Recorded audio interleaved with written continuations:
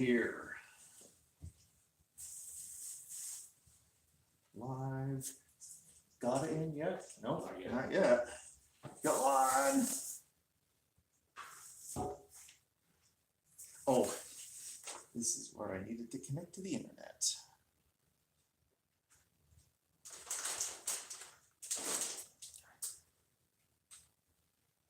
Come on. We can do it. There we go. Which one am I using? Hive Collaborative for the Wi-Fi? Yeah, Hive Collaborative. Connect and network key Fairbanks. Capital F. I think I got it. I think I did capital F. I did. Yes. Checking networks. Connected. Hooray! There we go. Go live.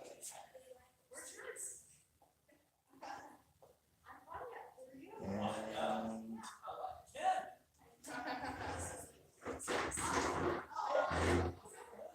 now let's go webcam.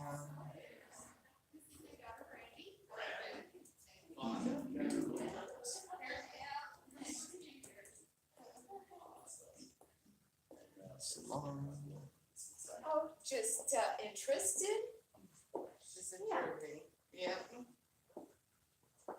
Okay, chips and salsa, that's my jam right there. There we go. You think at some point we can do that? I don't know if I got set. No, thank you, Ken. I was just gonna do that until no, not Wolf Vision. Integrated webcam. Oh, there we are. Hooray. And not start screen share, go live. There we go.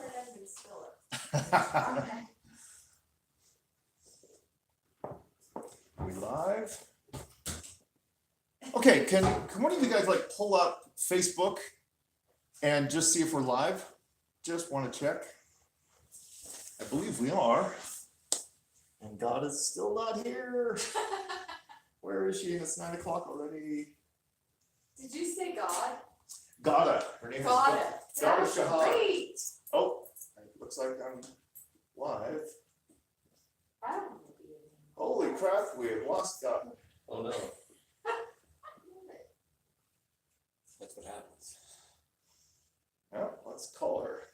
I'm calling Egypt right now.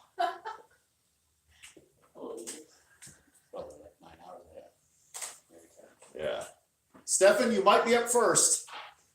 Get ready.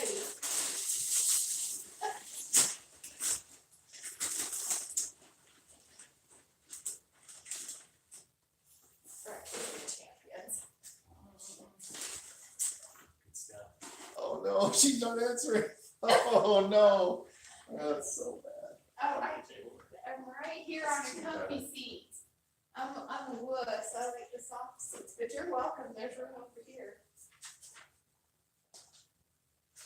Awesome.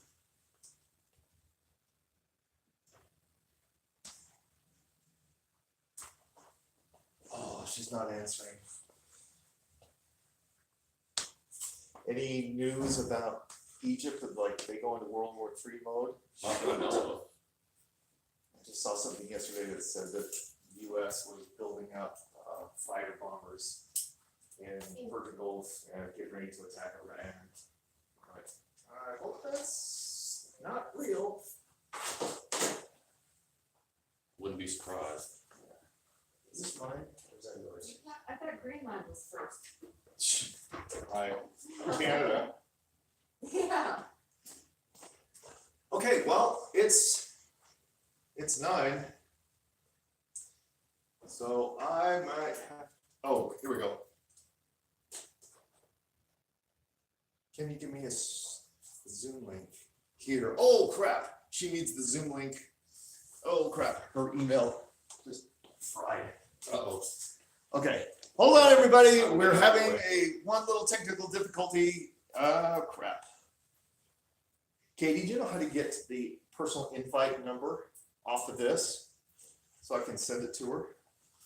I know there's this personal invite. Just down at the bottom, right? Yeah. Bottom right, it says invite.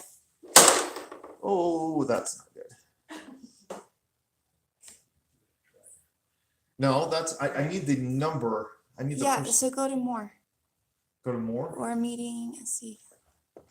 Meeting Copy tool. invite link was at the bottom left of that. Right, but that's gonna email it, and I just emailed it, and that's exactly what I can't do. Might show the meeting done number.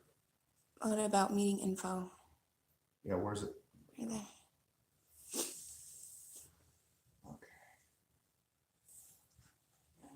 There we go. Oh, no, that's Yeah, the so link, but the that's meeting not. ID and passcode are right there in the middle, on the right. So here. So she Yes. should be able to go to Zoom and type that in. I know, but I can't email it to her because I already did 20 minutes ago and she didn't get it. So she can go to Zoom and punch in the meeting ID and the passcode. Which is also right there too. Mhm. Okay. And let's see if that worked. Yeah, why didn't that? Yeah, I just took a picture of it. Why did it not? What's your name? I mean, Alan. Hi, Nate, nice to meet you. Claudia. Why does it say Kate's? Hi. Good meeting you. You too. Okay.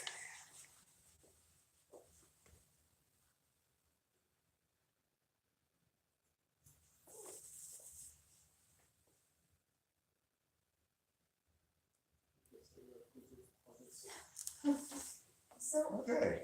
I don't, when Google Earth first came out and I was looking around on Google Earth, I thought, oh, it's like a star to me, but it's massive. This is before you knew. This was, yeah, Really? yeah. And then later on, when I was looking at the Grand Canyon, and I'm following the veins out, I'm like, that's like electrical scarring. And then I see Mars, Mhm. I'm like, wow, that is massive electrical scarring. It just, that's what it looked like to me. Yeah, yeah. And I didn't think anything more about it, and then I came, so Ben and I used to live in Oak City. And that's how I knew him, so we were friends on Facebook, and I saw some of his posts on Electric Universe and started. Mhm. Connected together. Yeah. Interesting. I don't know. I haven't met anybody that came from that angle.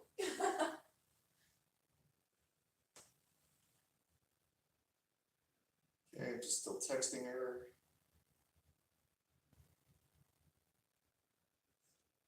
It's funny how Facebook has been the easiest way that I've been able to communicate with you. Yeah, yeah. Which is crazy. Not even email. Email would have been really sporadic. How about you? So, So, I don't know how I stumbled on it, but back in just around 2000, 1999, I came on Don Scott's website. That was pretty much the entire web presence for the at the time. It's just a lot of articles. Just found Put it. out. Yep. this still blows my mind. We're I was around the world. Vague. Yeah. So yeah, I've been to some conferences and community. Cool. Were you at 2017? I think it was at 2017 Albuquerque, That was Phoenix. Phoenix. Yeah. Yeah, I think I said that one. 'Cause I was there too. Were you?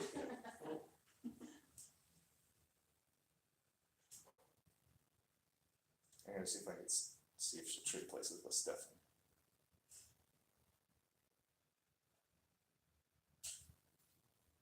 Oh, she's not replying. Some of my favorite one. Oh, 1 minute. Okay, good. Her Wi-Fi failed.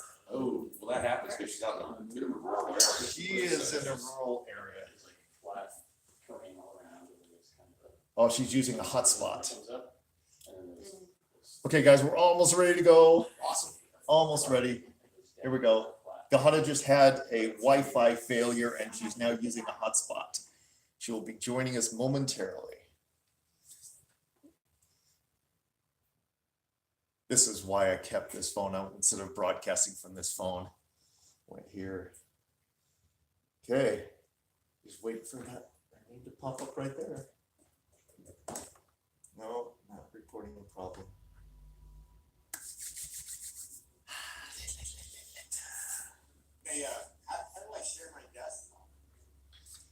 Big green button at the bottom.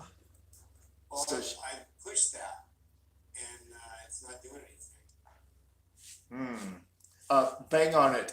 The universe. There we go. There, that did it. That did it? Yeah. That did it.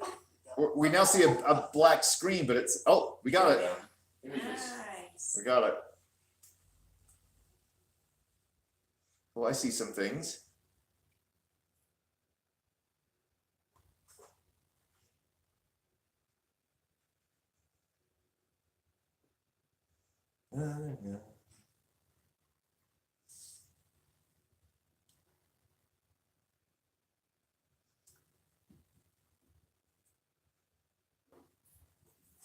So, have you guys seen a Uber light before? No. This is a black light. This is a stone that sits on the shores of the Great Lakes. Oh, yes. I've always wanted to visit these shores. It looks very impressive. Here, you just pass that around. Yep. That's how he finds them. He goes out with UV light at night and just walks down the beach and just picks them up. I know, sport games. How are there any left? You'd think that lots of people would do that. A lot of people do that, but apparently they're They just still wash there. it, keep They're still washing there, it, yeah. I guess. Oh, okay. She says she's almost in. Okay, we're now seconds away, everybody. Come on, baby. Come on, connect. So for those of you that don't know, Stefan, who is A3 Anomalies up here, is coming to us from Finland. Andy's coming from California. I believe he's in California. San Diego. Yep, San Diego. right. And Ghada is coming in from Egypt. Yep. Oh, so close, so close. We still have an Edo to come in, huh? Yeah. But I told, I think I told everybody that they didn't have to be here for the duration, that they can just call it. Oh, Oh. I don't know. Yes, I know. and here she is. Come on. Oh, Okay, hello? and we can hear you. You're Here here. We can't see you, but we can hear you. I did not have Wi-Fi. Let me put my camera on. Let's see my video. Tell me if you can. Yay, we Yeah. got You you. got it. All right. Well, with that, this is the official start. Yeah. All right. Deep breath, everybody. Try not to pass out. And Ghada, can you see the clock here? I'm sorry, Ghada. Yeah, Ghada, yeah, no problem. I see Ghada the call. Shahad. I've been practicing that all day. Thank you. Did I get it right?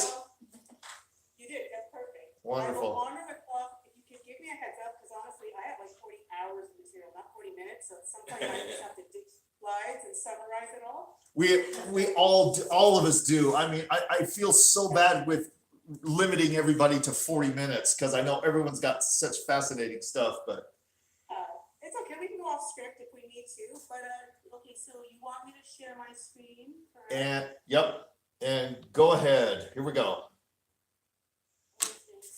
Floor is yours. Okay.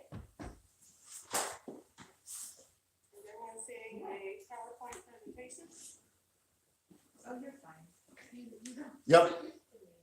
Now, is there a way for me to minimize the videos on the side, because it's over my screen, like it's gonna cover some of my do slides? the I'd like to minimize percent. myself and the other host. Yes. Hold on. My wife's very familiar with this. She's going to walk you through it, how to do it. I did it, okay, I did it. Good work. She Do you just still has to. see my screen? We can, yes. Okay, so let's just get right into it. Thank you, first of all, thank you so much for having me here via here. Wonderful to be with everyone. Like I said, the talk is gonna be a bit long, so when I reach that, timeline, Ben, give me a heads up and we'll just kind of like get to the slides if we have to, okay? Will do. Okay, so the talk today is entitled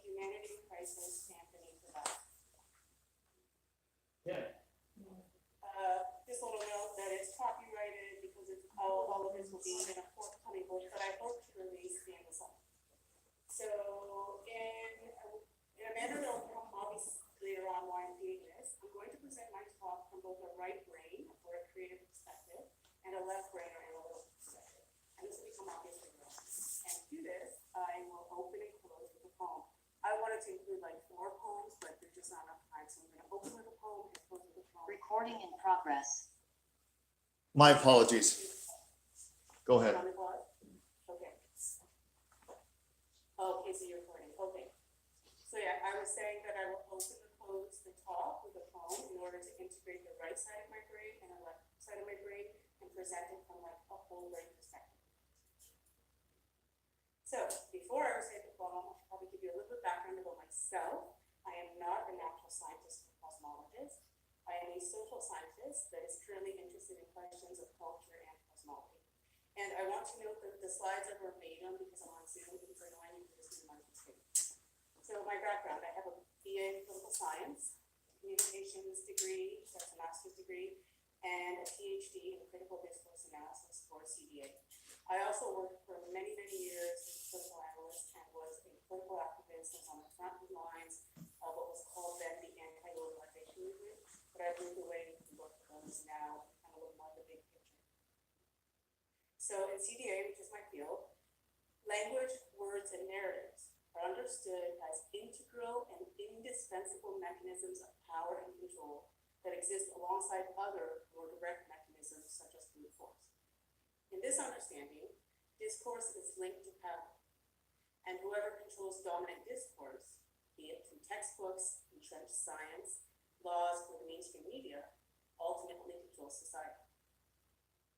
My interest in mainstream cosmology, therefore, is in its capacity and complicity as a master narrative and dominant discourse.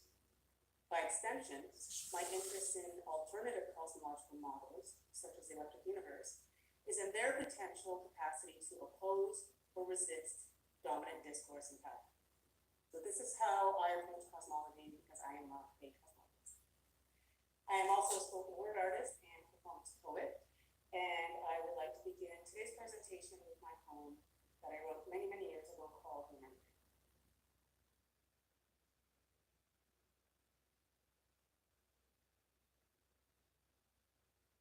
Again, sir, you're gonna have to have the verbatim text because I didn't know how to minimize it. That's just fine. And I heard them whisper, I lost myself. I am like a dream. I can't remember. One that lingers throughout the day and weighs heavy on the mind, but whose details are blurred and hidden. And if I could remember the dream, then I would remember myself. But perhaps you are not fully awake, I said.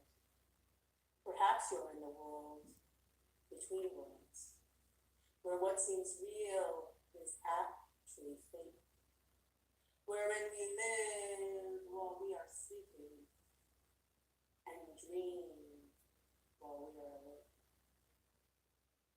What if life till now has been a waking dream, a game of hide and seek, in which we hid ourselves from ourselves so well that we forgot who we truly are.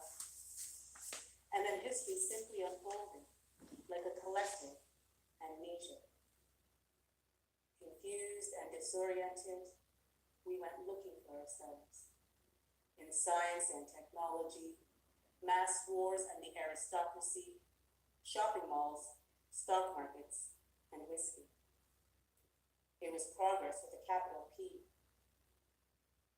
but lost in the dream. Little did we realize that we were progressing towards our own demise. For what if this man-made civilization is against the natural vibration? What if the path is the destination, and we have chosen to waste it on mindless accumulation, condoning genocide for superior nations? What if we are marching and running towards our own damnation? For you see, this rat race has no finish line, no medal, no grand prize. The rat race will never help us remember. It only further closes our eyes. For what if the question is not just why am I alive, but how do I choose to live? What if the purpose is not to take, but has always been to give? To give yourself and to share this gift with all of life and all that exists. Can we remember?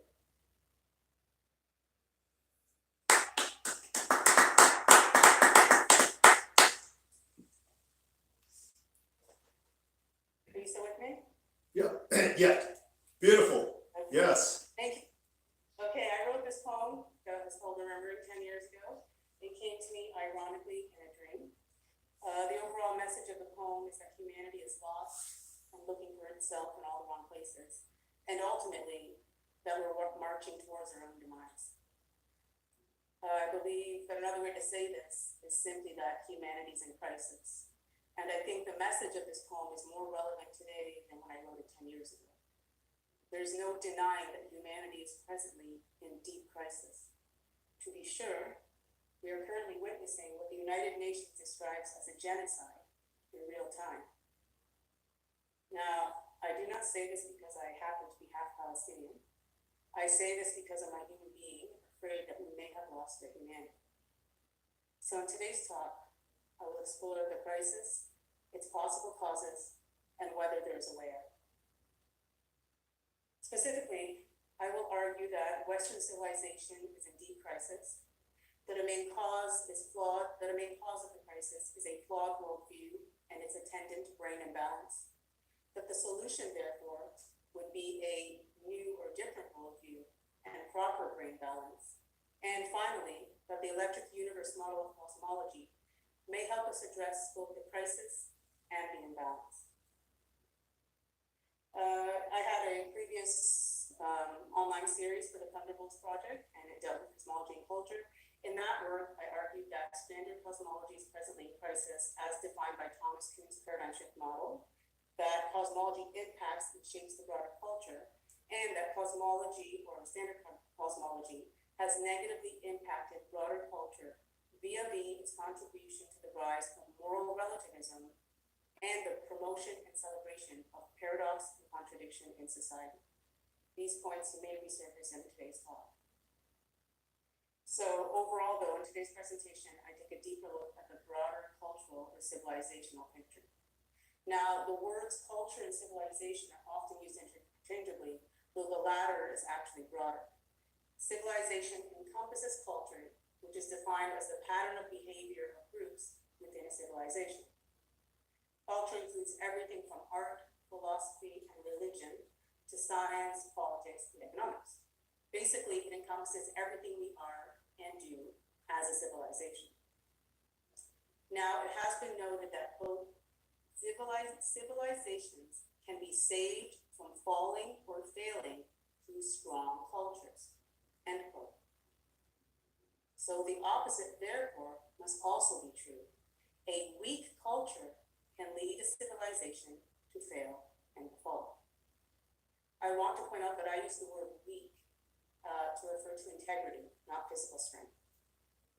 And the definition of integrity is, quote, being honest and having strong moral principles, as well as the state of being whole and undivided. And for this presentation, they're both important, but I would say that the second definition is equally, if not more important. So, if a culture with weak integrity can bring down an entire civilization, this begs the question, what is driving culture? And I argue that worldview drives culture. So, just as a weak culture can bring a civilization to ruin, a weak or flawed, in the sense of integrity, worldview is what destroys culture in the first place and gives rise to the eventual civilizational collapse. And many believe that we have reached this point in history and that most are blind to the gravity of the problem.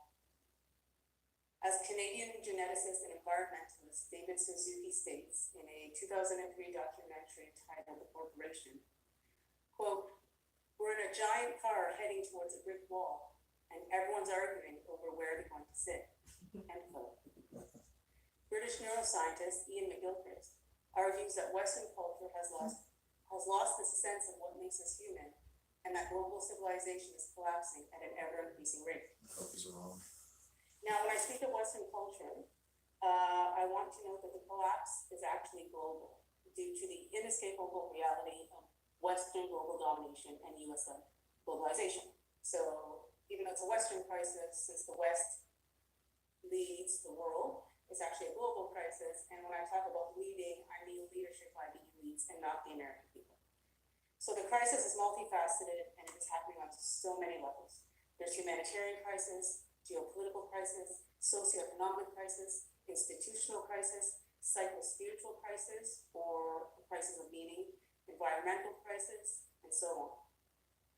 And on the personal human level, there is really a crisis of meaning and hope. As researcher Joe Dispenza argues, the crisis is driven by the crisis of connection that plagues modern culture and modern humans today.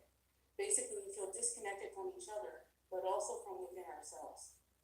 As Australian broadcaster John Anderson was noted, materialism and consumerism bring us no closer to happiness, meaning, or hope.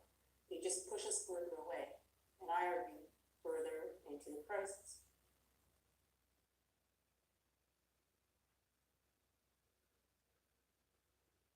But what is a crisis? Before I continue, I would like to define the term crisis as I use it. As I use it here, crisis comes from the work of Thomas Kuhn, which comes from his groundbreaking book, The Structure of Scientific Revolutions. As I've argued elsewhere, Kuhn's book presents a damning yet realistic picture of entrenched or institutionalized science. He argues that science does not change gradually, but is often forced to change due to what he calls model crisis and breakdown. Model crisis happens when a dominant scientific model in a field becomes fraught with contradictions and anomalies that the model cannot or will not address. While it should be open to falsification, which is the principle underlying the ethos of science, entrenched science, he argues, tends to double down on a broken model, acting dogmatically and mafia-like rather than empirically. Now, obviously, this really pissed off science. But in the end, his work implies that entrenched science refuses to change course or self-correct, even when it is wrong and or plagued with contradiction. And this eventually leads to model crisis, failure, and breakdown. And I just wanted to say something about this, about the self-correction. Sabine Hossenfelder came out with a video that people alerted me to a couple weeks ago. Really brave physicist, with probably one of the only physicists out there with integrity. And she was actually saying that she lost faith in self-correction when she realized much of what is published by peer-reviewed science journals is nonsense and just continues to be nonsense. And when she published this idea, she received an email from someone she did not name, but a prominent Big Bang scientist, basically telling her to shut the F up. Careers are at stake, how dare you, our livelihoods. And the guy basically admitted, look, we know it's BS, we know it's a bubble, but our careers are at stake, And that's the difference between, weak and strong, integrity and no integrity, right? Obviously, Sabine Hossenfelder, also a physicist, could lose some career funding, but she has integrity.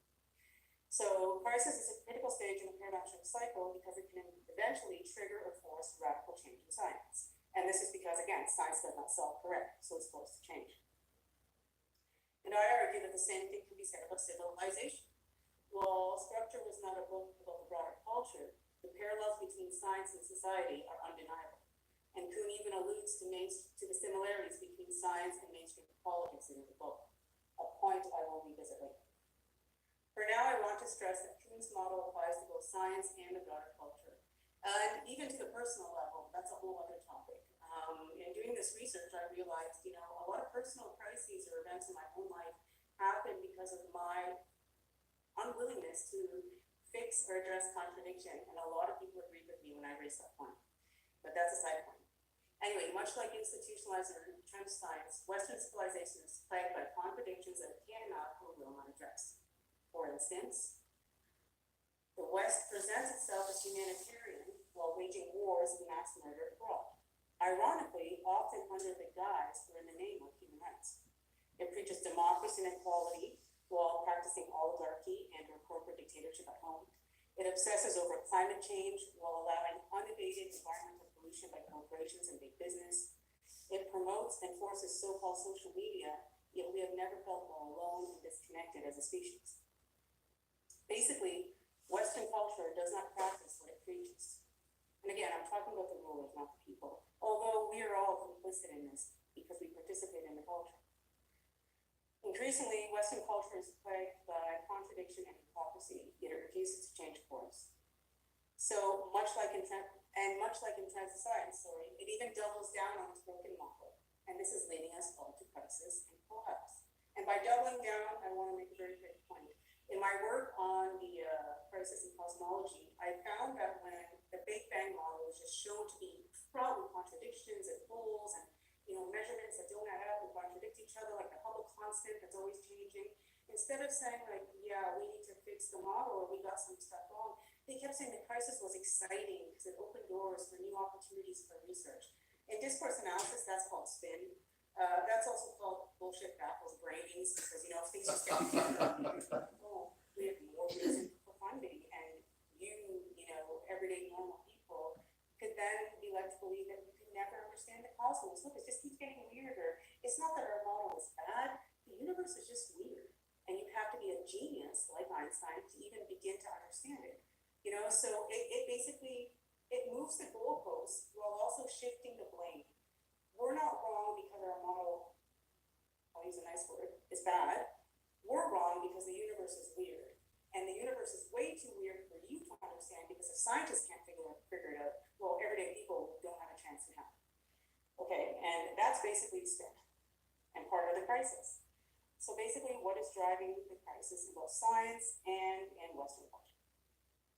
And as I argued earlier, culture is driven by worldview.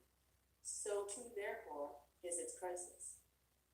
As Ian McGilchrist notes, the crisis is rooted largely in our mechanistic worldview and its attendant brain imbalance.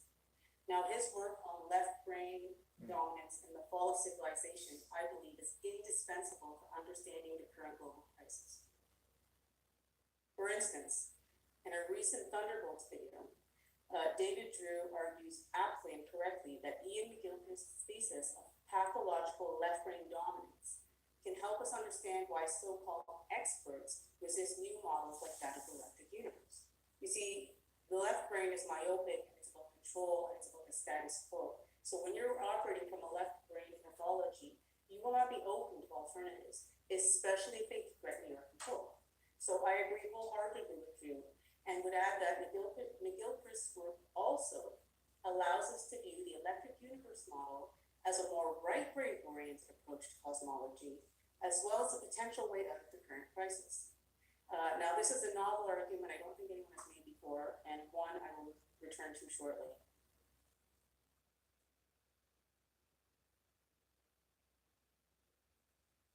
As McGilchrist and others have noted, Western culture is rooted in the mechanistic worldview of French philosopher René Descartes. In Descartes' mechanistic conception of the world, quote, all of nature works according to mechanical laws, and everything in the material world can be explained in terms of the arrangement and movements of its smaller parts. This is called, or this is known as Cartesian reductionism.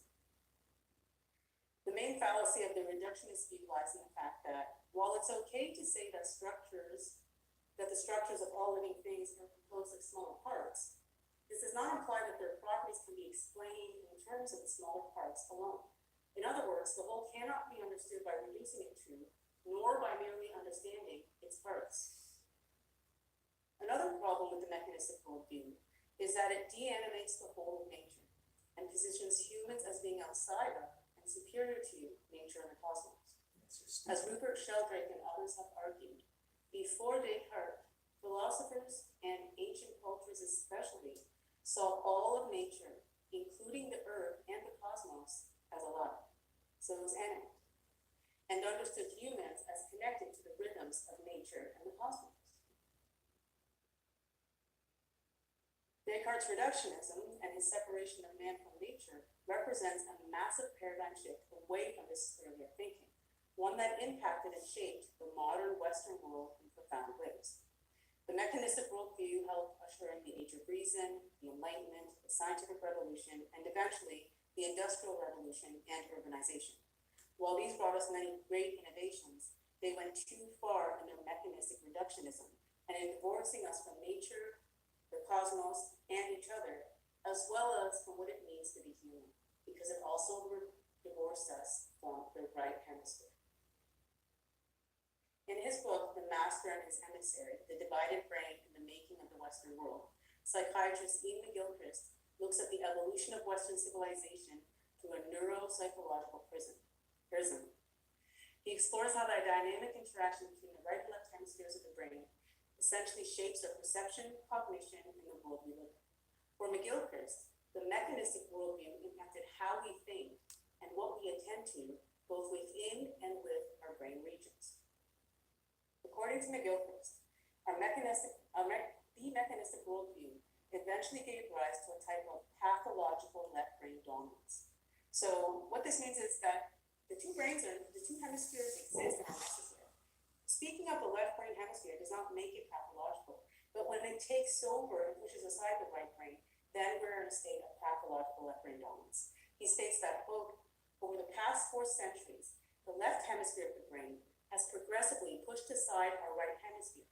It has now overtaken our self-understanding and is leading us all down the road to ruin, end quote.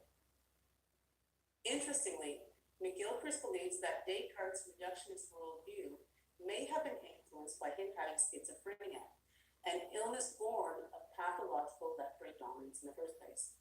I find this very interesting. I've never known that he had schizophrenia, but if he did have a left brain malady, it might explain where his worldview came from.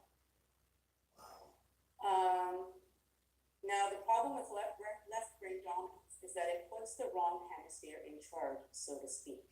As McGilchrist explains, the reason the brain is divided in the first place is because throughout our evolution, the brain had to do 2 different and opposing things at the exact same time. It had to have a razor-sharp focus in order to hunt for food, that's the left hemisphere, while having a broad enough picture of everything else so that it did not become food, and that is the right hemisphere.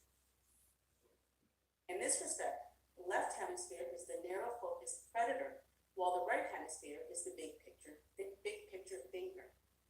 As McGilchrist puts it in a recent online interview, the left brain apprehends, while the right brain comprehends.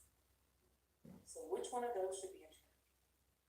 As one article about his work explains, quote, the left hemisphere, with its focus on detail, was crucial for survival. The right hemisphere, on the other hand, was responsible for broader, more holistic tasks such as understanding social dynamics and recognizing patterns, end quote.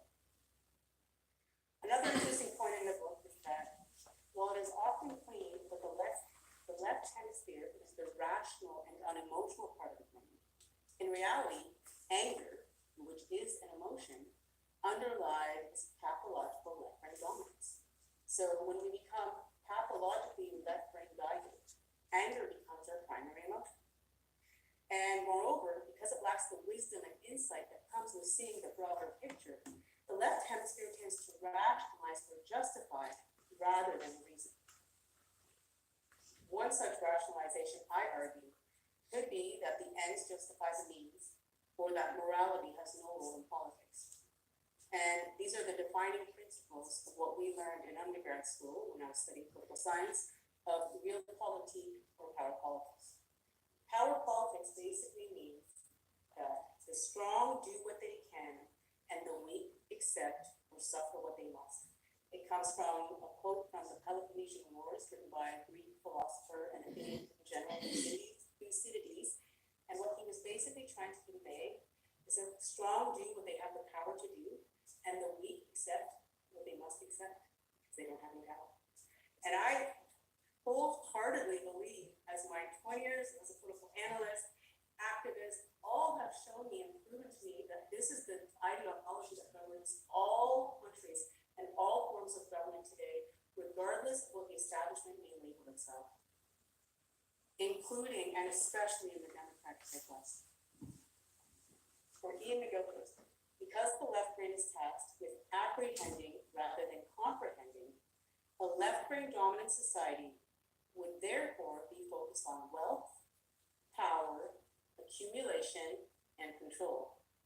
And it would lose sight of the right brain or whole brains concerned with truth, meaning, beauty, and goodness. And this is exactly the global culture and crisis we have today. It is the type of culture that ends up condoning genocide or corporate dictatorship, or at least feeling powerless to stop them. Now, it should be noted that McGilchrist does not claim that the brain causes the crisis, but that, quote, our brain has been hijacked by the way we are now thinking, which again is rooted in the mechanistic reductionist worldview of René Descartes and others. So for me, the way I understood it, and I might be wrong, is that it's kind of like a chicken or egg in terms of what comes first. Pathological left brain thinking and then a reductionist worldview, or vice versa, or a little bit of both, especially if we're to believe that Descartes had schizophrenia. Wouldn't that be crazy? So, EU people might be wondering, what does any of this have to do with cosmology? Well, a lot. For starters, the word cosmology and worldview used to be used interchangeably. The German philosopher Immanuel Kant, who introduced the German term, I know I'm not going to say this correctly, Weltanschauung, which means worldview in German, used it as a synonym for cosmology or image of the world. So basically, cosmology and worldview used to be the same thing, used to mean the same thing. In this traditional sense of the term, Descartes' mechanistic worldview is a cosmology, and one that greatly shaped our present-day culture, for better or worse. Second, even if we don't consider cosmology and worldview to be the same, as a discipline, cosmology profoundly impacts the broader culture and its worldview. Cosmology, let us remember, is the mother of all science and philosophy. It deals with the big picture, or the big story, the story of our universe. As such, it functions as a type of meta-paradigm that will impact all other paradigms below it, if even indirect. In this respect, how we view the cosmos will eventually impact how we view everything else, and how we shape our world. And this is a topic that I explored in depth in my clinical book series on cosmology and culture, if anyone would like to check this out. So this brings us back basically to the idea that cosmology and worldview can be used interchangeably. Another way of saying this is, when it comes to its impact on the broader culture, the most influential component of any cosmological model will be its worldview. And it is interesting to note that the current standard model has an almost identical worldview as both Descartes and pathological left brain dominance. We already stated that Descartes saw the world as mechanical and predictable and reducible to its parts. He was not concerned with the interconnected whole. Like Descartes, the left brain also has a very narrow and reductionist view of the world. As Ian McGilchrist has shown, quote, the left hemisphere constructs a world of abstraction, where everything is broken down into parts and analyzed. This world is predictable and controllable, but it's also devoid of meaning and context, which almost mirrors Cartesian reductionism. And it also reflects the worldview of the standard model of cosmology. According to the late Hawthorne Jr, the standard model sees the cosmos and everything within it as, quote, disconnected, random, purposeless, reducible to its parts, and as having ever-increasing entropy, end quote. It is hard not to recognize that this is a very left hemisphere-guided view of the cosmos and completely reflects Descartes' reductionism. Now, in contrast to the left hemisphere, quote, the right hemisphere constructs a world of living, interconnected entities where everything is seen in relation to everything else. This world is rich in meaning and context, but it's also unpredictable and uncontrollable. And because the left hemisphere is obsessed with control and predictability, it pushes aside the right hemisphere and his holistic and interconnected, but annoyingly uncontrollable view of the world. What we are left with, I believe, is a left-brain dominant world that is devoid of meaning and obsessed with control. And the left-brain dominated standard model cosmology has only made this worse. As I argue elsewhere, theories and concepts that were derived from standard cosmology have been appropriated and applied to the broader culture, especially in academia and the social sciences, in a manner that strengthens power while throwing the masses into chaos and meaninglessness. A prime example is Einstein's general theory of relativity and how it was adopted by the social sciences as a justification for moral relativism and the argument that truth is relative. Now, it should be noted that this idea of moral relativism and the belief that there is no truth was not created by Einstein and his theory of relativity. These ideas have philosophical roots that go back to the ancient Greeks and the ideology of solipsism. If you want to look that up, I don't have time to go into it now. So it does have ancient roots. However, it was the recent application of Einstein's theory of relativity beyond science that allowed moral relativism to triumph and become the defining ethos of our time. An ethos that debases and disempowers the masses while strengthening those in power. For if there is no such thing as truth, then we cannot speak truth to power, so to speak. Or to put it another way, we cannot contest what the status quo claims to be true, since all truth is relative. Our truth could not counter their truth, and we definitely could not apply or appeal to any universal absolute truths in order to counter their truths. See how it takes you down like a rabbit hole? Yeah, big time. And if there's no such thing as right and wrong, then we cannot point out the wrongdoings of those in power. How convenient for the global power structure. Now, whether this fact that ideas influenced by standard cosmology ultimately help the powerful is by design or by coincidence, and this is the conspiracy theory debate, does not matter. Like, it literally does not matter if this is just, an outcome of a bad model or a bunch of people, getting together, doing it deliberately. We go down that kind of divisive and distracting debate when it literally doesn't matter because the outcome is the same. Right. A world run by power-hungry control freaks, so mired in left-brain dominance, they can't see the forest for the trees. So, what is the solution? And is there a solution? Which leads to the final section of the talk. We got 5 minutes. 5 minutes? Okay, hang on, sorry, because I minimized your window.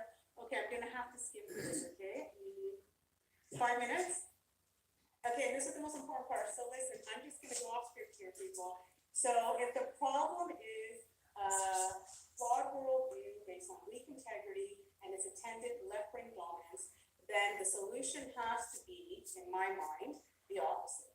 A better worldview that is somehow right brain, maybe I said right wing earlier, sorry, right brain, okay? And before I get into that very, very quickly, this would imply having something that is radically different. Kuhn has given us kind of like a criteria. Paradigm shift ultimately needs crisis. So we're not really talking about a solution for the crisis, but what comes after the crisis. Because in his model that you see here, model crisis is what triggers this model revolution and paradigm change. So it's not, oh no, how do we get out of the crisis? It's how do we create a world beyond the crisis? We have to be ready with a new model that's going to get us out of the mess. In this respect, the crisis is necessary and that it triggers both a need and an opening for potential revolutionary change.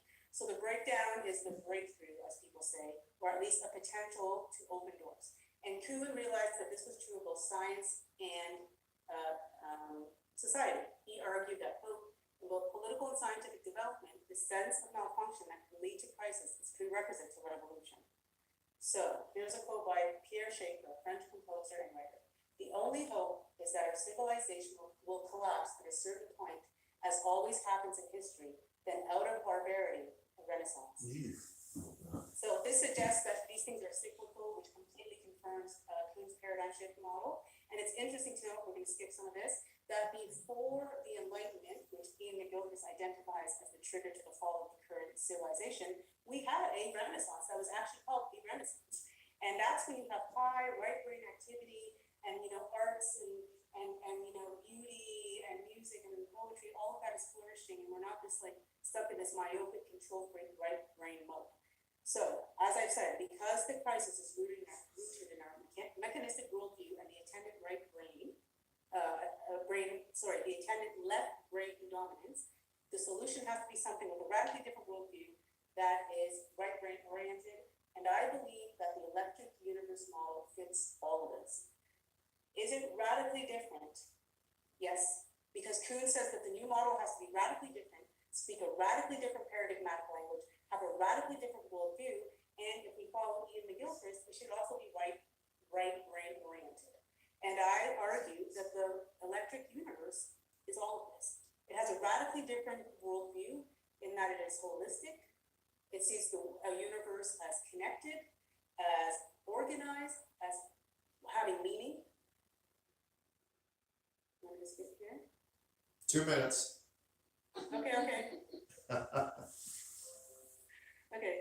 Okay. So far, the electric universe model seems to be a paradigm that is self-consciously broader with certain new and very old or ancient ideas and or the potential for them built into the fabric of its cosmology and its approach to cosmology and its worldview.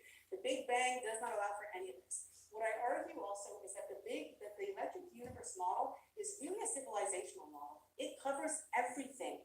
It's not just a cosmological model, it is everything. It looks at the whole picture. So it's not just cosmology, it is everything. And that's what we need. We need a model of everything, not like that book, The Theory of Everything, that explains nothing. We need a model that can guide us towards a more holistic, intuitive, compassionate, cooperative, inclusive world. That's the solution. That's what comes after this breakdown. And I say that by giving a platform to speakers working in fields such as telepathic communication, energy healing, parapsychology, and more, the electric universe community seems to be self-consciously planting needs for, or at the very least opening doors to new frontiers that may one day come to evolve from it. Okay? It's much broader, holistic, intuitive, and innovative approach to cosmology, and I think it can be seen as palpably and decidedly right brain. Like, I don't know if Laval and others are saying we're going to come to this from the right brain perspective, but that's just what the model is, because they don't have left brain pathology. So it's actually, while its interdisciplinary nature for the mainstream is it's the reason they shun it and mock it and say that it's pseudoscience. That's its strength, and that's why we can use it as a blueprint forward. Okay. Also, its worldview is almost identical to that of the right brain. Again, quote, the right hemisphere constructs the worlds of living, interconnected entities where everything is seen as related to everything else and is rich in meaning and context.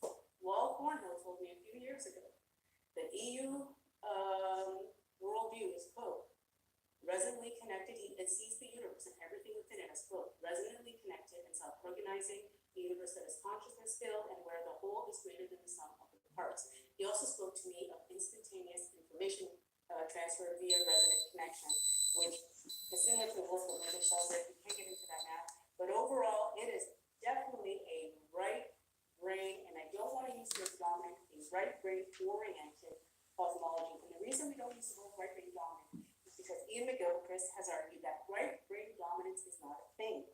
It is only the left that thinks it's competition with the other hemisphere. Because it's holistic, so the right brain hemisphere knows that it needs the left brain. It knows that this is a collaboration. So what we need to look at then is collaboration and integration across the hemispheres within our mind, across the disciplines within our world, as the electric universe is doing. We need an interdisciplinary brain. We need an interdisciplinary ethos. We need an interdisciplinary model that can get us out of this myopic, univocal mess. And I really do think that it's the electric universe. Now, I've said some stuff about science that I don't have to go into, but you all know that the standard model, I mean, it's doing metaphysics at best and dogma at worst. It is doing bad science. I have a bunch of quotes from scientists. I won't even get into it because I'm a discourse analyst. But all you have to do is Google crisis and cosmology to know that that model is failing. The electric universe, on the other hand, causes electricity. We know that 99.9% of the observable universe is electron charged plasma. It can prove its premises. It can also prove by looking to other fields its idea of cosmic connectivity. And I must say this, guys, sorry, just give me 2 minutes. This is the main part. Fields of quantum mechanics have stated that the universe is made up of space-filled fields of vibration. They're interconnected, unified, and constant communication. Now, while they might not be talking about connectivity in the same way that Wall and the EU talks about it, they do talk about everything being connected and in communication. And this supports the EU's connectivity hypothesis. The reason this is important is because if I was to take anything out of the EU, it's not just its theory that everything's electric, which most definitely I feel it is. It's its idea of resonant connection. This is what's going to get us out of the mess and hopefully give us a sense of agency and responsibility, because it means this: for better or worse, we are all connected, whether we like it or not. If the ship is sinking, and it is sinking, we are all going down together. But it can also give us hope and a sense of agency. It is not some new age feel-good concept. No, it's a sobering reality. We are connected. We are connected. Scientifically proven, we are all connected. So what we do and think matters. And what we don't do and think also matters. What we condone by our inaction matters. This is how we get to genocide over and over and over again in history. So the message I get from the electric universe is that we matter. For we are more than just a drop in the ocean. We are the entire ocean in one cosmic drop. And what we think or do matters. So while it might be a bleak time of societal collapse, and while we might, we are in depth, like undeniably in crisis, I also believe that the breakdown could be a potential for a breakthrough. And I believe that we are born in the time that needs us the most. While we are in crisis, it is also a very important time to be alive and participate in what I call the shift of the ages. And if you would let me, could I close with a poem called Paradigm Shift? Go for it. Okay, let me just pull it up. So that was the very, very quick version. I had it open here, sorry.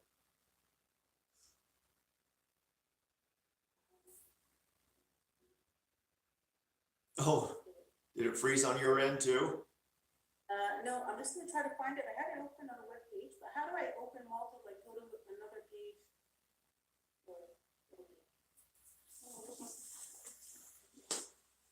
Not sure. Here, okay, this is a poem that I wrote several years ago. I presented it at a Electric Universe conference through Thunderbolts Project, and I wanted to say so much more on this topic, but I would love to close with this poem.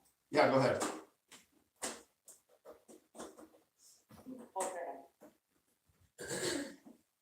There's a shift. There's a shift. There's a paradigm shift. An awakening is upon us. An undoing of the rhythm. No need for stories that cannot last and for unexplained mysteries. This is a remembering of our past and our cosmic history. So open your eyes and look around, for the truth is all around you. And did you know that liberation has a sound? It is a pulse, no, a rhythm, like a musical note. It is the electric beat of the universe, and those who feel it march to a revolutionary drum, while those who don't have allowed the system to make them numb. But soon their spell will break, and they too will be awake. Because there's a shift, there's a shift, there's a paradigm shift. And when our eyes are fully open, we'll feel our consciousness lit. For our past is no mere token, and remembering is a gift. And when modern illusions are eventually broken, the reconnection will be swift. For there's a shift, there's a shift, there's a paradigm shift. The end.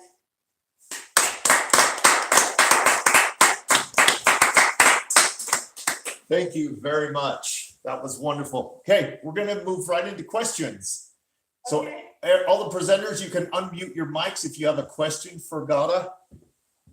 And anyone here, if you've had a question for her, we'll put that on for like 5 minutes of questions. We're gonna, on our end, we're gonna take bathroom break and grab a little food. And we're also gonna work on a technical glitch. The sound on our end is a little messy, so we're gonna work on that. Any questions? Anybody? Because I've got one or two. All right. So Ian McGilchrist, I have a lot of respect for. I'm really grateful that you brought him up. Is there anyone else that you've come across that agrees with his sentiment that we're kind of on a road to destruction? Due to the left brain, right brain, or just in general that we're on? Yeah, let's go with the left brain, right brain, because there's a lot of people that think we're going to be destroyed, but the left brain, right brain, I think is a more accurate Well, analysis of it. What I like about him is that, yeah, I've never heard, because a lot of people say we're on the road to doom, but, you know, if you read history, people have been saying that since the beginning of, you know, recorded history, right? Right. Crisis and collapse is always right around the corner, because we're always living according to history in bad times. So I've heard a lot of people say that we're on the road. I haven't heard anyone say that, and he's not saying again that the right brain, left brain divide is causing the crisis, but he's saying that it's reflective of a flawed worldview. So I haven't heard anyone say it like that, and I really do the right and left brain, because it opens doors to things that I didn't mention in this that I'm actually interested about. But he doesn't mention what the right and left hemispheres of the brain, they in mythology and ancient mythology.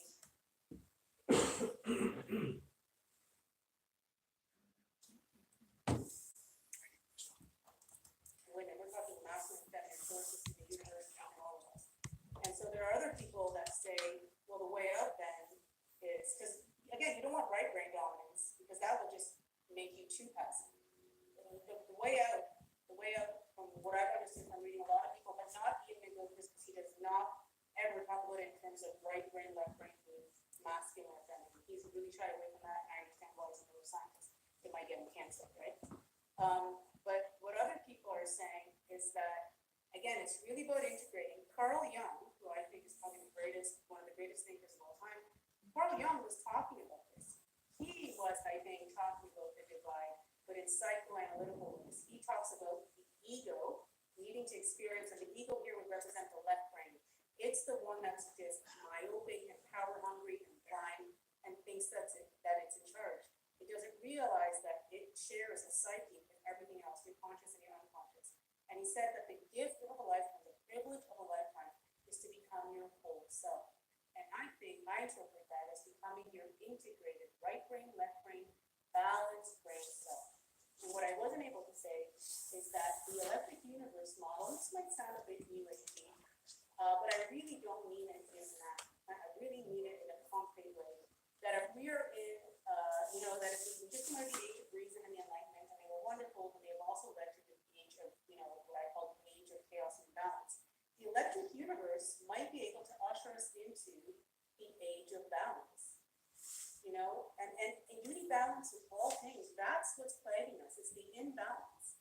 So while I don't know what other people are saying in terms of Ian McGilchrist, I do know what I'm saying in terms of integrating his work with the electric universe model. And if you combine them, we end up then with a goal, which is to achieve balance, so that we can usher in an age not only of Renaissance and Enlightenment married, but an age of balance. Right. I don't know if that answers anything. It does. Thank you. Anybody? If no one else has a question, we're going to call it for there, because we're having some technical issues on the sound, and we need to get those resolved before Stefan comes online. Ghada, thank you very much. That was wonderful. Really appreciate that. Try to stay online until my 4-year-old son gets here and raises holy terror. Please do. Okay, everybody, just hang on for a second. Just take a break. We're take a bathroom break. Everybody here, take a bathroom break. We're going to work on sound, and Stefan will be back in about 2 or 3 minutes, about 5 minutes, and we'll start with you. All right. the heck is going on? I'm gonna run to the bathroom. I'll be right back. I was just teaching my 8th graders yesterday how we're connected to our DNA. That the same genes that make digits in our hands, it's the same in fish, and lizards. And scientists, since we're so fun, taught this on the pitch.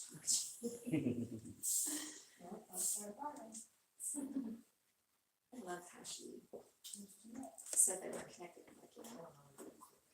We are.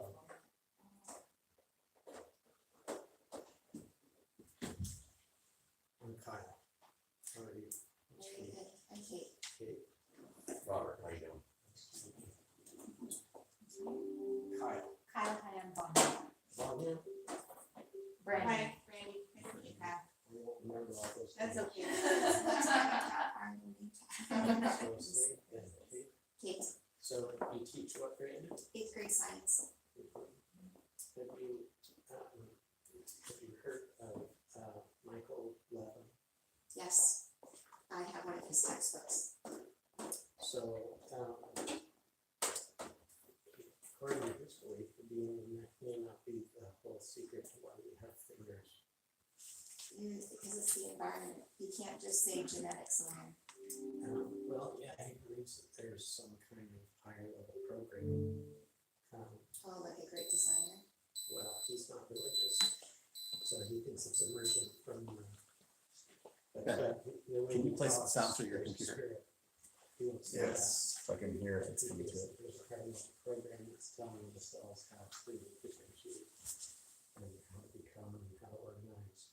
But there's a blueprint that so that the cells he views as intelligent actors. Andy, can you come on and just say something and do a sound check for us? Exists outside the DNA. Yeah, Does not do and it. that cells have an interaction.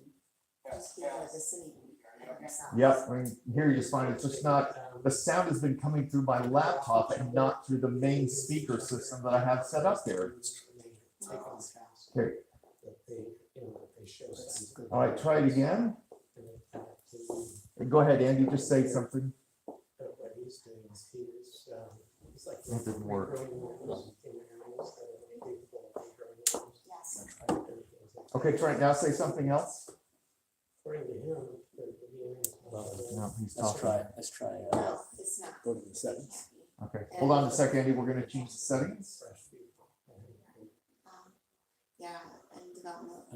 If you study developmental biology. settings, okay. Oh, No, that one. yeah. Well, that one it says talks select about sound cell- output. Sound-to-cell Okay. interactions.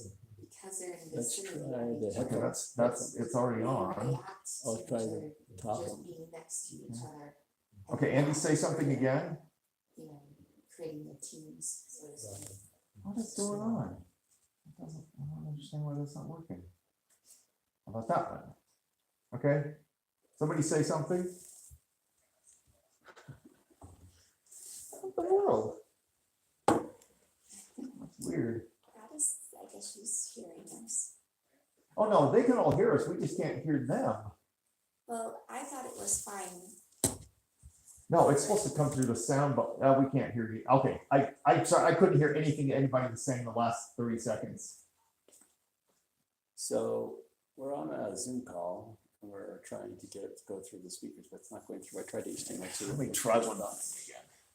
We've got this wonderful sound bar that will broadcast the sound and fill the room, and it's coming out of my little Yeah, tiny I'm not getting it. speaker here. Output device for it to go to.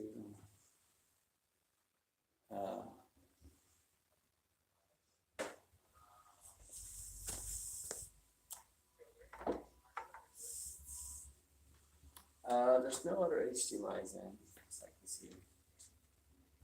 No, I think we only got the one, other than maybe the sound bar. What if we do that?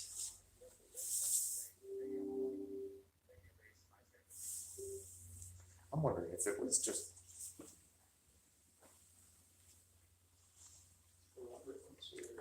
Okay, Ghada, can you just say something? We're gonna do a sound test again. I'll be the last one speaking. Yeah, it's still coming through the laptop and not through my sound bar. I'm Fox engineering. No, it's not. It's an HDMI. And when we did the test at the first of the month, it was coming through the sound bar. It was great. So you're just having this like laptop speaker. Laptop speaker. And so the people online are complaining that they can barely hear it. And I'm like, yeah, I'll bet. That's why I was trained in college. If we learn a lot of different stuff, it's, I don't know. Steve is this or he is something this. It'd be interesting. Well, maybe the next You meeting we'll okay? have My degree is in biology. Sorry, where? So I have to biological. I mean, we heard you just fine, but it's just that the sound was really low. Yeah, yeah, and that's good. Computer engineer, that's- I did double computer engineering. Volume mixer. Let's see, what does that do? See, that says that it should be on the soundbar, right? Samsung HD audio driver for display audio. Found in the mechanism weren't used until the 16th century, and technology at this time until the end of the 18th century. I'm often asked, why is there only one? And now that's I coming think through the answer soundbar, but is there were probably many, but we have the good luck that this one was lost. Donna, say something else. We got, Out of the reach of the scrap It metal. just needs to go back to. An even greater. yeah, it's still coming through the laptop. there. Darn it, why won't this go through? Thank you for talking. It should go Okay, no through the problem. PC connection. Right, no, you're fine. We're just adjusting some settings here still. I think The TV works, but not the computer. That doesn't make any sense So why the- that's. Are you trying? So there's the HDMI cables connected to the TV. Oh, absolutely, that's how we get it up Let's on. go through That's what I'm Bluetooth. thinking is maybe the HDMI cables fly in some. That's what it looks like. But it worked just fine last time. Because every single time, if it's not plugged in, it's a connection. I know. Yeah, I mean, You wanna go grab the fruit tray? Is it in the fridge? Yeah. well, Dan was hoping Oh, here. it's at the house. I left them at the house. No, it's at the house. The fruit and veggie tray's at the house. So that's just. And in it's the off. I mean, it seems like they could I'll do hold that on. quite through this thing. Okay. Thank you. Yeah, okay. Or I was just gonna say you have Mr. That's all right. Oh, except you've got Zach. I can't split his HDMI to the sound bar without losing audio, video. He's only, how many HDMIs do you have? One. Okay, so we've got this, but I'm sure we can do the HDMI connect directly to the sound bar. How close are you?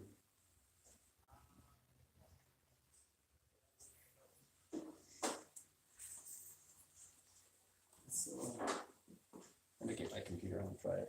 Okay. So it's fine if we can just broadcast it on the laptop, but as long as we have the should sound play- coming out. It's I not understand gonna, why it's not gonna the- affect any video quality on later The post, right? speaker's not working. No. I No, plugged it's directly just into for it. people here. Shouldn't affect it at all. Speaker's on. I did. I'll get out of your way.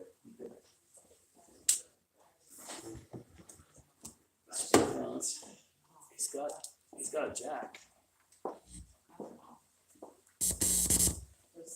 Oh, I heard getting something. I heard a thing. Heard something.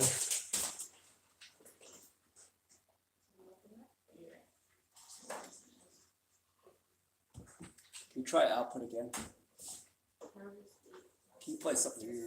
Yeah, it's music or something. Just music? Yeah, or somebody talking. Oh, yeah. Donna, could you sort of talk again for a second? That's definitely an output there. So go back to your. Nothing.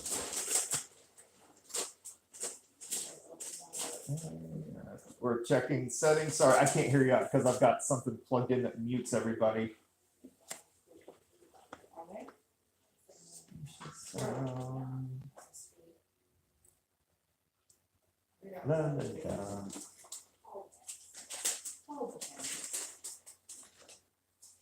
Volume mixer. That's funny. I don't know why this was why it worked perfectly the first time. Was it this computer? It was. Yeah, this is the only one that we did it. Yeah, go ahead and unplug that. I don't know why that's. Okay. So how did you say ABC? Okay. Yeah. Sounds. Yeah, I can hear you fine, but it's still just coming out of my laptop instead of coming through the speakers. So is this BMI cable that's plugged into the laptop? It is. And it worked beautifully when we did our technical test. But it's just doesn't want to do it today. Because we can hear you fine. I mean, we heard your presentation fine. It's just for the live stuff, the sound is really low. Yeah, we want the best tech possible. I've seen this online, right? And that this is exactly why we did the sound check last month or the beginning of the month. So let's see, what is that? Is it like when you're on satellite TV, you have to click it like on your input, you know, you have to like choose it or something? Okay. We went through that about 4 times. That's it. That's all I got. That's the extent of my technology. Right. We're actually going to switch HDMI cords right now.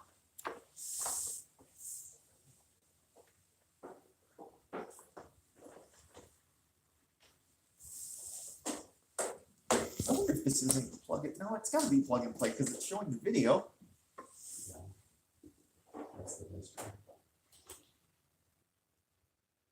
There's a flashlight right there if you want it. Okay. Gotta say one more thing. Just Okay, I'll ask the question. How do I mute mine in case my son comes home and I'd like to do all this? right. How do you keep the mic on your end? I think I can do it here. I think I just muted you. What's up, Carl? Yeah, I just muted you. But you should be able to do it on your end too. Nope, nope, sorry. Hit it again. You might be double muted now. You should be able to unmute it. Ghada, you should be able to unmute it from your end.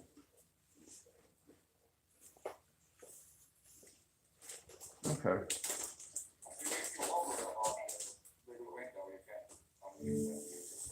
Right. Okay, I muted it. Well, is the speaker even on? Okay. Because usually it's got those little lights on it, and I don't see the Yeah. lights on it at all. Dude, I think it unplugged. It can't be the cord. That cord is robust, and it worked just fine last time. Yeah, I don't think that's it. It seems like, All right. but, You just unplug the thing and put it back in. We've done that 3 times. Okay. Yeah, Well, that kick it off. exactly. We're about to. Okay, so I can go Bluetooth. just wanted to see if something will play. Sure. Okay, 2 minutes, Stefan, and we're gonna go regardless of what we get.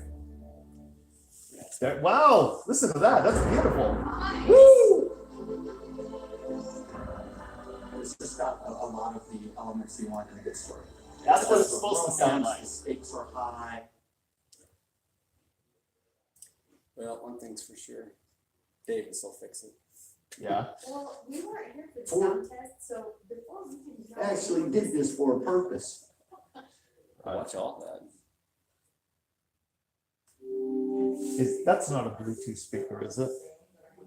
I have lots of Bluetooth speakers. No, I mean, but When No, our it's not little Bluetooth. lumberjacks were returning home from working in the woods. Even today, they It's torture being listening to the reliable, not me, to help with the diagnostics. Because I'm a techie guy. Okay, all right. have you checked to see if the TV is outputting to this? It is. Oh, it is. That was Okay. the huge sound that came through. Okay, does it show as a device, as an audio output device? So right here, right? Right click on it instead of left click. Here, we'll let you do that.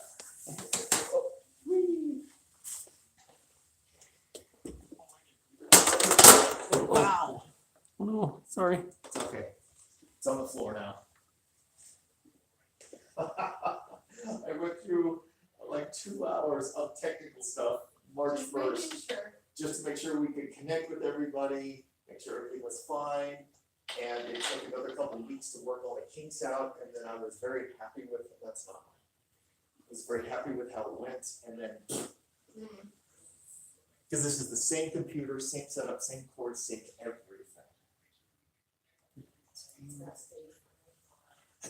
Apparently.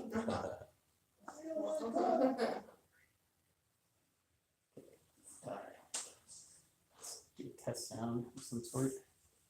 I left some of the food home too. My wife just went to go grab it. There's a veggie tray and a fruit tray, so.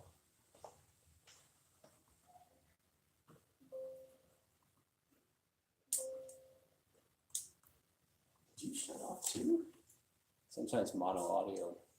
I'm not showing, I'm not showing it as a playback device. Yeah, So crazy. good. Well, it is playing through the Samsung, which is the TV is the Samsung. Oh, it is? Yeah. So Okay. I don't know if on the left side the right arrow does anything different. Okay, so have you checked the output inside of the app, inside of Zoom? Is this Zoom? That I don't know. I don't think we have checked that. Oh, we can. Just warn everybody we're gonna disconnect. Yeah, let me just see. There's output audio settings somewhere. Somewhere. Sometimes you have to stop recording, but it Should we hit, be should we, within it. yeah, just hit the stop recording like that. We need to. I should I mean, maybe find some settings. There we go. Okay. Audio. Oh, we didn't try that. There we go. All right. Oh, is that it? Someone want to say something? Ghada, could you say something for us? Yeah, everybody's muted. Something. Oh, we got it! Oh, we got it. Nice. Hooray. Good job. Okay. Thank you. Oh, wow. Oh, that was brilliant. Oh, where's our? Okay, why did we lose full screen? All right, Stefan. Like 1 minute and we'll be ready to go. All right. Full screen? Yeah.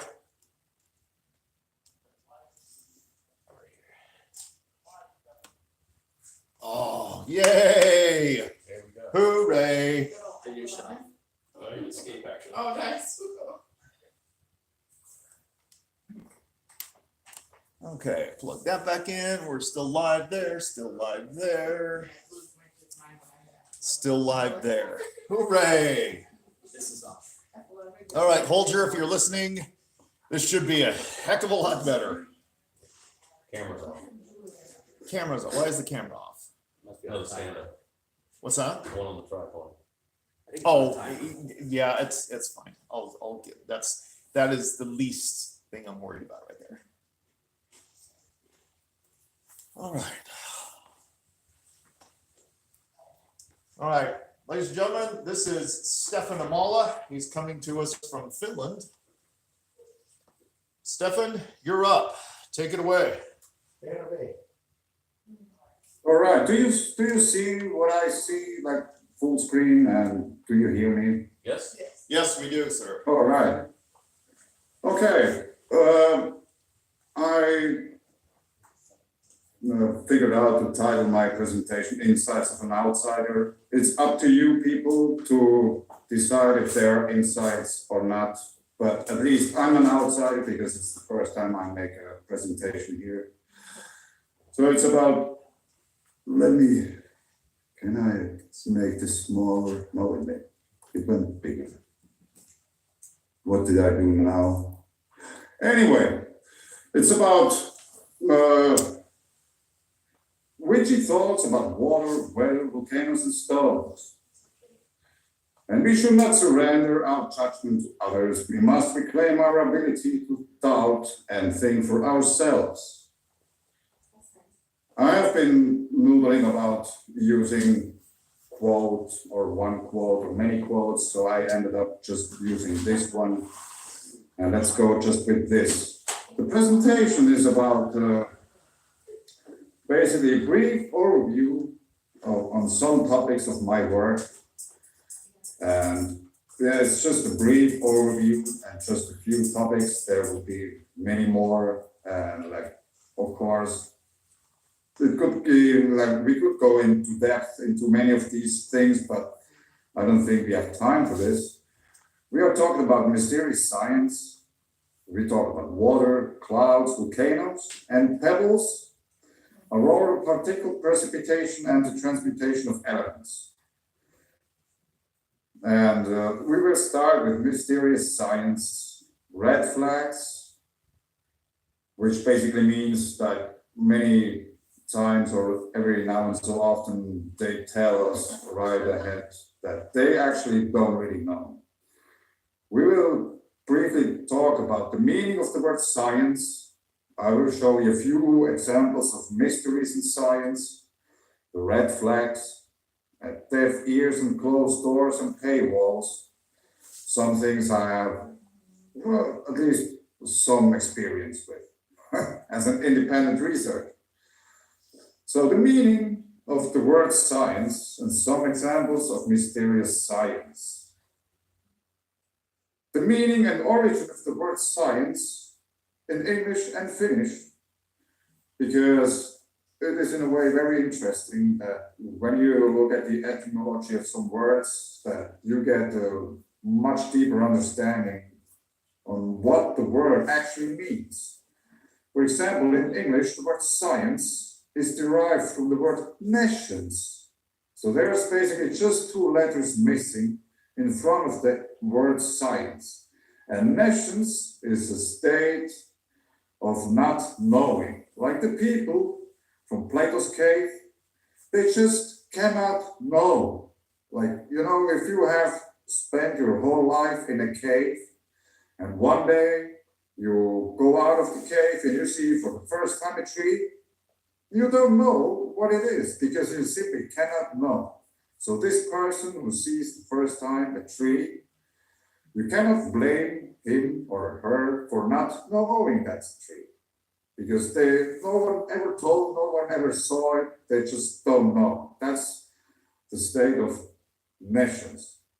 Of course, if we take the opposite of the word nations, like if someone consciously denies the intake of new knowledge and is ignoring it or just doesn't want to know, the ancient Greeks also had a word for this, and it is the word idiot, which has a rather negative taste to it. So I didn't took it really here into that, but idiot is the opposite of a person who's being in nations.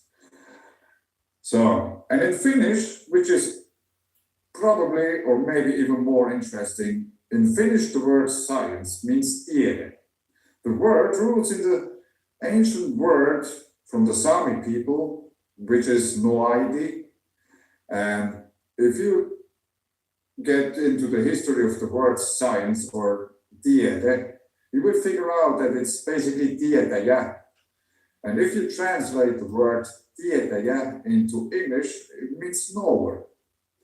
So we can decide from this that in Finnish language, science and witchery are basically the same thing in a way, because the actual word science is derived from the Finnish word witch. And of course, the meaning of the word tietä means knowing. Often those knowers were seen as shamans, but there are also called sorcerers, enchanters, and also witches, which is something very interesting. Many people here, like, they don't know about this. Many scientists, they just don't know that. And the thing is, like those who are those real scientists, many of them, they are more scientismists than scientists. Because they, like as Ghada explained, they are more left brain based, so they lack the open-mindedness necessary in order to grasp the bigger picture. And nowadays there's a whole lot talk about the mindfulness. Yeah, I think only closed minds suffer from mindfulness because an open mind never gets full. There's stuff coming in and going out. Everything you don't need will go out, and everything you can take a hold on will stay inside you. So it's much better to stay open-minded because you will never suffer from mindfulness. Yeah, and I don't have any script. I just made this presentation, so I go with what we have here. The red flags are the mysteries. Every red flag should be taken seriously. Red flags are often covered up with the use of complicated words. Like for those who have read some scientific papers about basically whatever stuff, of course I understand there is this scientific jargon, you have to know like specific words for specific things, but many things could be said much more easier, like in plain English language for everyone to understand. And I have spent hundreds of hours with Googling words, what they actually mean and stuff, and it turned out many times after you have read a very long and very complex sentence, if you translate it into layman's English, it's very simple to understand what they're actually telling me. So they are using very complicated language in order to cover up that they actually don't know. And sometimes they tell you straight ahead that they don't know right at the beginning of the pages. And maybe they just hope that after you read all those very complicated sentences and all that stuff, that you actually don't remember that they told you right at the beginning that we don't know. Some of the topics or some of the paper titles already embed the word, the mystery or the unknown already in their names or titles.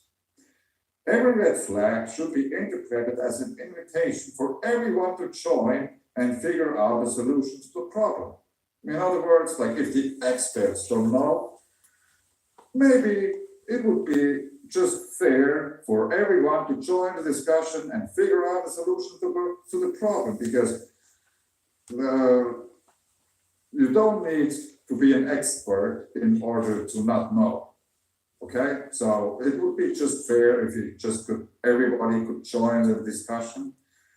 And if someone figures out something, despite he's not an expert or PhD or doctor or whatsoever, doesn't matter, because it's just about the topic itself. This would be just a very cool thing for science, modern science, mainstream science to do in order to be open-minded and take in new information in order to figure out the stuff, what they don't know. Because we are all in this together. A few examples of science mysteries, a quote from the ECNWF, the European Weather Agency, or whatever institution you want to call it, and that's copy-paste. The weather is a chaotic system. Yeah, I don't think there's any chaos.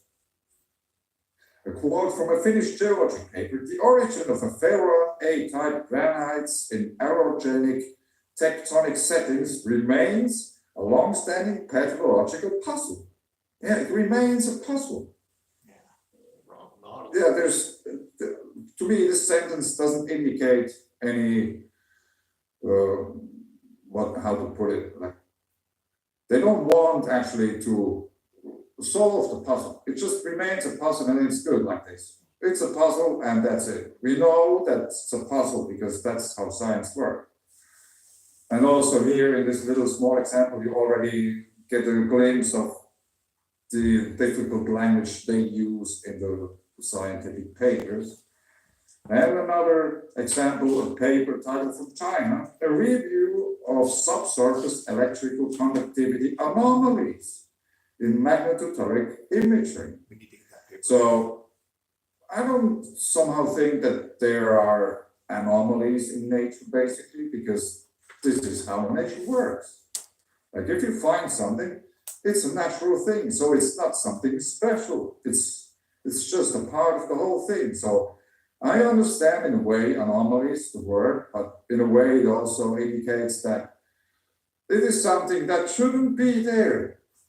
And to me, that's wrong. Like if you want to make a whole picture, you have to take everything into the picture and not just like be having a filter for stuff that belongs to the picture and the other stuff that shouldn't be in the picture. So like using the word like anomalies is always something a little bit suspicious. And wherever you find these kind of things, I think this should be an invitation for everyone to join. If someone figures out something, they just should give it a listen. And as an independent researcher, I have quite much experience with that communication with whoever I'm talking to, like scientists. I wrote to scientists all over the world. Maybe the first time they write back, and after the second time I respond to them, maybe tell a little bit more or share something with them. It's just getting dead silence. Very often there is no response at all. And in some cases, I even got told that yes, we have the data that got obtained, but we won't get it to you. We won't just, no, you don't have access to it. We have it, but we won't give it to you. There's like no access to certain places, might it be like laboratories or libraries or pages or stuff like this. You have to be a member of institution or whatsoever, otherwise you just won't get some information. And also many scientific papers, some of them like, maybe not the most interesting one, but many very interesting papers, you have to pay for them or you just like, you don't get them. You don't get the information, which is in a way, I think, wrong because it's just not fair. It should be something available to everyone. Like we are talking about natural, whatever, geological or atmospheric or cosmological papers, they should be available to everyone because it's our planet and we are living here. We have to deal with what's going on in the natural way. Of course, there is like other things we have to deal with as well. So now let's talk about water for a little bit. Some time ago, I started to make some research about water, and because I was working on a paper about peat and stuff like that, then I figured out that, yeah, if I write about swamps and these kind of things, I probably should know about water. What is it? Like, you know, I have to, in a way, make a fun foundation about understanding of water, what it is, and stuff like this. And the interesting thing is that it turned out that obviously it's a very big mystery. And these are just three papers as an example. Like if you have one, it might be just a strange thing. If you have two papers that are telling you that we don't really know what water is, it might be a coincidence. But if you have three, that's already a pattern. And there would be, I could have shown many, many more papers of this, like Journal of the American Chemical Society, water is a cakey liquid. Liquid water is considered poorly understood. Water, structure and properties. It is anomalous in many of its physical and chemical properties. Water, an enduring mystery. So I was very baffled for a while because I thought that, yeah, it would be an easy task just like to find information about water. But what I found was that actually it seems nobody really understands water. And it was very interesting. It kept me, or it still keeps me busy in a way, because I didn't expect this, because I thought, of course they know, but obviously they don't know. Like here is a perfect example like we have the Journal of the American Chemical Society, and already the title, water is a cagey liquid. Not only do they say already the title that they don't know what water is, but it's already the title itself of the paper. What I told like earlier about, if you read the title of this paper, does it make any sense to spend the time and read the whole thing? It's up to you. Like, if they tell already in the beginning that we don't know, what kind of information do you get out of this? We all know Gerard Pollack, greetings to Pollack, about easy water, about the hexagonal shape.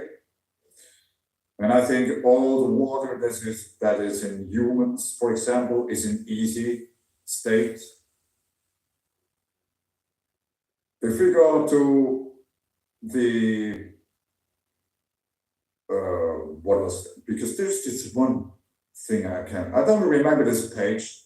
It's but anyway, probably you see it on the title. But anyway, ice, which is also water, is considered a mineral.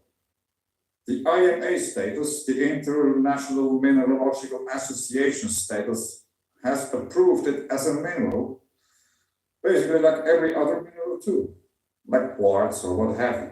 It's a mineral. Dan Shechtman, he got the Nobel Prize in 2011, and he discovered the quasi-crystals. So it's sort of crystals, and he won the Nobel Prize, which I found very interesting. And Alan Lindsay McKay said about the discovery of the quasi-crystal, it's a discovery of a material which breaks the laws that were artificially constructed. They are not laws of nature. They were laws of the human classificatory system. Because I think it would be much easier, and probably many problems would be solved if we would see water as a crystal and not a liquid. Because it always basically exhibits a hexagonal structure or this star-like form. It just depends on the polarity.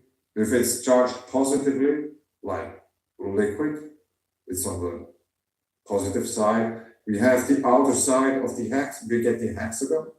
And if it's charged negatively, we get the inside, which is the snowflake. So in other words, the hexagonality doesn't go away ever. And I think water, wherever you find it, if it's on the other side of the universe, it will exhibit the same structure in liquid and frozen form.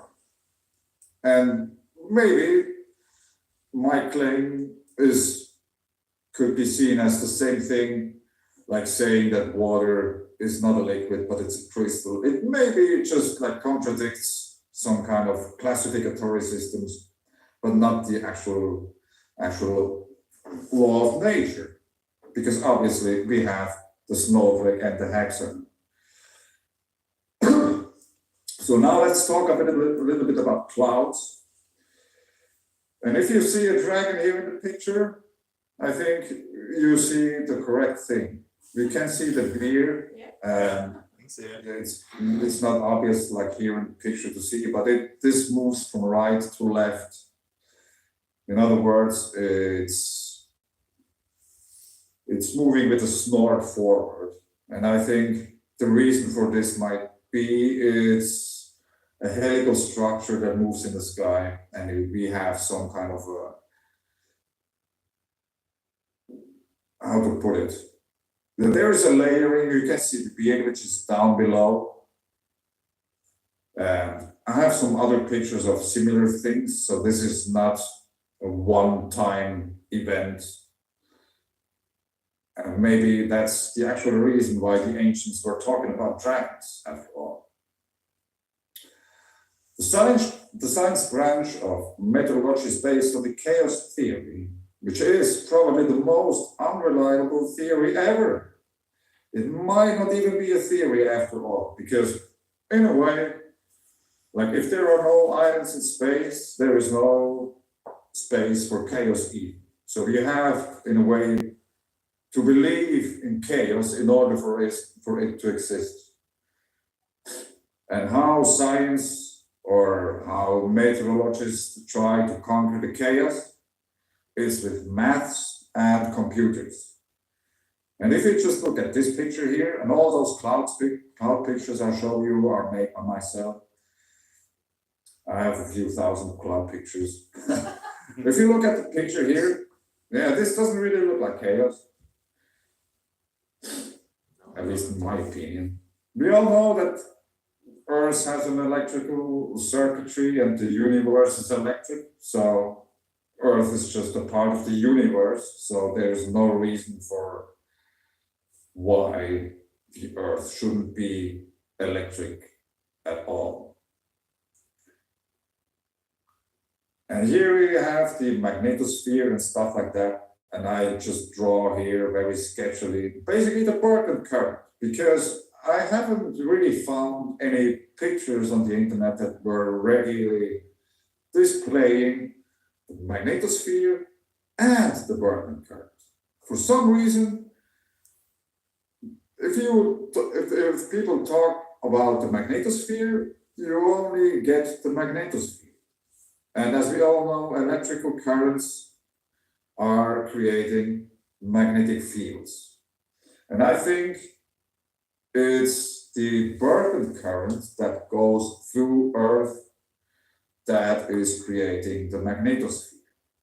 And not some kind of a molten core that creates a magnetic field. I think it's the Berkeley current itself. In a way, a similar principle as we have in the Sapphire project, we get the layers. And we have the atmospheric layers on Earth as well. So for those, I guess everybody of you have seen videos from the Sapphire project. They can adjust basically the amount and the thickness of the layers just with the amount of energy that goes through the system. And I think a similar principle is going on with Earth as well. So if there is an energy fluctuation in the Berkeley current that goes through Earth, and I think there might be a plasmoid core in Earth. So if there is a fluctuation in the current that goes through Earth, the amount and thickness of the layers of Earth's atmosphere, they might change. And this might be, or this is very important as we go on in this presentation. And also, I don't think it's any coincidence that we find hydrogen and oxygen on the outer boundaries of our planet.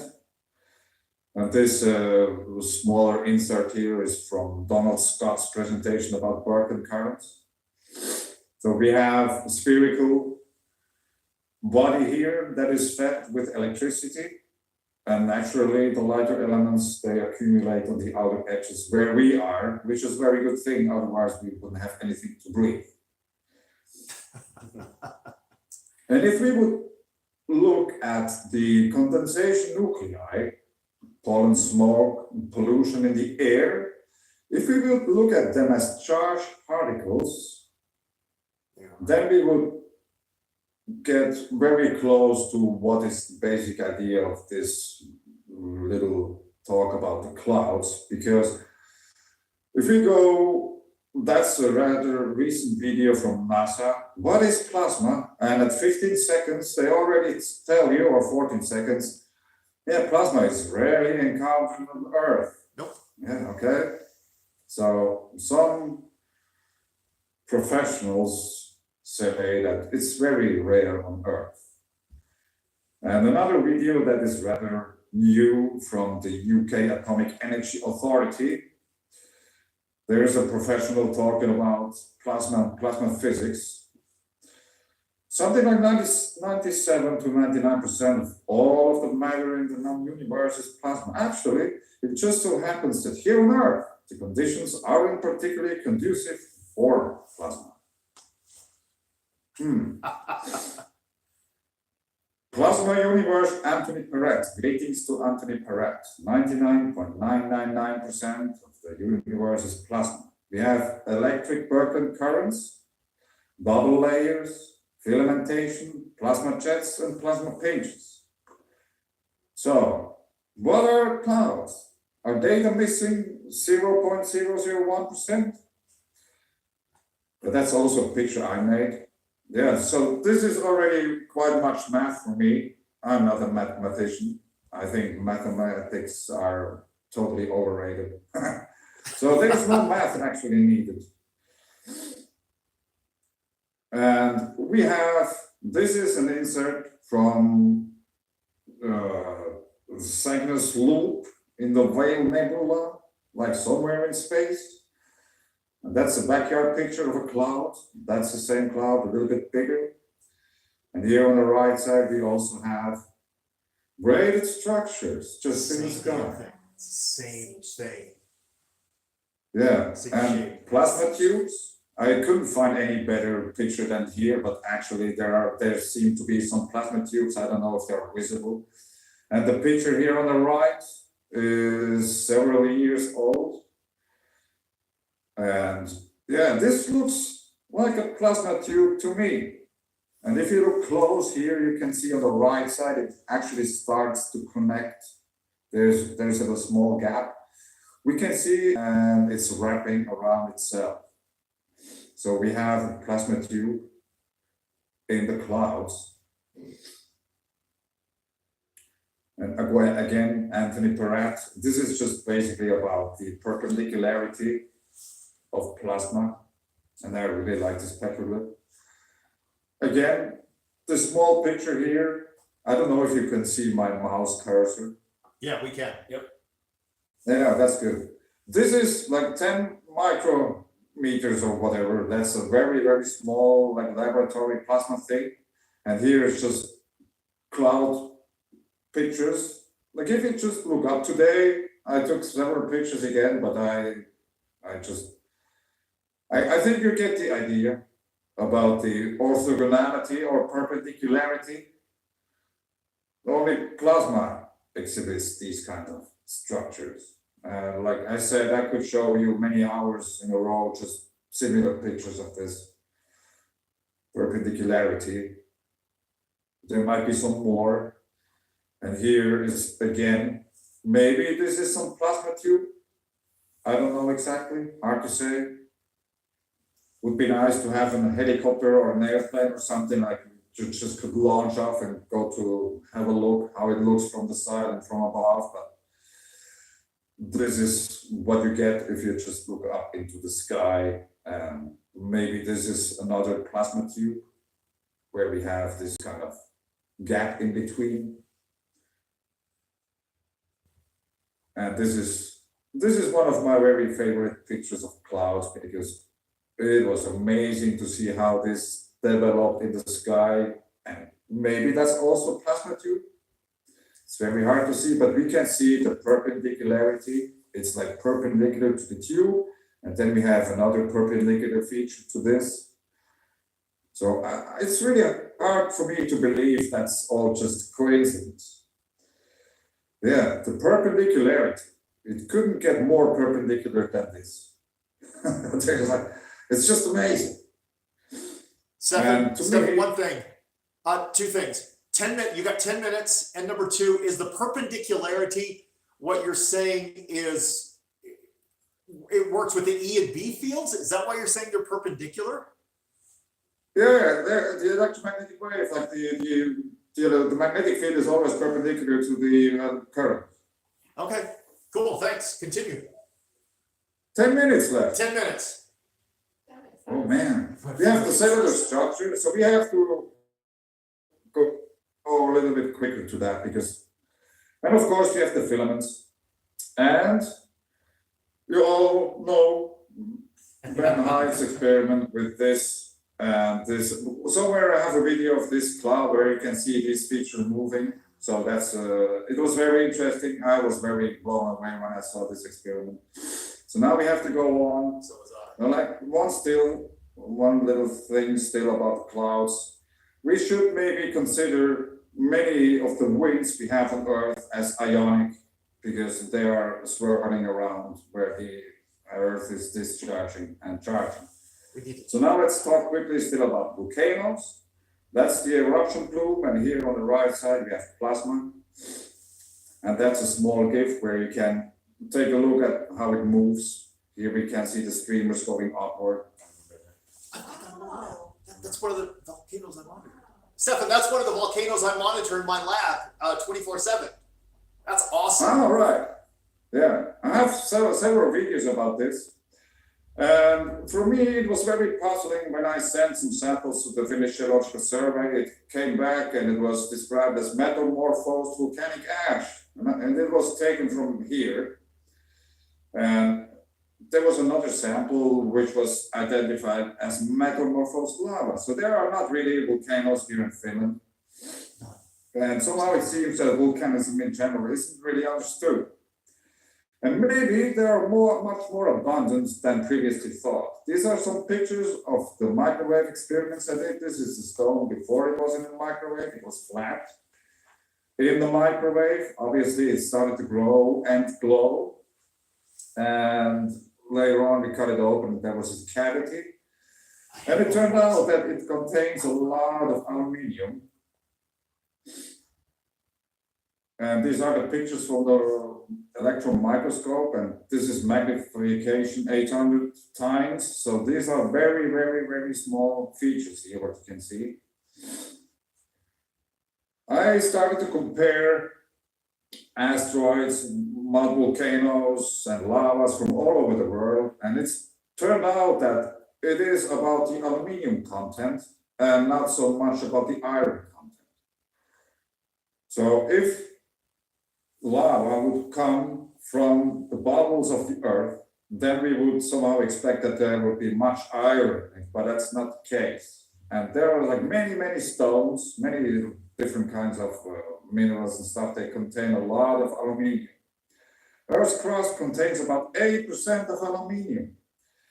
And like conduction stoves, they use pans with aluminium bottoms, so it heats up very easily. So this might be, it might be the same thing like on a bigger scale, that much of the heat beneath our feet is not actually coming from the core, but it's much more from the mantle, because it contains so much aluminium. And the basic difference between lava or magma and clay is basically only the water content. So they are basically the same material. Still about volcanoes and glaciers. This is what you got taught in school, yeah? It's snowing on top on the mountains, and then it gets compromised and it forms ice. And here we have Mount Spur. This is from the Mount Spur, and these are two streams side by side, two glaciers. One is white and one is black. So did we have much snowfall here and no snowfall here? It doesn't really make sense.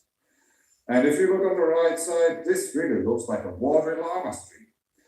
And I still think that we should maybe consider glaciers as lava streams made of water. This would make much more sense. And it shouldn't actually surprise too many people to think about this, like the most eruptive material on Earth would be water, because it's the water planet. And here is just another example from the Alps in Switzerland. That's a glacier, and here we have this molten spot, and if you zoom in on Google Earth, you can see this material. This might be clay, so they're like, this could be just another indicator that the Alps, or like, there would be so many more volcanoes if they would just be recognized as what they are. Like every water spring would be a volcanic feature. Now let's just quickly talk about the pebbles, aurora, precipitation, and the transmutation of the elements. 5 minutes, Stefan. 5 minutes. So we have here in Finland this very interesting feature, the surface conductivity anomaly, which I actually forgot to introduce earlier in the presentation due to the timetable we have. Anyway, we find many minerals here. Structure of the Otokum ore district and ophiolite hosted copper, cobalt, zinc, nickel, gold. I don't know, maybe I don't remember what AG is, but we have gold and stuff like that. And sulfides. You don't get any sulfide if you don't have sulfur, because like we need sulfur and it's mixed with something and then it's a sulfide. And here's a very nice example of the complicated language they use. The Otokum district within the North Karelian schist belt in eastern Finland hosts a number of the aforementioned minerals, sulfide deposits that are associated with paleoprotetoid ophiolitic metaserpentinites derived from depleted mantle periodites that were subsequently tectonically interweaved with allochthonous metaturbatites. All right, yeah, sounds very scientific. But if we take just this one word, allochthonous, and figure out what it means. The word allochthonous, originating or formed in a place other than were found. Originating in a place other than were found. Buried or found in a place remote from the site of formation. Yeah, maybe it was Venus, after all. Sulfur dioxide in the Venus atmosphere. We have a lot of sulfur on Venus, above, within, and below the clouds. As we all know, the stories about the great comet Venus. And it's interesting that, according to the ancient stories, there was first Venus, which did its thing, and then we had Mars. So, first we have Venus, and then we had the Bronze Age. You need to have copper in order to have bronze. And after that, Mars was doing its thing, and we got the Iron Age. So there's a historical correlation between those two things. And wherever you find copper, you have you get basically sulfur gases always. You don't get copper without the sulfur. And to me, this is in the center of the picture. This is the surface conductivity anomaly here in Fenno-Scandinavia. I'm here in this it's a little bit under this yellow. Yeah, but I'm here. But anyway, and I figured it looks like the polar cusp reconfiguration area, which is somewhere here. Polar cusp. Here's Earth, and here we have the polar cusp. This is basically where we have the Birken current. And as I said earlier, if there's an energy fluctuation within the Birken current, or we have some other disturbances, let's say a huge comet like Venus goes very close to Earth, yeah, I think the polar cusp, which is usually quite far away, it could have smashed down onto the Earth's surface. Like ancient tales in Finland tell you, if there are auroras outside, you need to wear a hat. You have to talk silent, don't whistle, don't make the auroras angry because they can come down and kill you.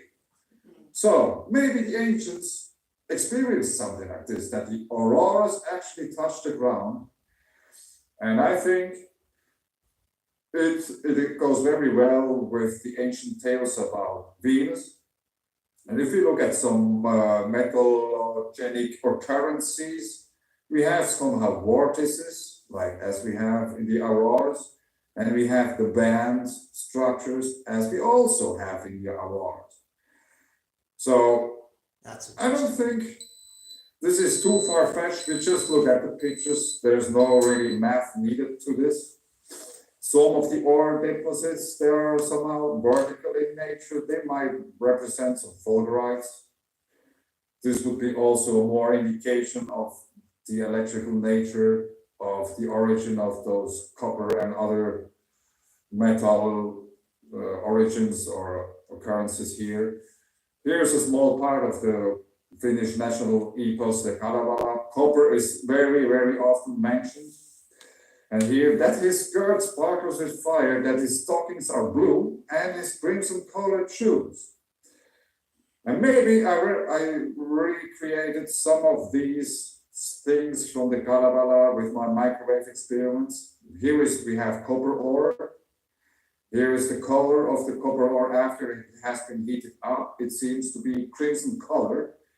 We have the blue stockings, and we have a skirt made of fire. Here we have the picture which was at the beginning of the presentation. There is an actual photograph. The blue thing here on the left is burning sulfur, and this is the glowing stone. And here it's not that easily visible, but here we have the burning sulfur and the glowing stone. That's just a screenshot from this skirt made of fire from this pebble plasma discharge. You can watch the videos on YouTube.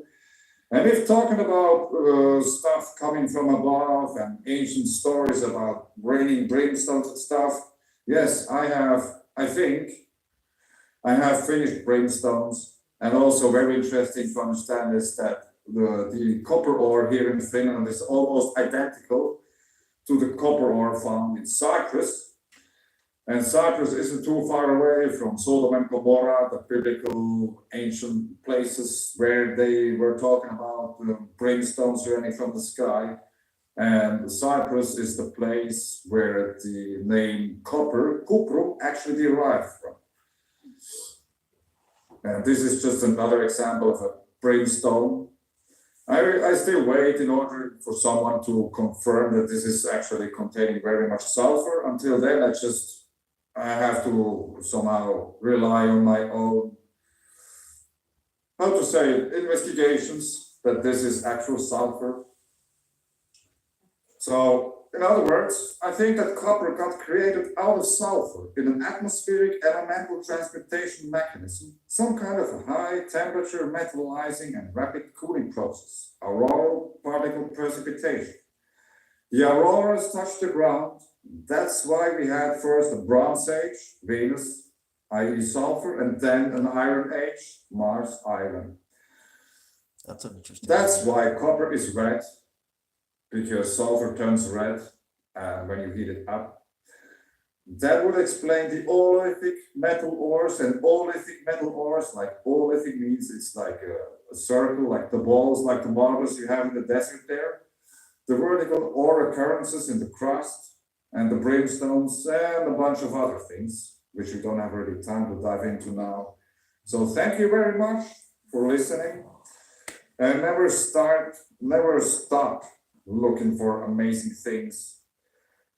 And yeah. Stefan, thank you. Wow. Fantastic. I have to put the lights on because it turned dark. All right. Okay, let's questions from the presenters as well. If you want to unmute, if you have any questions for Stefan or anybody here in the audience. Stefan, I took notes on that one.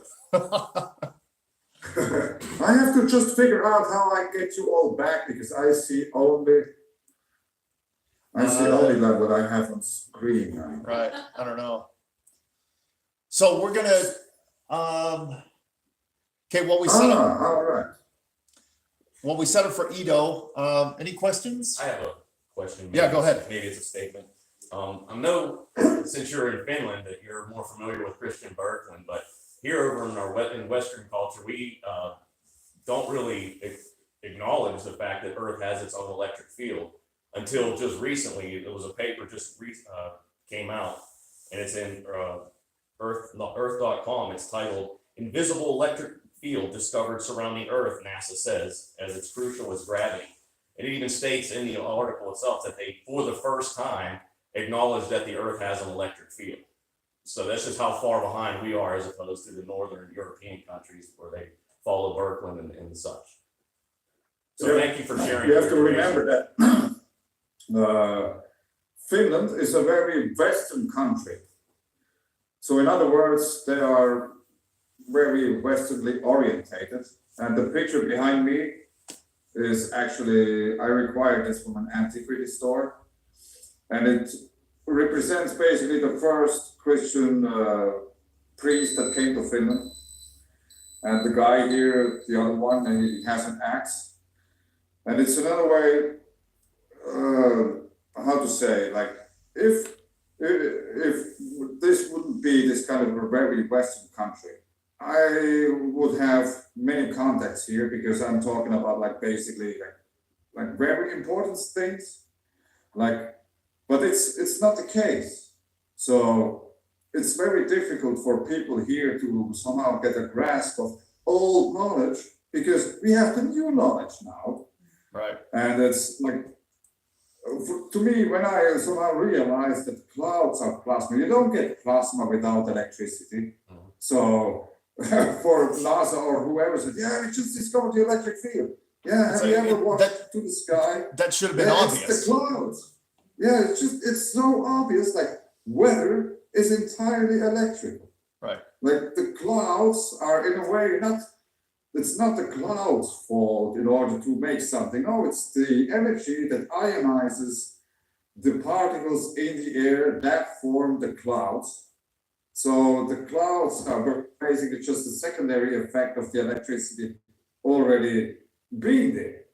Right. And if you apply the right-hand rule on the northern hemisphere, you will figure out very quickly high pressure system, the energy goes down, so it spins counterclockwise, and the low pressure system, the energy goes up, and so you can see how the Earth is charging and discharging. And I found the surface conductivity anomaly here in Scandinavia because there has been a repetitive, I noticed some kind of a repetitive weather pattern that always created a high pressure system. And how can it be? The thing is, there is a southern Finland conductor, a geological occurrence. Its name is Southern Finland conductor. It's about 400 kilometers long, 50 kilometers wide at its widest. We have all those copper and gold deposits. Yeah, they are very conductive. So if we have something very conductive in the ground, at the crust, basically at the surface, then it conducts the electricity. So if the energy goes down to the surface, like to the conductivity of the surface, it will create a magnetic vortex. And if it's conductive and it creates, like that's how nature works, we get a high pressure system. And in other places where we have like resistivity or things like that, or especially in places where we have, there's a place in Middle Finland, Oulu, actually. I could talk many hours about this, but there we have an area where we have a conductive area and a non-conductive area side by side. And this is actually the place in Finland where we have the most lightning strikes and thunderstorms. Wow. I bet Andy could say something about that. Yeah, you cannot really, like, if you go there and just look around, you cannot see it. But they found it, like, through, like, whatever, the scientists, satellites, or whatever.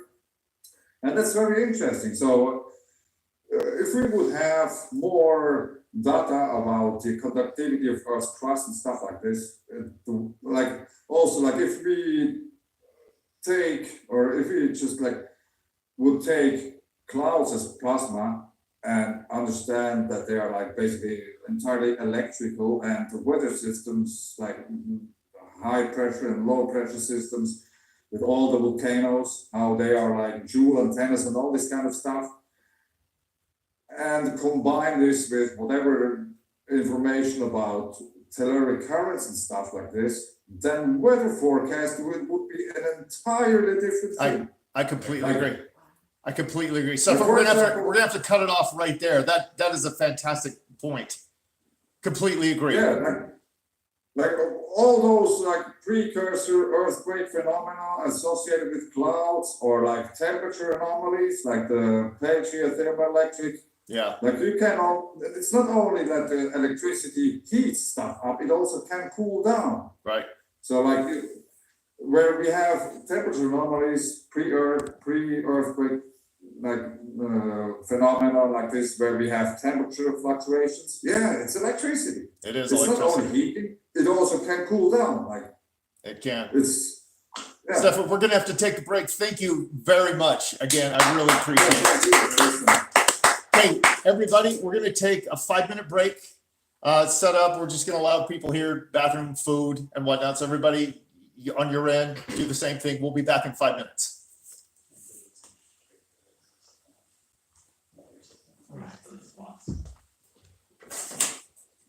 I knew he was gonna bring some good stuff. Well, that was the impression I had as it was presenting, was that it would change, it would make weather forecasting actually reliable using the electrical model.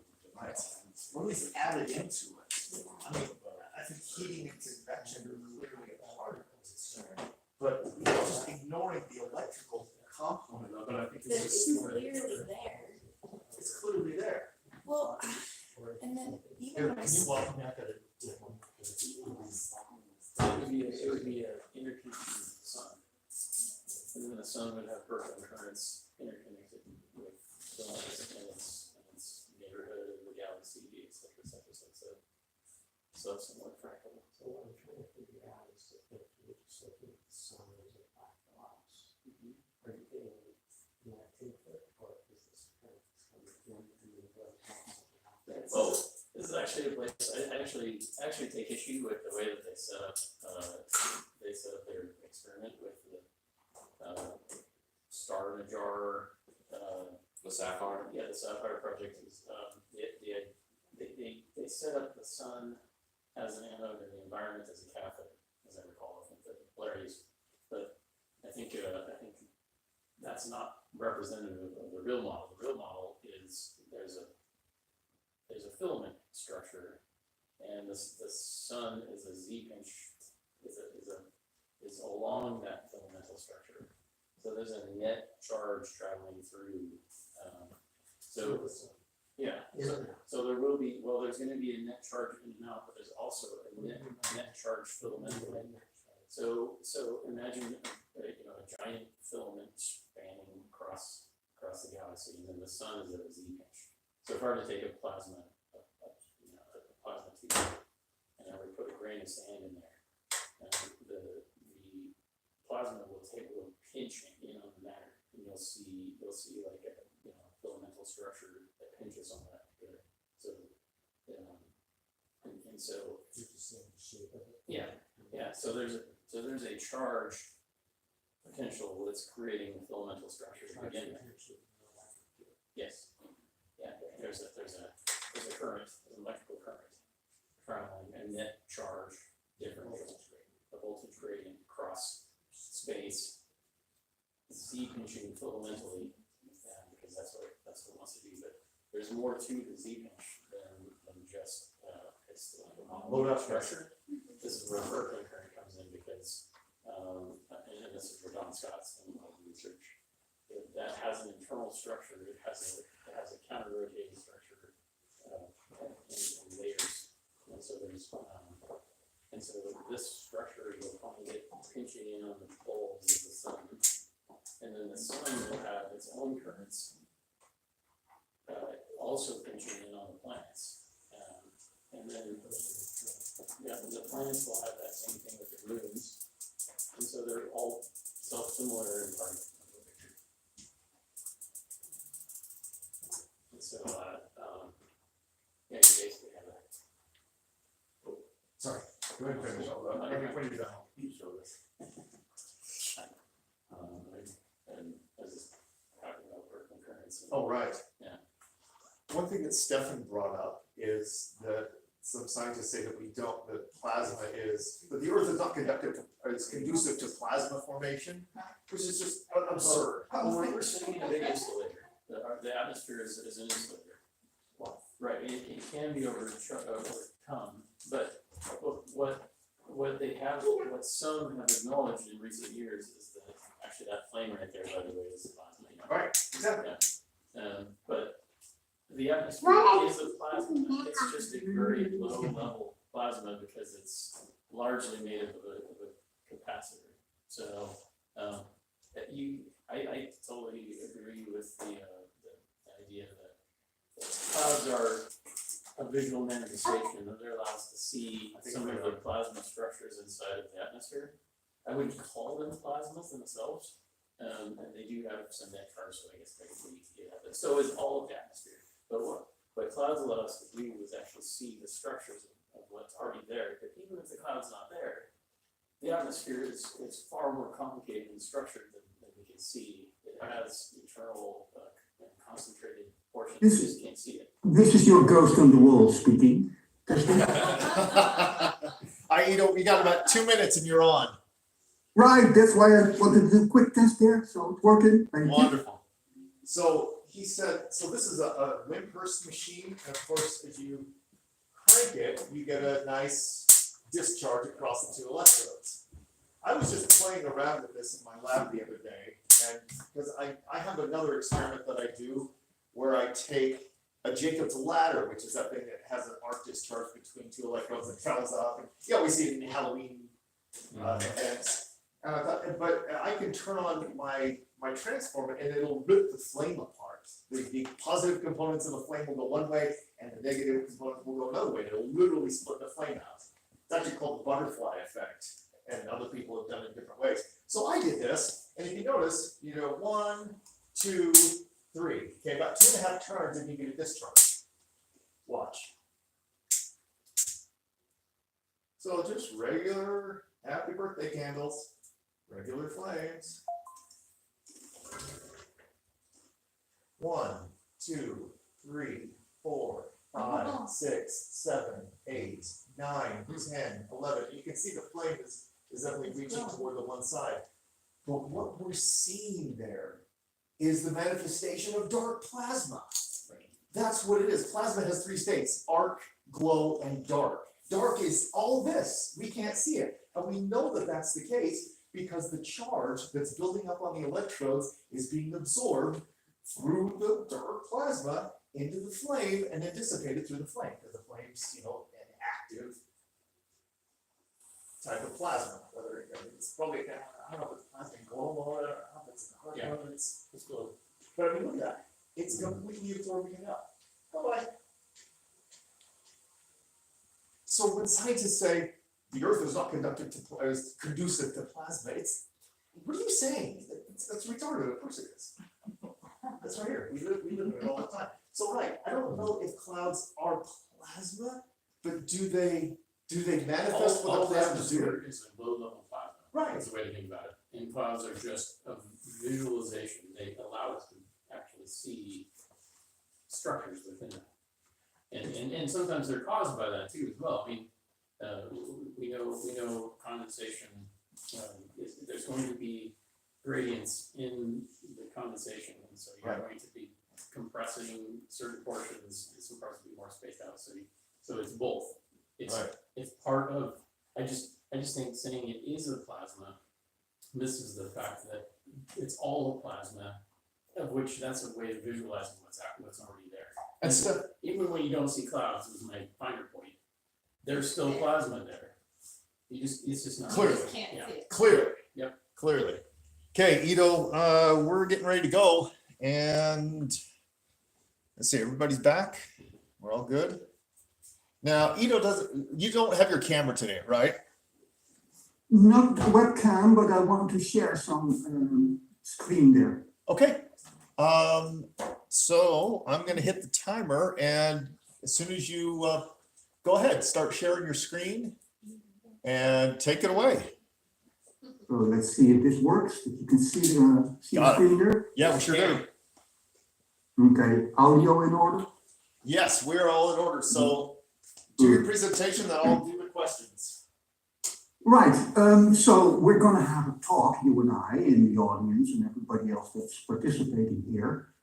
But in order to do so, I wanted to give everybody a quick background of, like, say, 5 minutes or where I'm coming from, which is fundamental science, in the sense that I have developed a model for the organization or the structure of the nucleus of all the elements.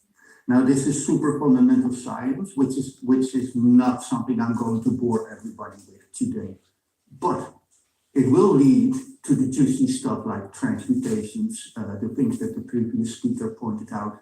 We have Andy coming up, so I'm sure there's a connection there. And so Ben promised me to fire some proper questions at me so we can have a decent conversation about this fascinating topic. I So know. everybody here can see the website. It's a foundation, a charity foundation in the sense that we want to bring or rekindle the interest in fundamental science and the importance of it, because we feel that the current mainstream, aka the universities, etc., are dropping the ball here. We don't get much understanding, and everybody that has its own thinking adventure, like the speakers here, find another truth and find that the mainstream science is not what it's supposed to be. It is a science of zealots, I often call them, because they believe fundamentally that that is the only truth and the only thing that's out there, and it's beautiful, and there's nothing else. And of course, we're here today to show the other part here. So when we go into the structured atom model, we have a very different outlook on fundamental science. We deal only with protons as a particle, and the second particle you could define would be the electron. Now there's a whole lot more detail here that everybody has to find out for themselves. That's what, like I said, not for today. But the proton here is represented by a sphere, and we have two spheres, two protons with a conceptual electron in between. This is not about this is it, or this is reality, or this is the only thing that's there. This is very black box model thinking, but it's important. So if we go bigger, we find one of the most important structures in nature, which is the icosahedron, which is represented in carbon-12. As you can see here, carbon-12 is a neat icosahedron made up of the blue spheres, with the yellow in between, which are the nuclear or inner electrons. Mainstream doesn't use those. They say we have 6 neutrons and 6 protons. What we have is 6 of those deuteron pairs of the first one I showed you there. So 6 of those, you can turn all around. You can see how they are oriented. You can still see this, and how it's a very, very neat structure. This is the first element that has this complete shape. If we go to the bigger elements, and I'm just hitting them randomly now, we can see that there are groupings in the white and in the bluish. Those are the same structures that I just showed now with the carbon-12. So if we go to a next, it's hiding beneath the buttons, give me a second there. So if we go to the next one here, I can show you the whole periodic table and how it grows, how it increases in size, and every step, or per 2 on average, you get the next element. And this is what we're seeing in progress here, all the way up to uranium. Now take note, this is not a box. It is not a square. It's not even a sphere anymore. It's a dendritical growing pattern, which should resonate with some people here that are also speakers. It's a very natural form. And as you can see, it's almost finished there. This is a top view, and it's, well, top view is very circular on average. Yeah? We'll get back to that. So why is this important? And here we have the whole periodic table again with the structure showing, and you can see all the recurring patterns. Now, all that stuff about scientific things like oxidation state, the nobility of an element, all that stuff, neutron drift factor, the numerology, meaning the number of protons, neutrons, electrons, everything we put in the book, that's where the scientific written explanation is. But again, that's not for today. One more thing I want to point out before we go to the other stuff, Ben, and I hope you have some questions ready. I do. This is the channel of Cedar Pattern, known as Gareth Samuel. I think he's quite popular. I think he's doing an excellent job, and I really want to highlight him in here next to the Thunderbolts channel, of course, that I'm sure everybody is familiar with. But he does an amazing job and dives into, as he likes to say, let's dive into it, into fundamental science. And I think he's doing an amazing job pointing a lot of things out. but there you go. So why am I pointing this out and why am I here today even? If we go to the structure, the bigger structure that we can see, it's made up of a whole lot of carbons, if you will. And those carbons are the strongest, and you see it recurring in the blue and later on in the white. They are the strongest substructure in the nucleus. So the nucleus is a very organized thing. It's not by chance, and this is a predetermined thing, and it's an automatic thing. So nature did this, creation did this in order to create the elements, and the elements, the atoms, are the things that cause and do everything in our universe. If we're talking about a plasma, we're talking about atoms that are in a plasma state. If we're talking about fields in space or in magnets, they are caused by the metal atoms, right? So the atoms do everything, and of course we have a whole bunch of them in the elements. Now, recently, we had our first confirmation of the model. So how can we say we even know this is true? Well, first of all, there are many correlations. But second of all, recently, there was an experiment whereby they tried to determine the shape of the nucleus of lead-208, which is pretty much the last element slash isotope, which is still stable. A little bit debatable, but give or take. Now the top view is very rounded, but the researchers found that it's like a squashed ball, if you will. So if you press an orange apple a little bit downwards with some force, so side view becomes an oval, if you will. Top is still round. But if we take that and we go to the side view, we get pretty much an oval shape. Even more detail. But the researchers found precisely an oval shape from the side view, if you will. And the top view would be rounded. Now that implies there has to be a structure for the nucleus. Now, of course, this model does not get much attention, but it is the only model out there with a proper logical background, if you will, that actually predicted this shape. Now, why is this important and how does it tie into the electric universe? Well, first of all, it's completely an electrical system because we're talking only protons and electrons. And like I said, the importance of the elements in the systems that we're talking about. Then what we can do with these things, we have the field called LENR, LENR, which stands for low energy nuclear reactions. And the low energy nuclear reactions, which are also talked about and pointed out by Gareth, like here, this one I'm highlighting, it says a new kind of fission, because it's not just fusion. There's much more going on. And that's what I want to talk about then, about the potential of our future technology and science that we are slowly but surely exposing. Yeah? Yes. So what we found out here is that the larger elements, for example, I'll have the periodic table here. So if we have the periodic table here, about in the middle, just about here, at the number 46 and 47, you have palladium and silver. Palladium is pretty rare. It's used a lot for the low energy nuclear reaction research. And that stands also, it used to be called fusion, yeah, just to be clear. Right. Palladium is used a lot because it has the ability, like a sponge picking up water, it has the ability to suck it. Edo, hold on. And then they find force, current, the reaction, they call it excess heat. So you get more heat out than you put in power, which is phenomenal. Where does it come from? So this is highly debated, as you can imagine, for many years, a few decades already, ever since Ponce Fleischmann. Right. Edo, but now come the results. Edo, hold on just a second. Hold on just 1 second. We've got a little bit of a technical glitch happening.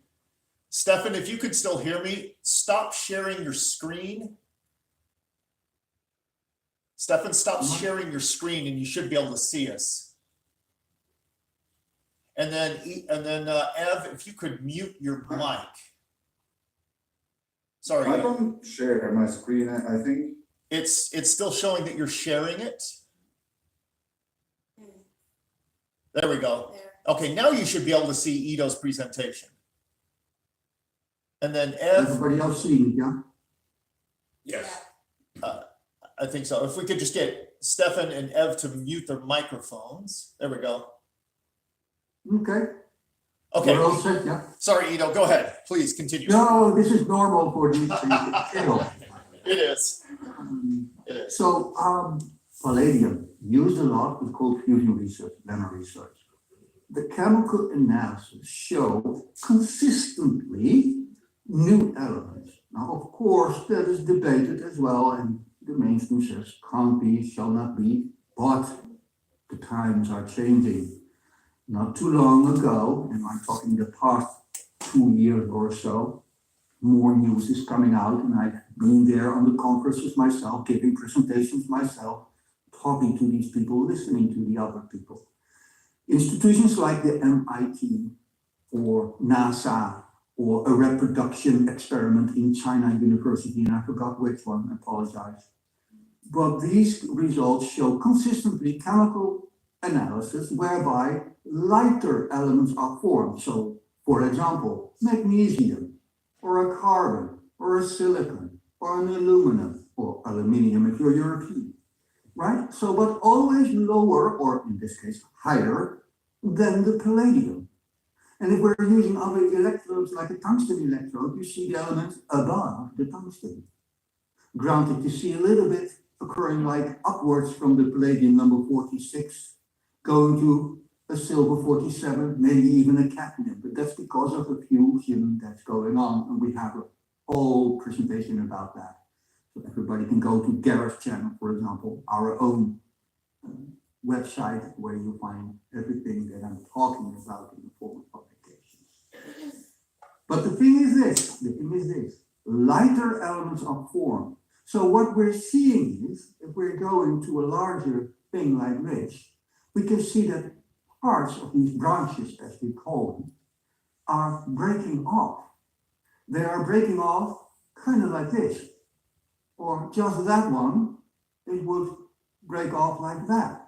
And if you do the numbers of these branches, you find out that they, not only in number, but also in form, completely correspond with those lighter elements that the people are seeing in these experiments.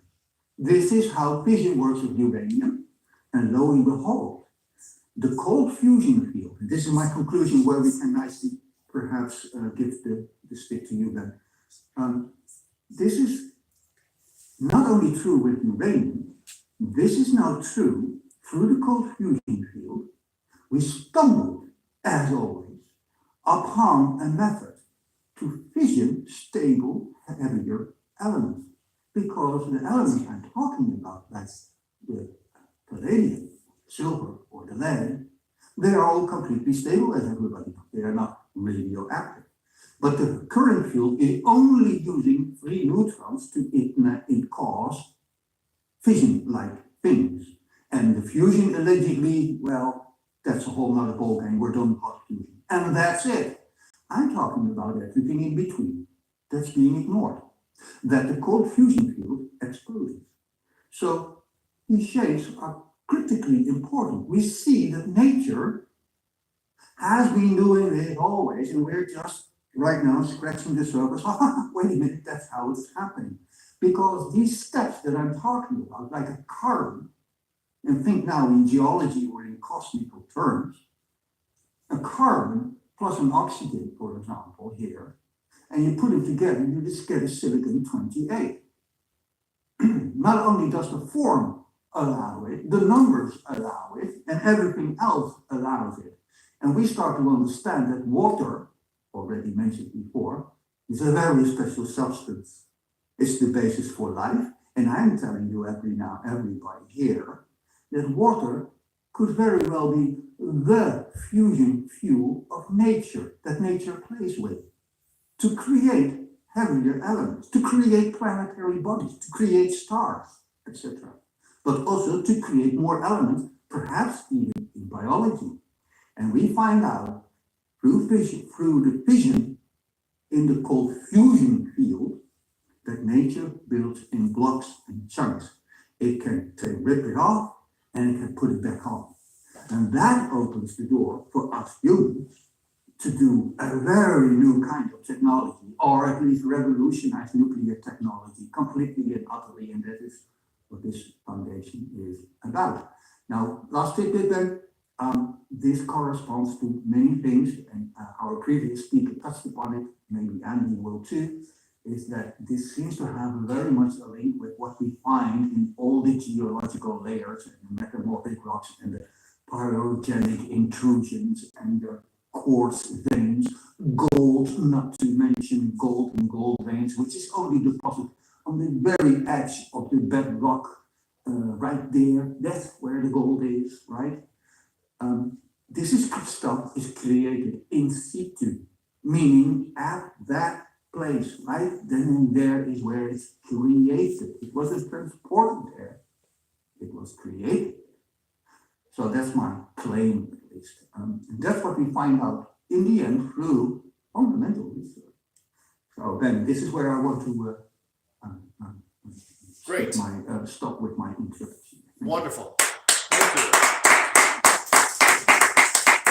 Question. Okay, Things to talk about. so I've got a bunch of questions written down. The audience That's is, the only way I can think of for you to see his screen rather oh, than whoops. to put a pin. Stefan, mute your mic. Katie, tell Stefan to mute his mic. We're hearing the Yeah, call coming in. It's strange because I see only this. But See, I think I can control this. You need it more. So like if everybody else can see it, then it's Okay, there we go. Yay, technology. Okay, Edo, my first question is, what was your very first discovery with the SAM model? Ooh. This is on his website. Wow, you're taking me back there. Yeah. Well, first of all, is my first conclusion, not discovery, but first conclusion was we're dealing with spheres, so meaning three-dimensional tangible objects, whatever they are. I'm not saying I know what a proton or an electron is, yeah? That's a whole nother ballgame. But we're dealing in an actual volume, so not point particles. But the real first find is that the geometry is there, but the geometry, which is a personal lesson for me, I guess, but maybe for other sig resonates, I don't know. When you have the perfect carbon, not a perfect carbon, this is perfect icosahedron. But if you go higher, and this is where all the other models broke as well, and this is where my first finding came out, which opened the door for the larger construct. You will find, there's a little gap here, I hope everybody can see it. Yeah. These two, they don't touch. These two, they don't touch, there's a gap. And it's not there when you have a carbon. And, perfect. So that just means it's a It strong, happens it's with this step. Now that means the underlying icosahedron is no longer a perfect icosahedron. And I struggled with that for the longest time, meaning I threw it away. I gave up. It's years and years and years ago. But it came back because it kept haunting me.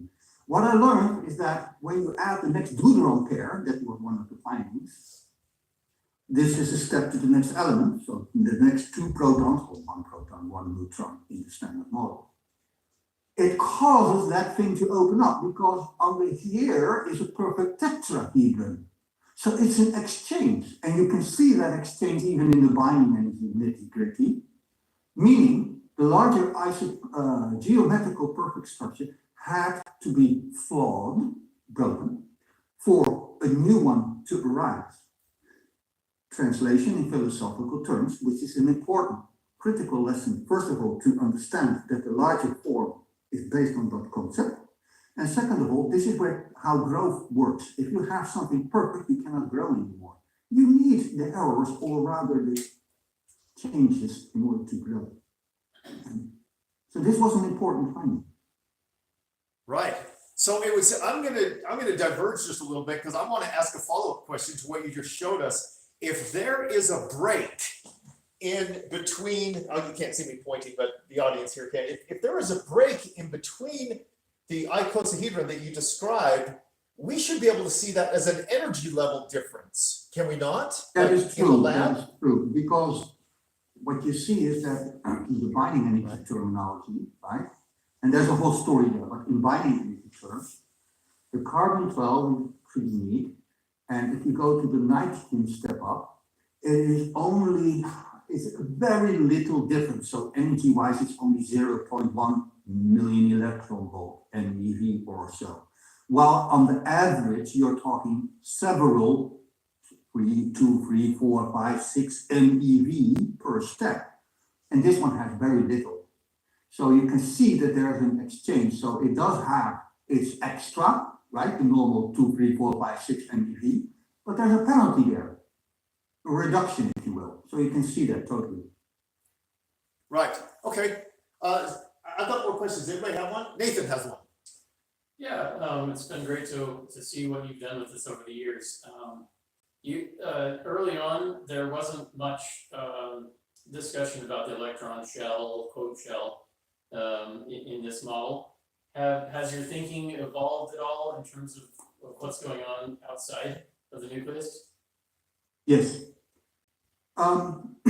So what we're saying is that the carbon is the largest substructure, if you will, yeah? Right. The deuteron is the first building block, meaning it's like a brick in a wall, yeah? Pretty much, only in a three-dimensional construction here. The carbon is structurally a perfect form, but the neon, as we know, is the end of a complete orbital system, right? A complete shell. So in chemistry terms, for chemistry people here. Then it's complete. Why it is complete now is because in the numbers as well, we now have 20 versus 20, meaning 20 protons, but we have 10 nuclear electrons and 10 outer electrons. And the whole around it forms a dodecahedral structure, electron-wise, meaning all these triangular surfaces of a carbon, I'll go back to a carbon, I can't show it perfectly, all these triangular surfaces is 20 in total. 20 charges in total.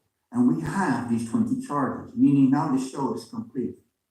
So what I'm suggesting is that the shell structure of chemistry is more or less okay, but there needs to be a little revisement in order to be in cohesion with the structured atom model, and there needs to be a translation, if you will.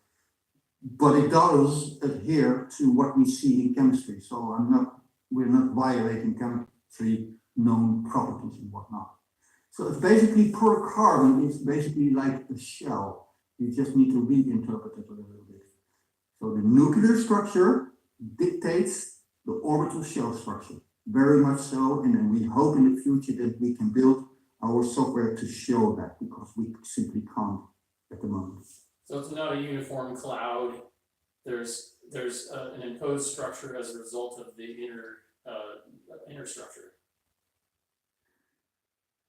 Yes, however, if we're talking what is an electron orbital, right?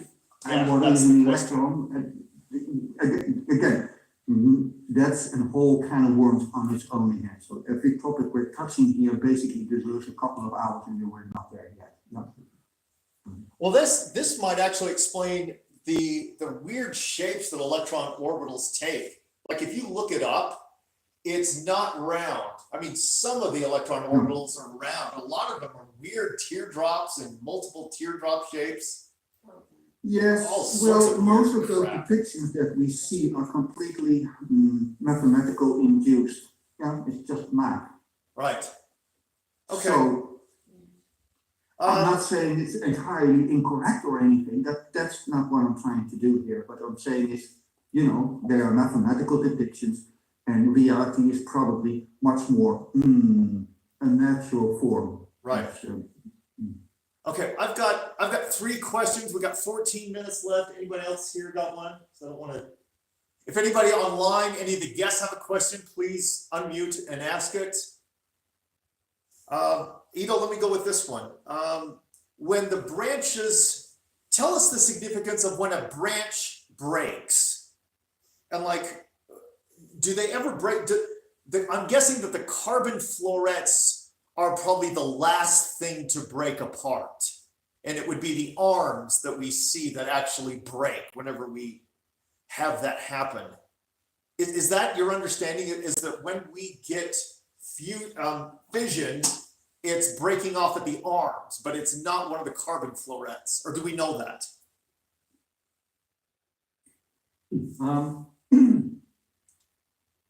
We know very little about this still, because the experiments we're referring to were not set up to figure that out, right? They had different goals in mind. So actually, the experiments that deal with this topic about these transmutations that I'm referring to are still to be done. Something I hope to be participating in the future somehow, some way, but that still needs to be done. The importance is this, that we are unlocking the potential of transmutating pretty much every element in pretty much every other element. Now that's maybe hundreds of years before we can do that much, but right, you get the gist. Cleaning up nuclear waste might be possible this way. Maybe we don't need to use radioactive elements anymore. Maybe we can use a carbon-oxygen fusion mechanism to create silicon and a lot of energy, right? So this is all potential. The importance of the structure is to show that we need to think differently. Ghada, I think, is making a great case here of, how thinking is a bit lopsided at the moment, to say the least, yeah? Yeah. And we need to get that balance back. We need to have the ability to look at things differently. So you haven't heard me use a quantum mechanical term. It doesn't mean this all violates quantum mechanics, this and that, because everything is made out to be quantum mechanics, right? Everything is quantum, right. This is quantum that. But this is a reinterpretation. The Bohr model, the Bohr model, this and that. Well, it only works, and not even really, for the hydrogen atom. That's not a model, right? No. So there are many problems in fundamental science where not collectively, right? So all the institutions and whatnot, we're not allowing dissident voices. We're not allowing novel research. We're not allowing other viewpoints, because science is institutionalized and the institutions are used for a power play. Governments have an opinion here, so to say, right? You could, just to throw out, not for the controversy, but anthropogenic climate change, right? One says it's due to human factors, the other says it's due to natural factors. But if you can't point out both sides, you can't have a proper scientific discovery process. That's the problem here. Right. And but individual people can do these things. That's why we come together. What I'm trying to point out is we have a huge potential. And this potential not only goes into technology and science, but it translates to geology. It translates, like the previous speaker, to perhaps the processes taking place high up in our atmosphere where everything is ionized. So readily able to fuse and fission, for example, right? Right. So, and ionizing can happen inside the Earth as well. Magma is always, and I think a previous speaker mentioned that too, magma is completely associated and causally related to water. Most volcanoes are in the ocean, and the water comes up with the magma again, at least allegedly. Or maybe the water, like I said, is the fuel for a later active region called the Moa layer, some Russian name that I cannot really pronounce, many kilometers deep down or miles down if you live in the States. And that could be an active region fed by water as a fuel, ignited by currents, right, due to solar activity or changes. And now you have a bubbling zone deep underneath, causing earthquakes, volcanoes, and whatnot. And I think Andy can talk a little bit about that topic as well. Wonderful. Weather-related phenomena. Yep, Edo, we're just about 9 minutes. Nathan's got another question for you. Sure. Are you familiar with Eric Reeder's threshold model?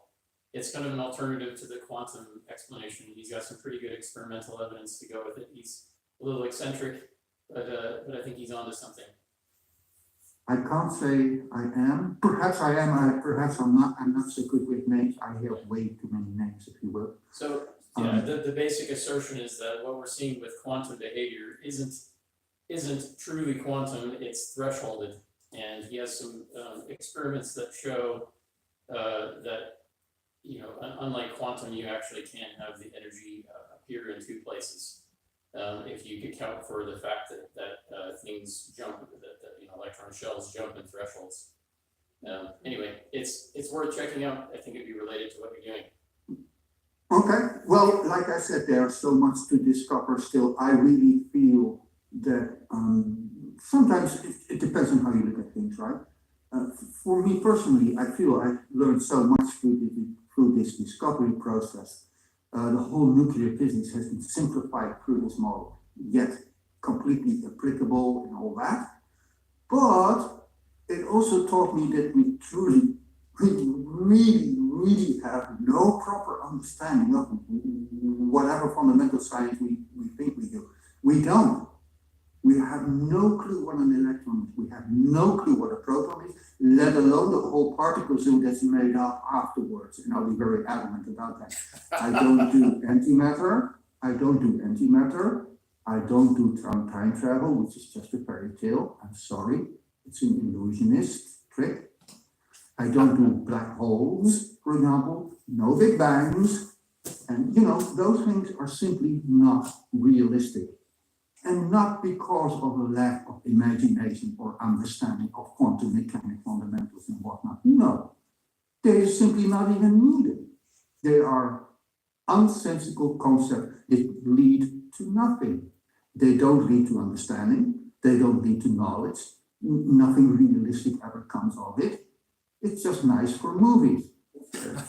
It is nice for movies. Okay, anybody else have one? I've got one last question for you, Edo. Unless anybody else has one.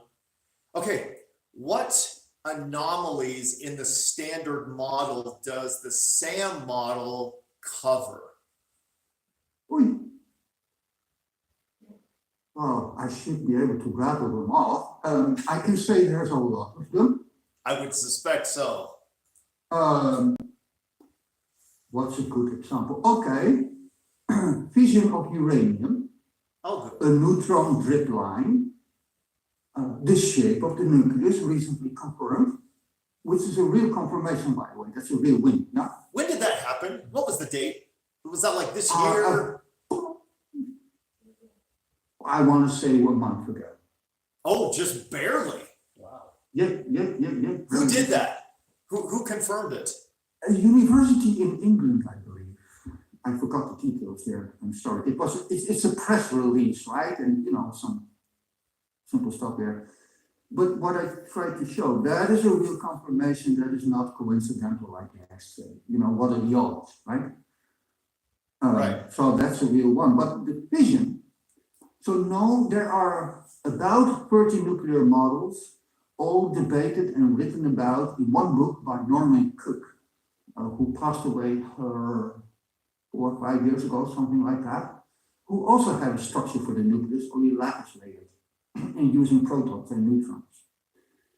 And he wrote a book, Nuclear Atomic Models for Atomic Nuclei. And he points out that none of the nuclear models in existence, liquid drop model, gaseous model, plum pudding model, etc., none of them are correct. They are all violating each other, if you will, not in cohesion. And none of them do proper predictions and all that, and none of them can predict fission, because fission of uranium has uneven products. So uranium is about, grab the table, we're still watching, way at the bottom here, right? That's the uranium here. Yeah. And it has 238-ish, and it falls apart in 140-ish and 80, 90-ish elements, right? So nobody, and not evenly split. But all the nucleus model basically predicting even split. Structured atom model explains this enigma you asked for, right? Standard model versus structured atom model. We explain it completely logically because if you go there, if you go to the uranium, where's the uranium? Excuse me. There's the uranium. If you, as you can see here in the center, these two branches come very close to each other. They start to interact. So it tries to form perfect geometry there too. So those two branches come together. And if you do the numbers of those two branches, you take them off. Can I do that quickly? And you take them off, those two lighter parts on the top and the heavier part on the bottom. Lo and behold, you reach exactly those numbers that fission shows, 140-ish and 90-ish. Precisely those numbers. Also, the diffusion process can yield in 3 parts. What do you know, right? What do you know? There And it not is. only that, with the heavier isotopes and other heavier elements, they build on those two lighter products, and that product varies in range, and the other product doesn't really vary in range. So this is a completely logical or much stronger explanation structurally, or just structurally, right, number-wise, of how and why fission works as it works and why you get the products that we get, an uneven breakup, not an even breakup. So I would point out that's one of the best examples that I can think of for the structured atom model, but there are many, many more. Oh, no, that's brilliant, because if you look at school books, at least I remember mine, it would show the products of fusion as there was no explanation as to why they would break apart they get, but here it's very visual what parts would break off and why. Well, maybe not why, but at least what parts would break off. The why is debatable, right? So Right, we have the a why lot is to still- say about the low energy nuclear reaction experiments, for example. We even have a mechanism that we point out. It does not mean we understand all the underlying intrinsic mechanisms that are going on there. That is an ongoing research collectively, right? As I said, I truly believe, let me conclude with that from my part at least. Sure. We don't have proper understanding, and we need to start getting proper understanding. For me, this journey and all these findings, and I almost dare say for everybody speaking here, started with doing your own thinking. And the way I like to explain that is starting with a clean slate. So wipe your desk clean. Don't stay with the old concepts, the old paradigms. Example, the universe started with a big bang. Well, if you start thinking like that, then all you find will match that first concept that you accepted already before you started, right? Right. So those concepts have to take shape, if you will, through your research, through your observations. Observations come first, then comes logic, then comes rhetoric. We can talk about it. Right. Exactly. And we have to start with observations, not with the rhetoric. That's what mainstream does. Well, the universe started with a big bang. It makes sense because we have an expansion. See, here's the observation, redshift. Well, that's just, cherry picking now.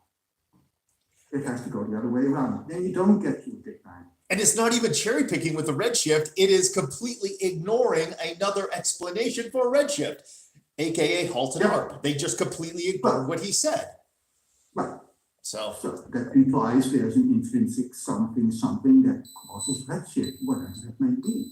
Right. Right. So the true answer is, again, we don't know. So to finish that thought, we don't know. We need a clean slate. If we ever want to make progress, we need a clean slate, and we have to do what we are trying to do here, and see if we can affect other people with that, right? And with the thinking, because it is really a problematic thing. You cannot get proper understanding in the mainstream arena.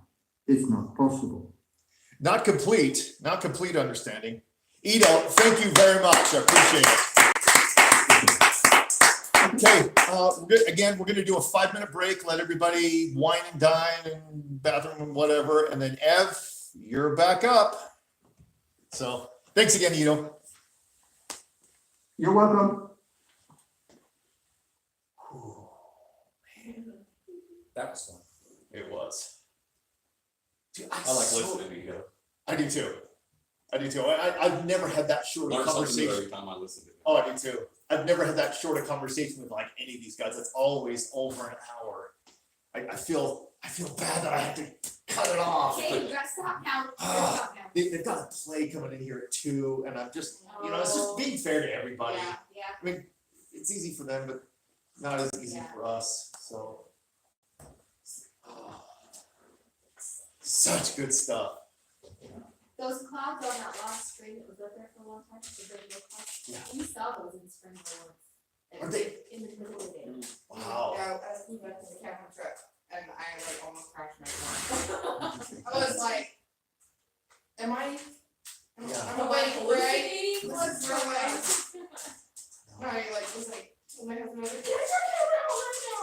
Right. I don't even know what that is, but just take a picture of it. Stefan has taken some really good videos of different cloud formations, and he does it in time lapse, so you can watch them. Right. And I did this too, and one of the things that we found, that if you look at time lapse, you realize, in fact, if you look at a satellite view of time lapse clouds, you can see that there are standing waves in the atmosphere, and the clouds will blow through them.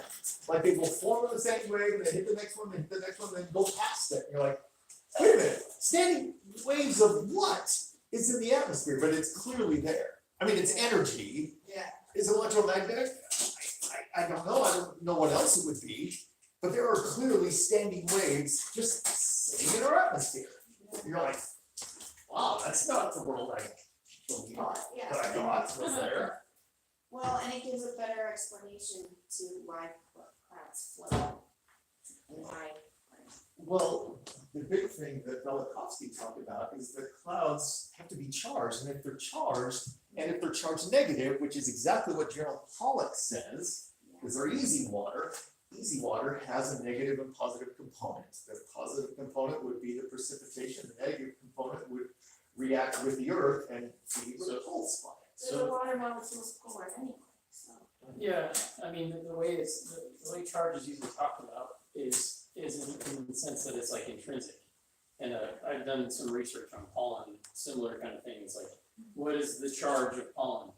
Well, it's not a product of what its innate charge is, it's a product of where it is. So if I have a water molecule up in the atmosphere, and you have, the fair weather effect in this voltage gradient across the atmosphere, it's going to, unless it moves very rapidly, it's going to take on the charge of that location. And so it's more of a measure of the charge in its local environment. And so, yeah, if I were to take a bunch of charged particles and put them at a certain place in the atmosphere, there becomes a gradient where there's a resistance for them to change locations within that gradient. Right. And that's not a small amount either. It's like 100 volts per meter charge differential as you move up. I know, just from like here Yeah. to lower the head. Yeah. So when Stefan was talking, he was talking about microwaving rocks. He Yes. actually sent me. Oh, cool. So some of those ones on his presentation are those rocks I right have to there. try it. Oh, I'm absolutely, I've done it too. Yeah, he's done it too. Okay, we got about 30 seconds. Oh, so cool. I think the only scientific microwave experiment I ever did growing up was microwaving grapes because they catch fire. Right, that's, Yeah. You scared me. Jerry, I did. no, I think you're gonna tell me that's what- oh, his name. He talks about the same thing, that it's the location which makes all the difference. And he talks about in terms of cellular biology. He says you can take a cell, a stem cell, put it in a different environment, it will do different things. So it's not the DNA of the cell that's creating it, it's the environment It's a that's. cell-to-cell interaction. Michael Levin. Yeah, Michael Levin. I'm sure Michael Evans does that too. Okay, here we go. Yeah, cool. We'll look at these more later, but they're just right here. Okay, let's make sure we're still recording. Still recording, good. All right, Ev, just give us another 10 seconds for everybody to get in their seats and we'll start. No worries, buddy. All I'm right, just trying to figure out if I can figure out how to do the screen share thing, so people aren't looking at me. I think it's a big green button at the bottom, but I mean, you're already on, so. Okay, everybody's still I see alive. that, but Got it. Okay, I'll flip it on now and see if it shows up. all right, let's do it. Looks like it. Looks like it. There we go. Got it. Okay, Ev Cochrane, you're on, baby. Take it away. Well, I gotta say, I'm mighty impressed with your shirt today, partner.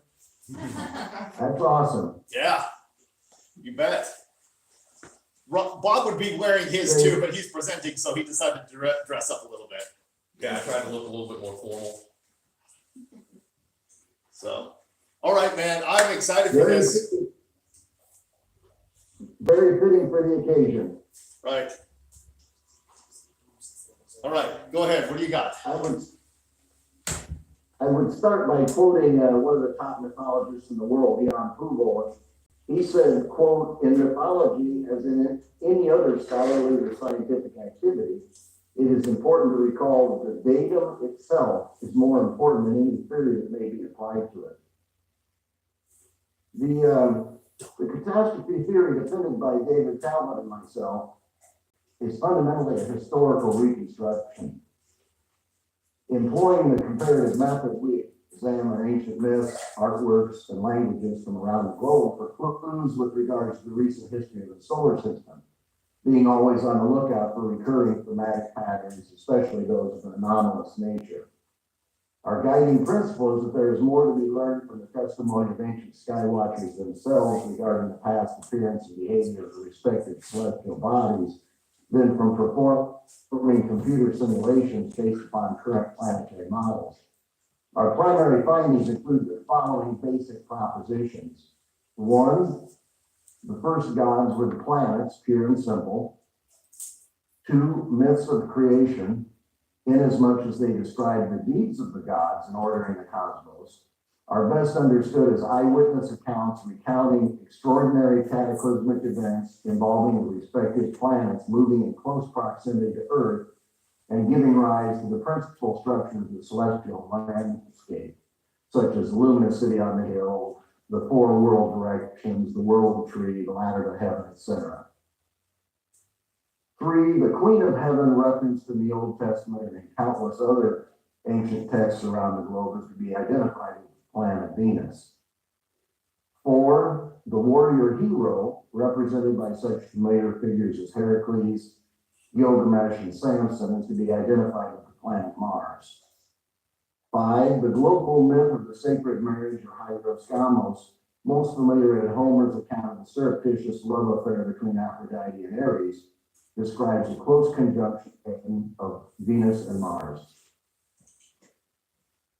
Six, the earliest cosmogonic myths of Mesopotamia, Egypt, and Mesoamerica encode the explosive birth of the turquoise sun, a sun which is clearly distinguishable from the present sun. Seven, the origin of the primary institutions of human civilization, such as religion, philosophy, monumental architecture, drama, dance, music, sports, science, marriage ritual, etc., is firmly rooted in and derived much of its inspiration from the catastrophic events involving the respective planets. 8, the history of the solar system defended in modern astronomical textbooks is utterly wrong-headed and divorced from reality.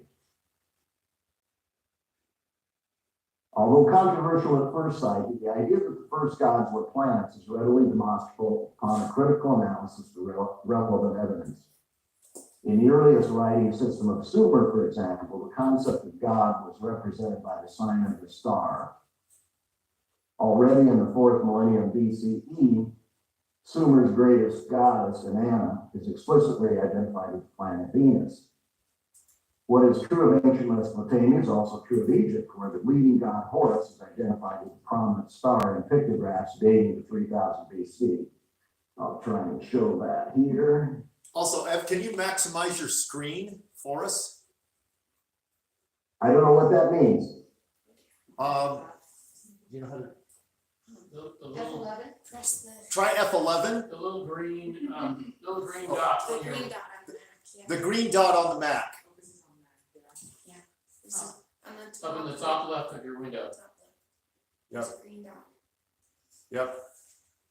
So the window that you're using for your presentation has a red, yellow, and green dot. Hit the green one. Oh, okay. Yay! Does that There we help? go. Yep, got it. Okay. Okay, so I referenced this early pictograph from Egypt, 3000 BC, identifying Horus as a god. So this is that glyph where Horus is at the top, a falcon, and then you have the appearance sign, the second sign, the third sign is the star. So clearly the leading god of Egypt is identified with the star, no doubt about it. One other question then, does my little cursor, does it show up on your screen? Yes. Yes, it does. Okay, great. All right. So the Dean of Egyptologist, Eric Horney, admitted the obvious, quote, the earliest home of the gods that we can discern is the sky. So too the Greek god Zeus and his various cognates and other Indo-European pantheons is unequivocally identified as being celestial of nature. The name Zeus derives from the root Teu and denotes sun, sky, to shine, or God. Simply stated, the earliest gods of which we have any knowledge can be securely identified with material bodies in the sky overhead, i.e. the most prominent stars and planets. Oh, flip the rock.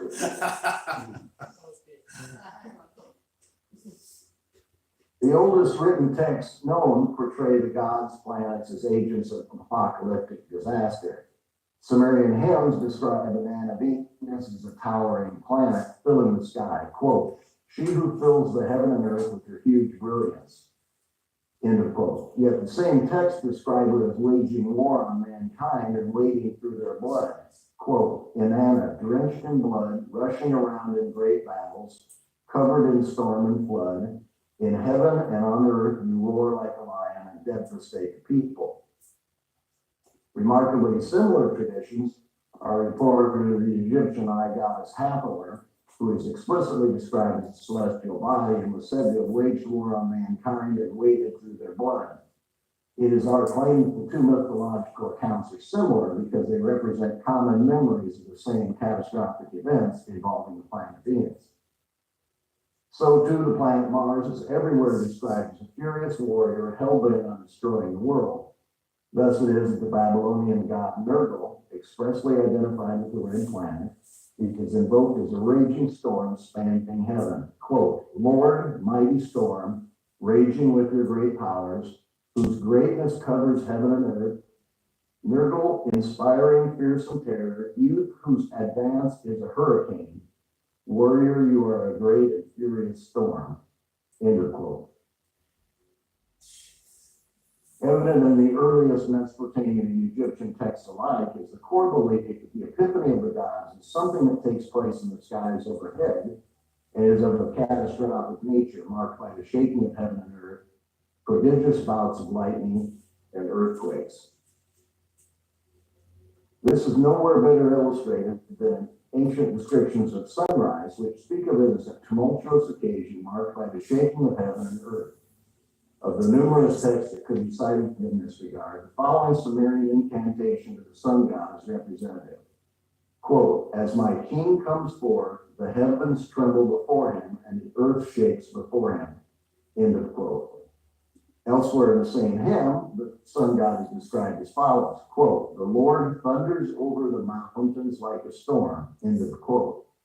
Now I ask, does this sound like a realistic description of the modern experience of sunrise? In what sense is the solar epiphany ever accompanied by thunder or the shaking of heaven and earth? Here too, the evidence encoded in ancient languages it corroborates the testimony of the earliest written texts with regard to the inherent relationship between the primeval sun and the lightning storm. The Sumerian logogram Ud, for example, denotes sun, yet the same logogram denotes storm and constitutes the traditional epithet of the archaic thunder god. The same anomaly is to be found in the undernative Akkadian language, where Umu denotes sun as well as storm. So too in Mesoamerica, the Proto-Maya term Ku denotes sun, god, divinity, while the cognate Ku denotes lightning, thunderbolt. Encoded in such archaic terminology is the empirical observation that the primordial sun was the focus of intense electrical discharges, likely plasma-based in nature, as per the theories of Ralph Jurgens, Anthony Peratt, and Walt Thornhill.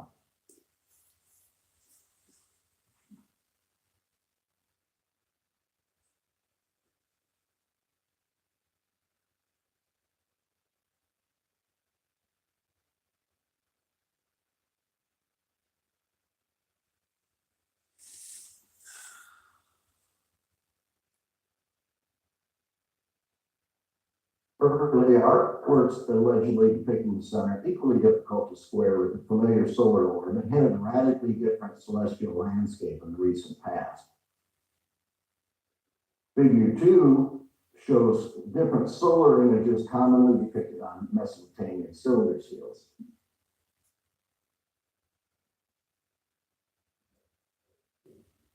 There's a good example. It will be evident at once that not one of them bears any resemblance to the present sun.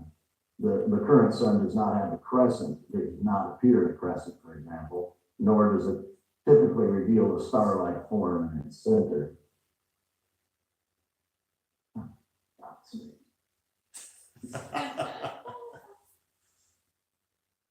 Now consider the image depicted in figure 3. There. That was CJ. A close variation on the previous figure, representing an earlier phase in the evolutionary history of the polar configuration, in which a lightning-like filament radiate across the disk of the sun. In our view, the global traditions of lightning discharging solar eye likely find their origin here. An old Babylonian hymn provides a representative example of this thematic pattern. Quote, "May the sun god at his rising from his chamber gaze with his favorable eye. May everyone praise him together when he raises his eyes, flashing like lightning." Analogous traditions will be found around the world. The same conception appears among the indigenous Dasana of the Amazonian jungle. Quote, "Lightning is also interpreted as a glance from the sun, a rapid twinkle. So too it will be remembered that Zeus's eye cast forth the thunderbolt in Greek tradition." To summarize, the voluminous evidence presented by ancient literary texts, artworks, and language speaks with one voice in telling of a radically different sun prevailing in the relatively recent prehistoric past. It is at this point the informed reader is confronted with certain fundamental questions of logic and common sense. At what point does the evidence become simply too compelling to be ignored?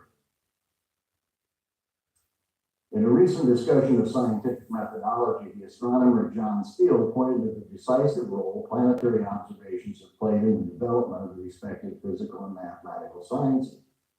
It was ancient Babylonian planetary observations, after all, that Ptolemy consulted in order to place Greek astronomy and mathematics on a secure scientific foundation, after which the new science spread to India, China, Egypt, and Arabia.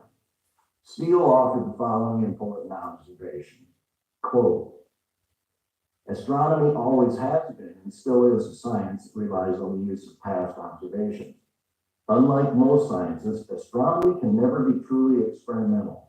Astronomers can only observe the astronomical phenomena that present themselves. Perhaps uniquely in the sciences, astronomers, therefore, are forced to rely upon empirical data collected by their predecessors. Yet, as we have documented in the case of the turquoise sun and other works, modern astronomers have almost uniformly ignored the astronomical observations included in the ancient literary texts, pictographs, and artworks. They do so at their own peril. Well, what could be more revolutionary in its implications than the possibility that a wholly different sun dominated the sky in the relatively recent past? At what point can we expect a fruitful interface between the testimony of ancient sky watchers and modern science?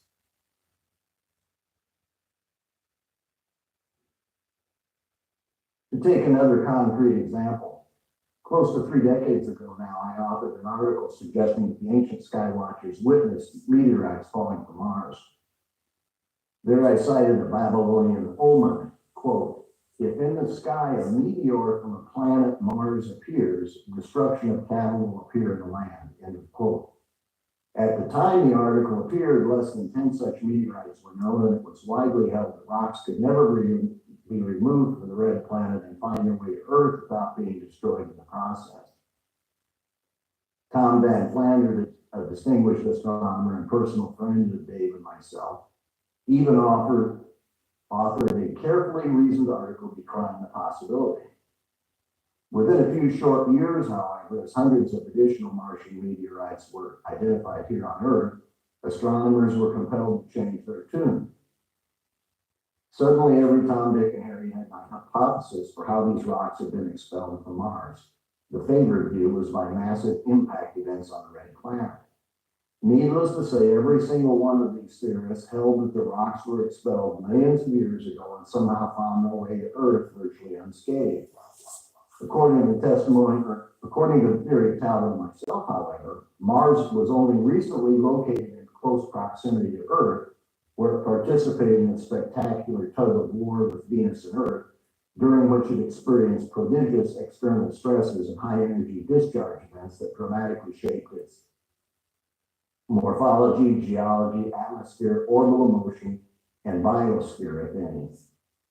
Under our catastrophist scenario, it is relatively easy to imagine Mars rocks being ejected from the surface and falling to Mars. See if I can bring up a picture here of what we have in mind. So the image on the left is a simulation that we did at a prominent business where the yellow orb is a Saturn-sized orb, the green orb is Venus, and the red orb is Mars. And so that is one particular phase that we identified, and we'll get to the other phases here in a second.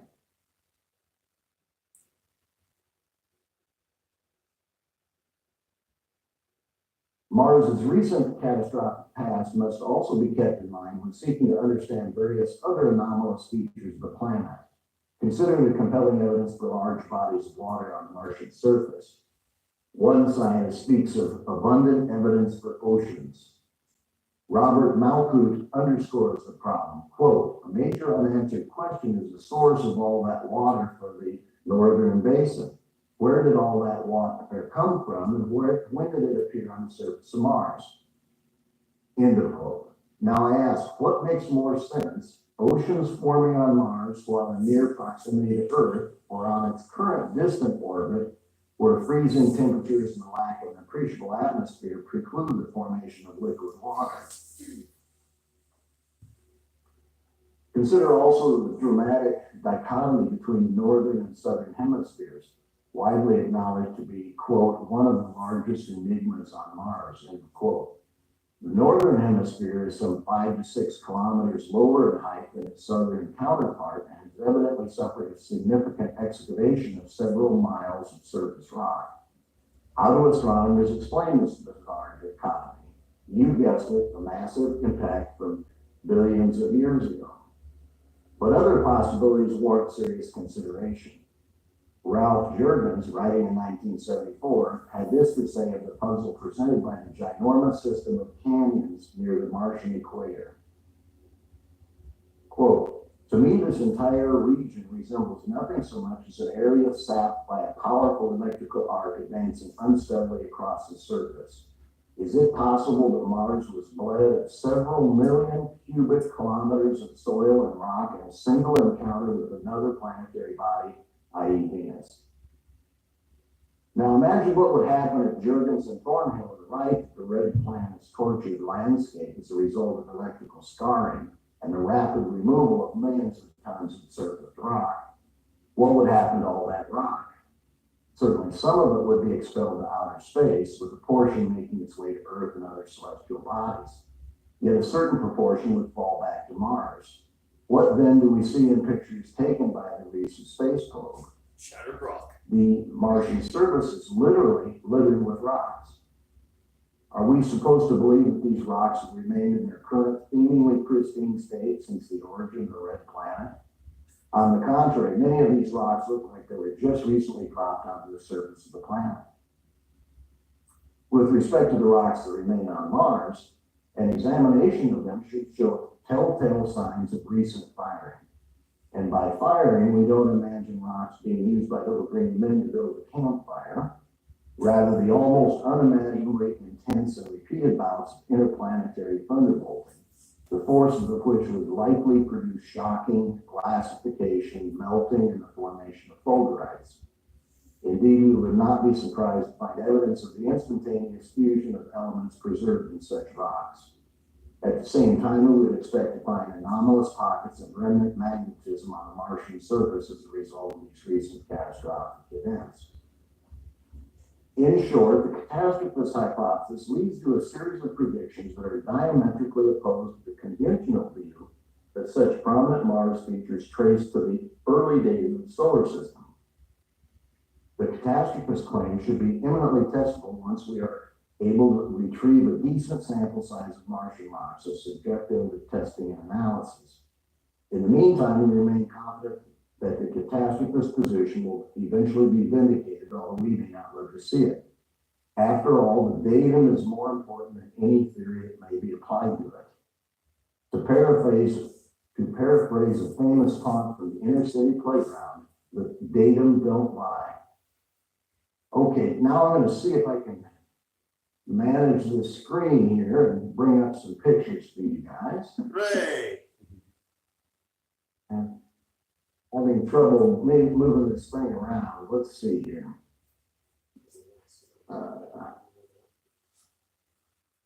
Trying. Where's the green dots? They're gone now. Oh, I think you just have to move the mouse.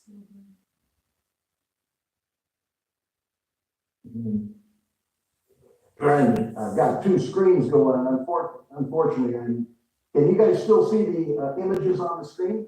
Yes. We see Mars, Venus, Saturn, and the floral depiction of Venus discharging. That's the one we see.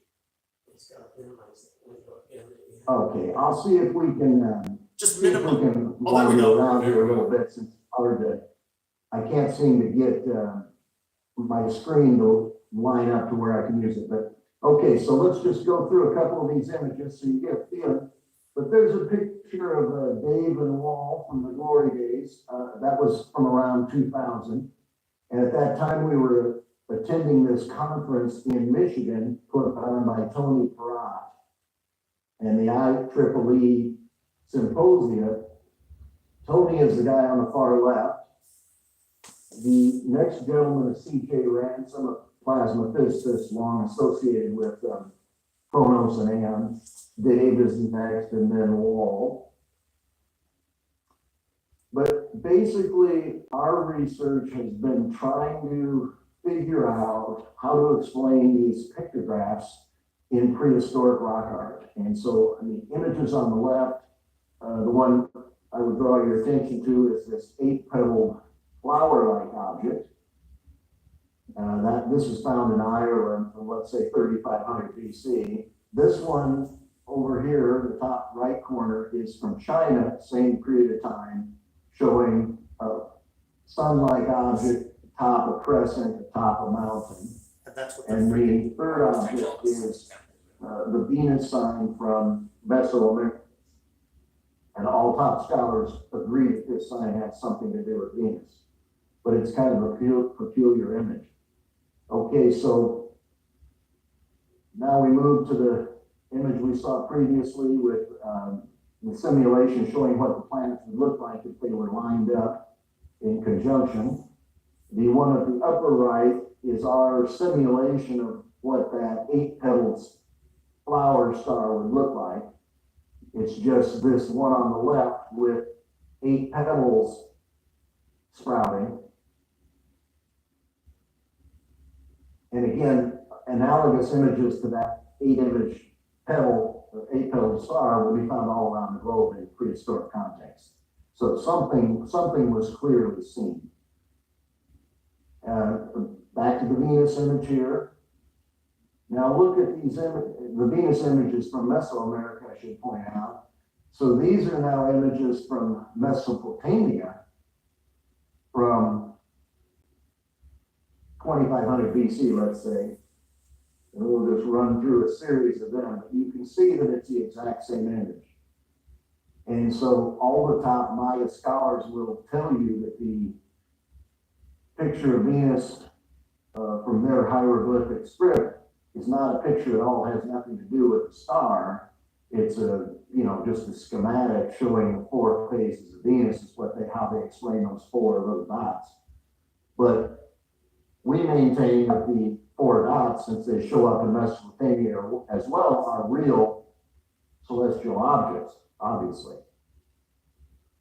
And just by total coincidence, when Tony Peratt was running his lightning discharge experiments from Las Vegas in the 80s and 90s, all top secret stuff that Dave and I did not have access to, he came up with this image here. And it's the exact same image showing a star-like object in the middle with four dots around it.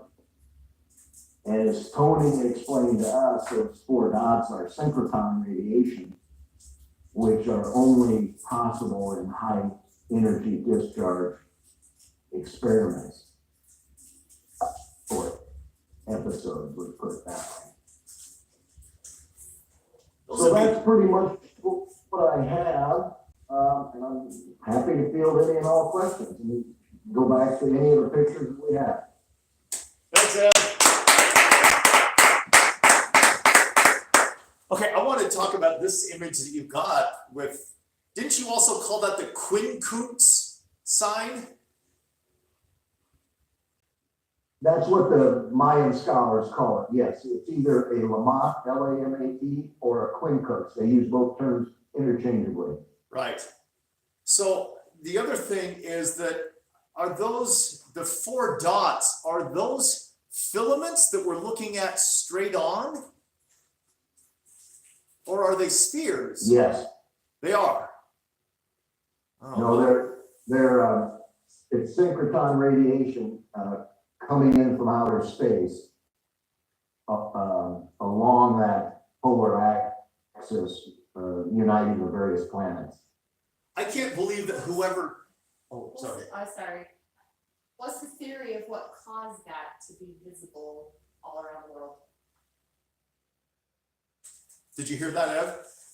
Well, that's kind of, yes, I did, and it's a great question, and it's kind of above my pay grade. I wish Tony was here or Walt to describe it. But in a nutshell, just as we see the aurora lights today, in a high energy discharge situation, it's just lighting up your atmosphere coming in from, in the current terms, in the north, from the north, right, and exciting those electrons.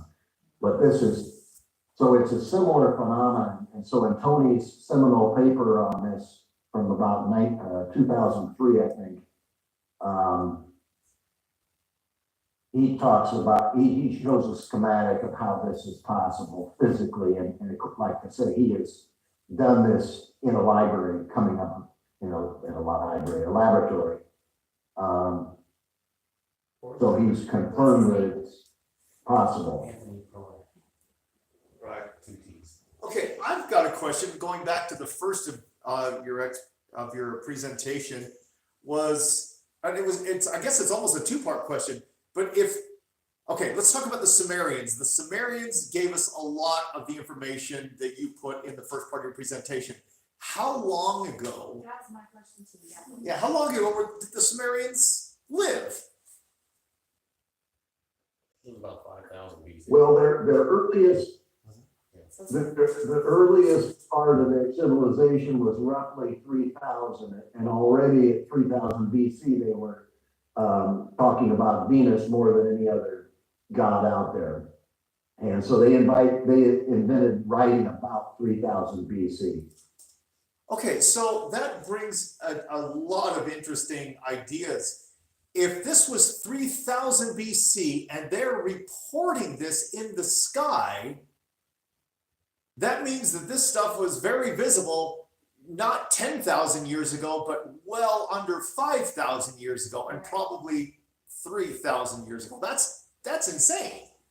Not necessarily observing it at that point, right? It was at least in their memory at that point. It was at least in their memory. Are you gonna talk about? Which could be generated by.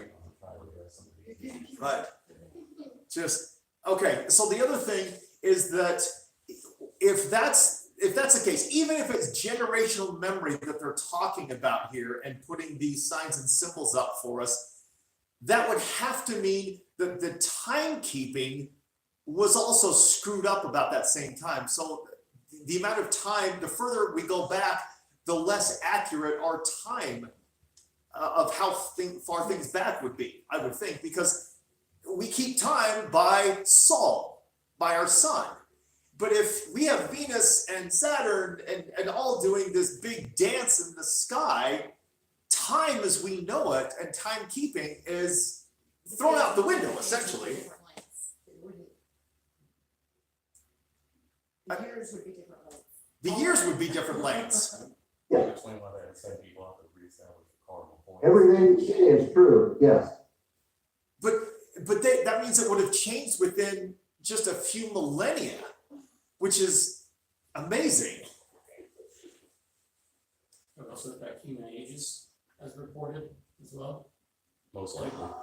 Ev, have you ever run across that these phenomenon affected the age that humans lived, like how long they could live?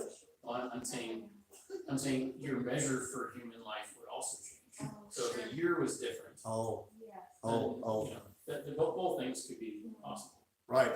There's been speculation that if the Earth was tucked into like a brown dwarf atmosphere, we wouldn't be able to see the stars.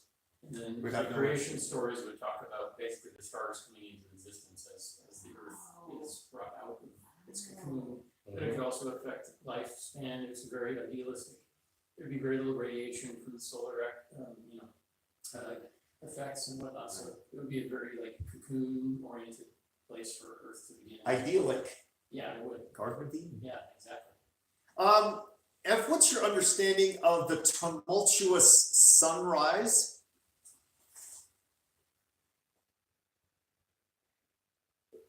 Well, the single most important event in creation myths around the globe is the original appearance of the sun. And so that's what my most recent book is about. And all those cultures paint that sun as a flower-like object, and it just exploded into the sky and had a turquoise green color. And so, you know, it was a specific historical event that, you know, kind of like a supernova situation, you know, that was just unbelievably awe-inspiring, grabbed everybody's attention, but it was also super dangerous, you know, when synchrotron radiation was involved and that kind of stuff. So it was very catastrophic. As Dave emphasized from day one of his researches in the middle of the 70s, creation was an event that was heard, you know, around the world. Tremendous thunderous sounds associated with these gargantuan, unimaginable lightning discharges, by the way. So it was a very, very traumatic event that human beings simulated then for the next several thousand years in remarkably specific rituals designed to emulate those stupendous events. The one that I was really interested in about is how we celebrate the New Year's by banging pots and pans and lighting fireworks. And apparently that's not just a Western tradition at all. Absolutely not. It's the same thing all around the world. And that's the, you know, the origin of this primeval sun, the start of a new period of time, a new beginning. That's what the New Year is all about. Right. And as you know, in ancient Rome, for example, the New Year is March 1st. It was named after the god Mars, and it was supposedly designed to celebrate the original birth of Mars. And there's all kinds of other things involved that, you know, are unbelievably specific. It's just going to show that these weren't made up memories or made up fairy tales for children. These are precisely recalled events. Right. I can't. Precise descriptions of prehistoric.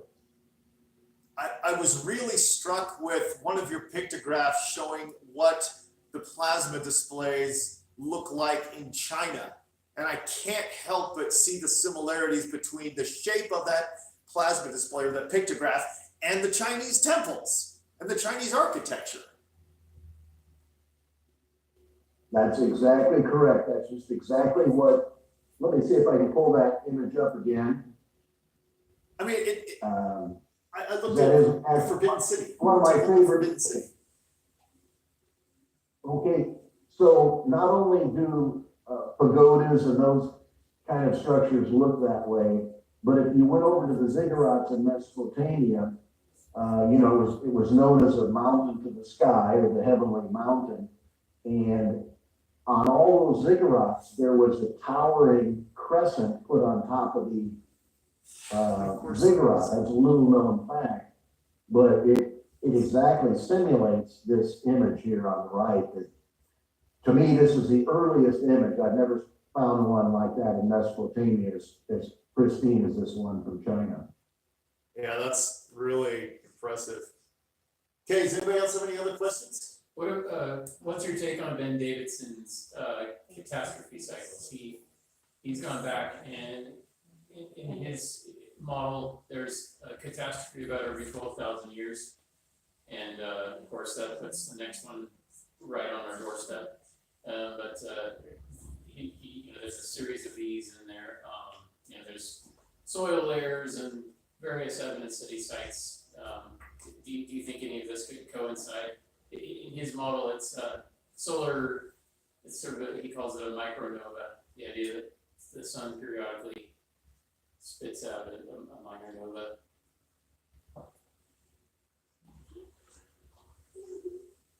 I think it would probably be best if I just avoided talking about his material. Number one, Ben kind of piggybacked on our stuff and used to attend our conferences in the old days. And then he based a lot of his material on Tony Perrot's stuff. And so I place absolutely zero credence in anything Ben says, let's put it that way. Okay, so you see it as incompatible. It's not a 100% incompatible, other than where he borrows Tony's plasma effects and the aurora, you know, seen in the sky, the possibility of auroras having catastrophic implications. That's certainly valid.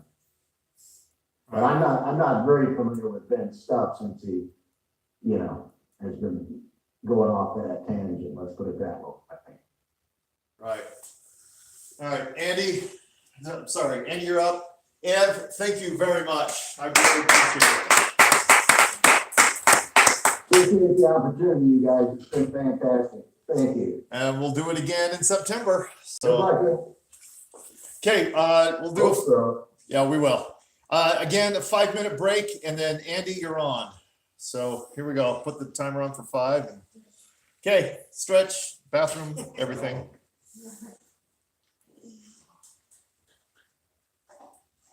Let's see.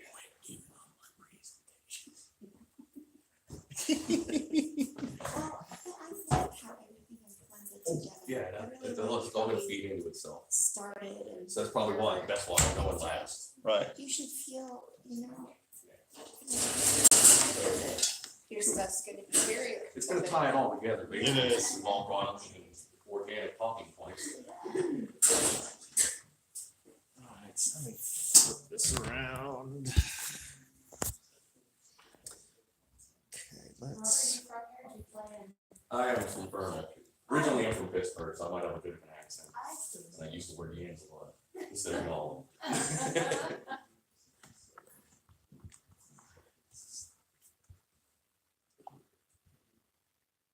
So let's go here. Funny thing was, I was actually looking for property in Willa, and while I was out there, someone broke into my car, so he messed up the whole side panel door, and the handle was all dangling and everything. So I just drove down here and I go to my uncle's house, and actually my wife's uncle's in-law. Because he used to do body work, so I was just, I've been down here since Friday, I worked on the car, I figured I might as well just stay, and I was going here anyway. Instead of driving back, coming back. Yeah. To stay at my in-laws, get here, and then present, and I'm gonna head on home after this. So, Nice. So that's too bad about your car. well, at least I got it fixed, you know, Yeah. and it wasn't that expensive, and I took it to the dealership. They've tried to charge me like $800 to replace the door handle, you know, I was like, no, I'm not doing that. When I Especially, go ahead. oh, sorry, especially when I did a price, check on the parts, just, you know, I figured parts was like maybe $100, I paid for overnight shipping, so it was like $150. I was thinking that maybe labor, $350, $400 sales tax out the door, but you know, $800, and I was like, no, absolutely not. Yeah. I'd rather YouTube it and do it myself. Yeah. When I lived in Missouri, my car got stolen on the driveway. Right on the driveway. Yes, it was 4 o'clock in the morning. My neighbor heard them start the car and she thought, man, that car's always going. And I got up. Well, the car is now, but. Yeah, I got up and saw the car was gone. I thought my oldest daughter must have taken it. When I went to her room, she was asleep still. Oh, no. Where's the car? Not here. And 4 days later, they found it out of gas and they had used a pry bar, jammed a pry bar in and just pried the door open and broke the steering column. Oh. And so it took a little bit I can't remember how much it cost, but you know, that was 4 days later when they found it. So I had to get to work, so I had got it in the car by the time I got it back. And I didn't dare park it outside, I left it in the garage for a couple of months, and then I just thought, well, this is stupid, I might as well just sell it. So I sold it, the lady that bought it, I think it was 5 days after she bought it, it got stolen from her while she was at work working a night shift at a care center. And that time they told it. Geez, they just had fun field day with it. Well, she hadn't even gotten insurance on it yet. She hadn't, she hadn't switched the title over. Didn't even get a binder. Oh, man. So all she had was a bill of sale for me. And so I had to go to the tow lot to get the car out for her. And when I got back, there's no getting it out of the tow lot. Wow. The wheels were, it was sitting on the ground, on the rims. Yeah, everything was gone. That's horrible. The Suburban that got stolen. Some people's kids. They broke every window, took every part they could. The whole thing was so, yeah, but I think that's partially scary. It was the most popular model in Missouri at the time. Oh, but just in case we can't pull it off. Oh, got it. Okay. And we're back. All right. Hit the, go live there. Oh, that Okay. sounds good. And we are good. Andy, it's all yours, baby. Yeah. Take it away. Okay, do you hear me okay? We hear you great. Loud and clear. Okay. Well, first of all, thanks, Ben and Robert and everybody else there who decided to put this mini conference on. Appreciate it. It's all Ben. I'm just a participant. Okay. What I want to talk about today is plasma orogeny, or how plasma winds, dusty plasma winds and shockwaves shake mountains. Sweet. And I'll show some features that are unique to shockwaves to dispel consensus geology. Discuss some characteristics of the wind and finalize with some time for questions. Okay, good. Andy, that'll be great. I'm sorry. I'm just getting some people back in the Eb's coming back in. Okay. Yes, that's great. Wonderful. That? Okay. So normally sand dunes are made by the wind as it undulates over the ground in waves of compression and expansion. And where expansion occurs, you have fast winds that carry the sand. And where compression occurs, the wind slows down, and that's where the sand settles, forming the dune. And so the dunes actually form in the shape of the compression waves, and you see that they repeat harmonically, because they're essentially sound waves. Mountains are made the same way, except they're supersonic compression waves. So this form here is a tetrahedron. It's typical of most of the mountains on the planet. This side here, this straight, flat, triangular face is the windward face. So the wind was coming from left to right, in this case, building this large dune. The dune's built by supersonic winds, by the shock wave. The shock wave forms this tetrahedron form, and it's called a lambda structure. And in this case, the wind is coming again from left to right. This is the windward face, this flat triangular piece. And down here at the bottom of this plane is what's called the separation bond. Now this is related to the same phenomena that causes shock diamonds in the exhaust of a rocket or a jet airplane, where supersonic flow forms a shock wave that impinges on the walls of the jet stream, and that shock wave reflects. It bounces just like light hitting a mirror. It reflects and creates a reflected shock wave that forms this diamond pattern. So the same thing occurs. Well, the diamond pattern at a low Mach speed, that is just above the speed of sound, will create a low relief angle to create this diamond pattern. But as the wind speeds up to higher Mach levels, the angle increases and the frequency of the diamonds increases, as you can see here. So this would be a higher Mach, faster wind than the one at the top. When the wind flows over a boundary layer, like the ground, for instance, it forms this shock structure called the lambda structure that I showed you before. This is the tetrahedral structure. And this is formed by the friction of the wind over the land. And this is a compression wave, this entire structure. And it's quite complex. And you can see in here the light. This is a Schlieren photograph, which shows the pressure regimes within this airflow. And these bright light areas are areas of expansion, and these darker areas are areas of compression. Is this going from right to, Andy, is this going from right to left, or from left to right? The wind is going from left to right. Thank you. And they have different names for all these features within the shock structure. There are three areas that I want to focus in. The lambda structure itself, which forms the tetrahedron. The separation bubble, which is this area right down here at the bottom, where you see all this turbulence. And it also has a sloping tetrahedral shape at the foot of it, right here at the front. And then there's a recirculation zone, and that is where the airflow has to rise over this bubble and flow around, and it recirculates behind and causes interference in the backside. So I'll show you features that are existing in all, formed by all three of those areas. Most mountains are formed in this area called the separation bubble at the bottom of the lambda structure. And this area is a dead zone. The air is almost static in this region, and it has supersonic winds that are flowing above it and through the lambda structure, and they're having to incline over this bubble that's being formed. So they incline over it, and we have the incident shock wave is this dark line right here, and this is the reflected shock wave that forms this backside of the tetrahedron. So a mountain that forms in the separation bubble will typically layer in like this. It will form first along a shock wave. It will fill the tetrahedron.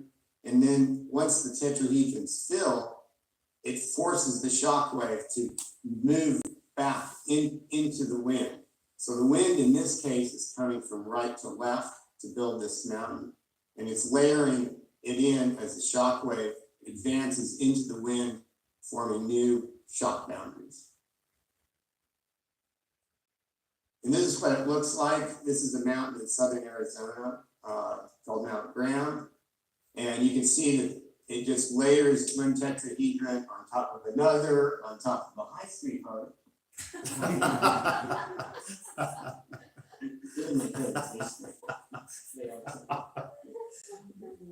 Yeah. I'm on a presentation, okay? Okay, thank you. Sorry about that. That's very You can awesome. see this layers on the tetrahedron just like fish scales. And it's forming this whole ridge line in the mountain. And on the back side of this mountain, it just drops off precipitously. This is the lambda structure section of that forms the tetrahedron. And once the separation bubble fills up, this will begin to fill. And if the lambda structure fills up, it'll form a houndstooth-like mountain that has a dip to the stratigraphy that is at a lower angle than the face of it. This face of it is called the Mach angle that's created by the incident shock. And it's related to the speed of the wind. So it's called the Mach angle. It's mathematically related to the velocity of the wind. And then this layering occurs at a lower angle, and that can be demonstrated on Mount Everest. It's a full lambda structure filled. The northern face is the windward face, and you can see it's at an extremely steep angle at about 70 degrees, but the stratigraphy is at this lower angle. It is just like it's shown in the pressure regimes of the lambda structure in the wind tunnel. So now I'll show you some unique shockwave features that can only be from a shockwave. First, the Mach angle, pressure instabilities. We'll look at harmonics, a feature called the Mach stem, and expansion fans, and another feature called the lambda foot.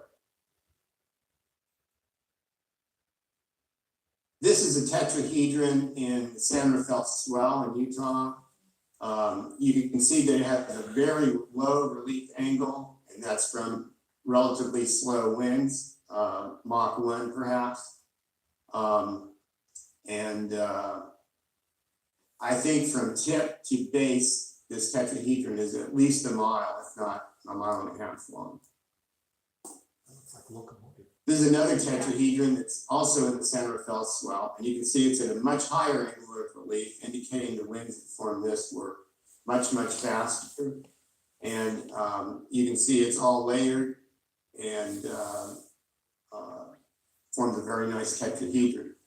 On top of it, more winds came, and these winds were slowing down because you can see the stratigraphy, the angle is relaxed somewhat, so the winds were slowing. And here's another example of where the stratigraphy changes and its dip, also because the winds were slowing down as the tetrahedron was positive.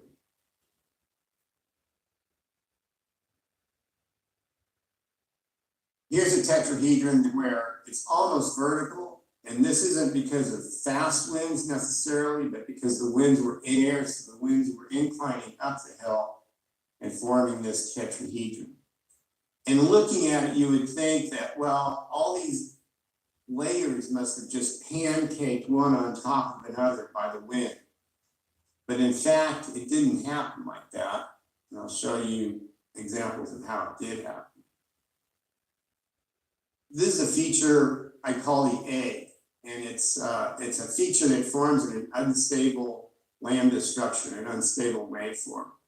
And it's this blue feature right here is a high pressure zone. And what happens as the wind blows through the lambda structure, it has to go around this high pressure zone, and the dust goes beneath it and behind. And it gets compressed up behind this egg structure to form a mountain peak. And an example of that's here, where you can see the rock comes back and folds right up and curls at the top because it's flowing back behind that high pressure egg. And you can see how the face of this is dished in because this is where the egg sat right here. You see the same thing happen in the layer before. It's dished in because of the egg, and the material flowed in and up behind, just like that. Over on this mountain is another tetrahedral structure here that's caved in, and that was also because of the high pressure egg that settled in right there in that part of the lambda structure.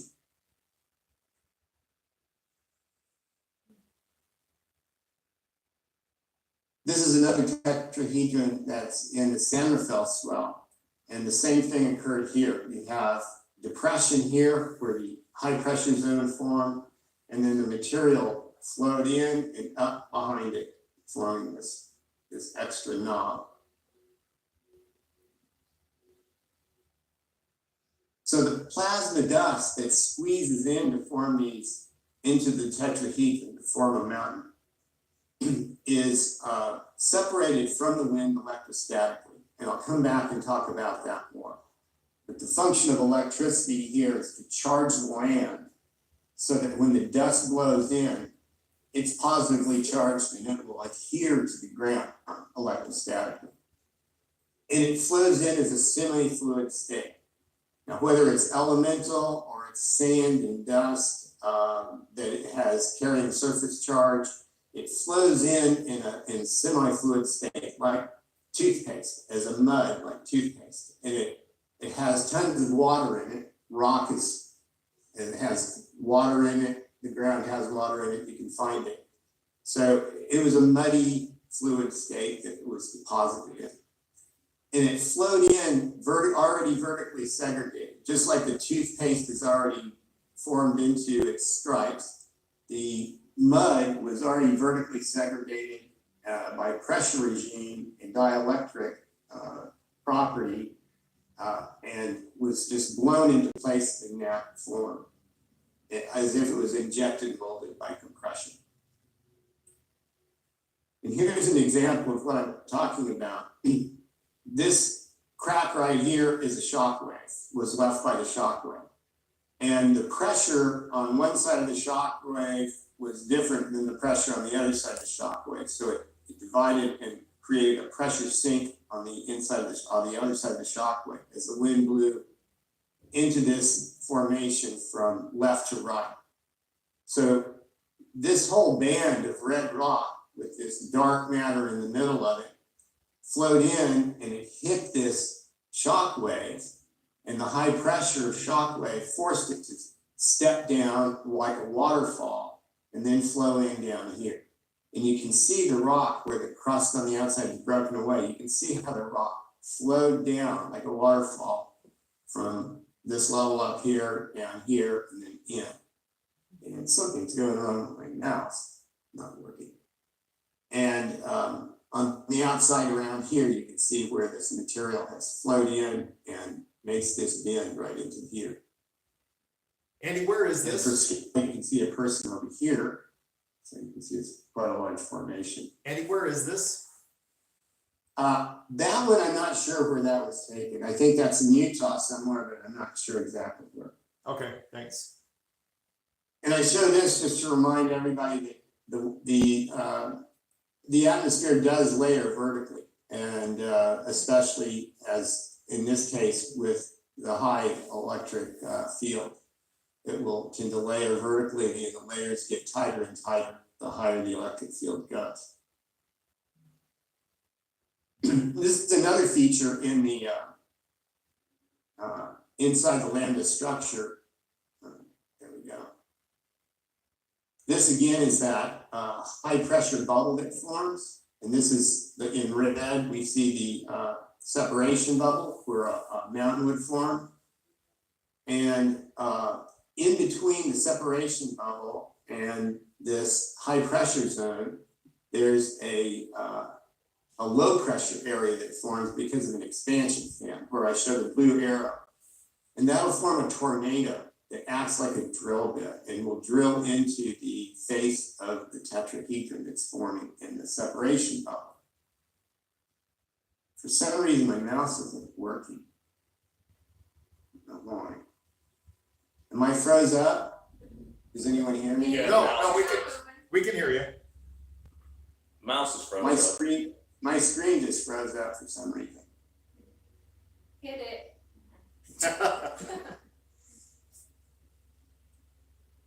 Well, respond to me. Oh, it just shrunk. I don't know what to do. My mouse just quit responding to me.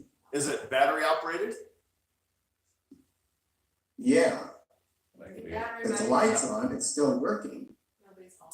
Yeah. Change the battery.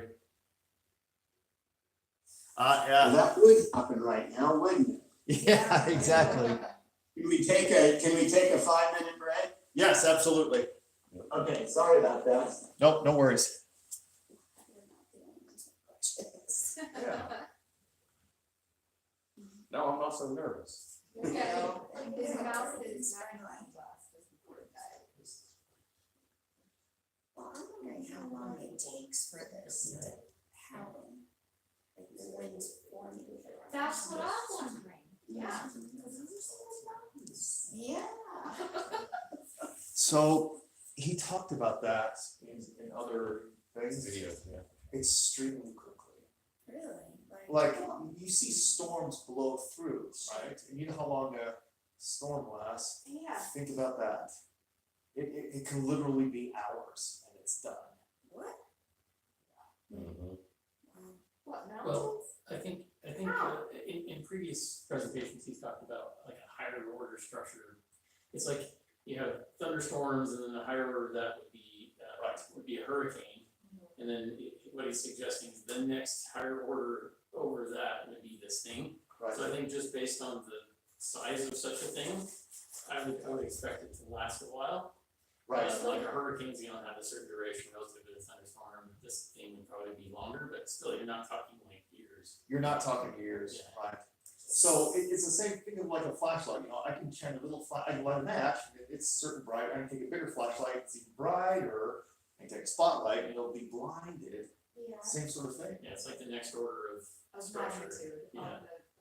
And see, one thing I'm gonna ask him about is, if these are going on, you know, these are supersonic winds, how the heck is anything surviving?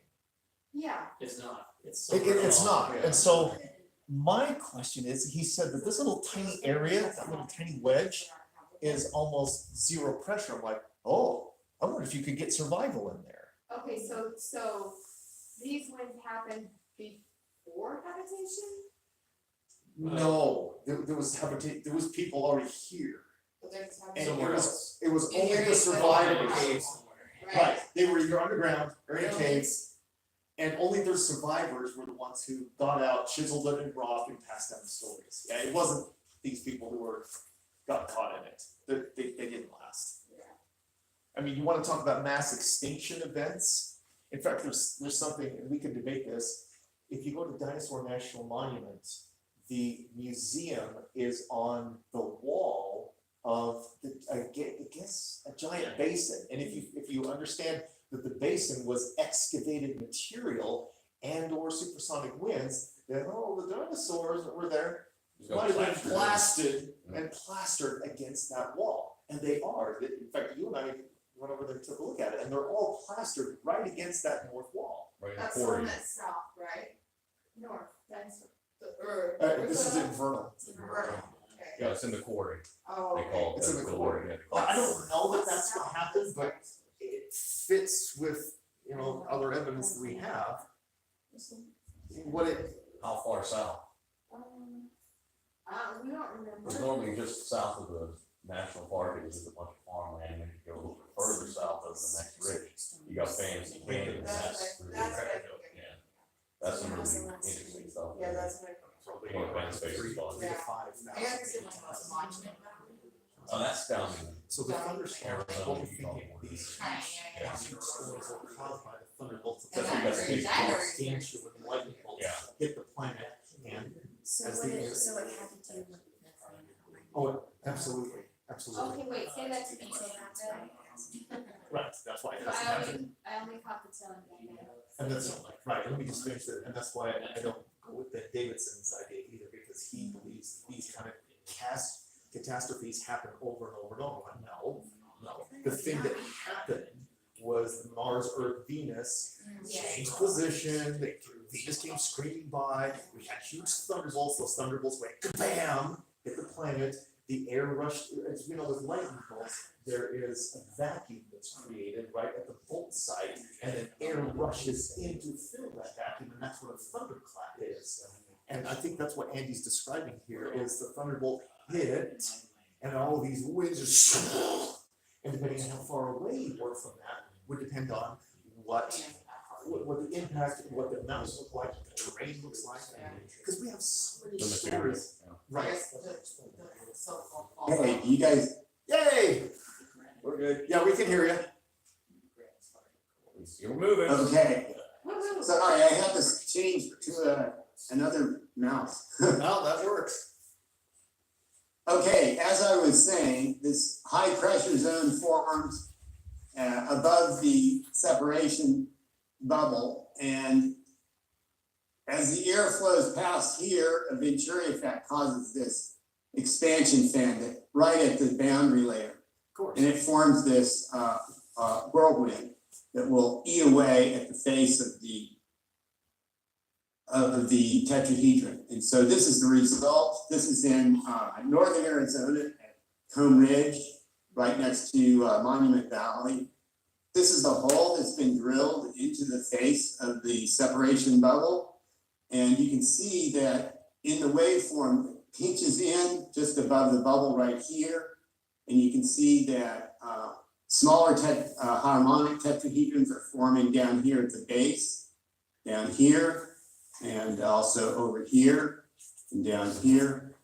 And then this is an image inside of the wind tunnel looking at the face of a Wow. separation bubble. Here's where the hole is forming right here. You can see how it pinches in, the waveform right above the hole. And you can see the tetrahedrons forming harmonics right down here, just like this other, just like the rock in Comb Ridge. It's almost an exact duplicate of the waveform that's here. Wow. Wow. But Andy, Sorry, my Andy, mouse- hold on. I'm sorry to stop you. Go back one picture. You can't see me. I'm sorry. Go back one slide. I'm trying to. Oh. Yeah. Oh, whoops. Wrong way. I don't know why it keeps bouncing around there. Okay, never. I'll leave my question till the end. It's okay. Keep going. Oh, no, there you go. Andy, the black. You see where it says scale right at the bottom? Yeah, Is that black area? Is that the separation bubble? this whole thing is a separation bubble. Oh, the whole It's thing. an unstable separation bubble, so it's starting to break up into harmonics, and it's forming this hole because of the low pressure zone right there, and it's going unstable. Okay, great. We're just having our minds blown here. That's all. So this is the hole that I was showing you. You can see that it's undercut and that it's bowled in so that you can see the different concentric rings of the layers in it from that tornado that drilled it out. This is jumping more than one screen at a time, and I don't know why, but just a moment. Okay, here we go. The next, excuse me, there we go. Gremlin. I don't know why it's jumping too. Okay, the next part of the next feature I want to show is this back end of the separation bubble. Sometimes this fills up and nothing else, but sometimes it will fill this entire back end of the separation bubble too. And when that happens, there's also an expansion fan back here that forms a tornadic wind. And I described this in an article I wrote called Mount Origami, and whoops. Oh. This origami. It's in the Bernese, Switzerland. And what I described is that there's a lens of material right here that was actually the tetrahedron. And you can see that this lens has been opened up, this stratigraphy, and you can see it ends here and it ends here. And in between, all this material was pushed in. And it was pushed in by one of this tornadic wind that sucked dust from above and fed it in here and swelled this thing up, causing the unusual shape. And you can see where the material dripped out while it was still semi-molten. And when I wrote the article, I didn't have this next image, which is the same mountain. You can see here is where the material squeezed out. And right here is where the hole is. I predicted it would be there. I didn't have this image, but there it is right here. And this depression is where that high pressure bubble was pressing into the mountain. And then the hole was drilled by the expansion fan. These are in the Swiss Alps, you said? That mountain was in the Swiss Alps, yeah. And when you have multiple areas where the wind strikes objects as it's moving along the boundary layer, it creates multiple shock waves, and these will reflect and create harmonic waveforms. And so you'll see harmonics in the mountains. This is transverse harmonics or sequential harmonics. This is the windward side of the mountain here. So the wind was blowing from left to right, forming this Mach angle. And this is a case where you have both longitudinal and transverse harmonics forming. If you look, if you zoom in here real close, you can see that the harmonics are forming all over these tetrahedrons. So it's little tiny tetrahedrons. You can see them kind of all over the place in here. Imagine that, harmonics in nature, aside, not just with guitar strings. And this is a complete symphony right here. A harmonic symphony of lambda structures form. And this is in the Andes, I believe, in Argentina.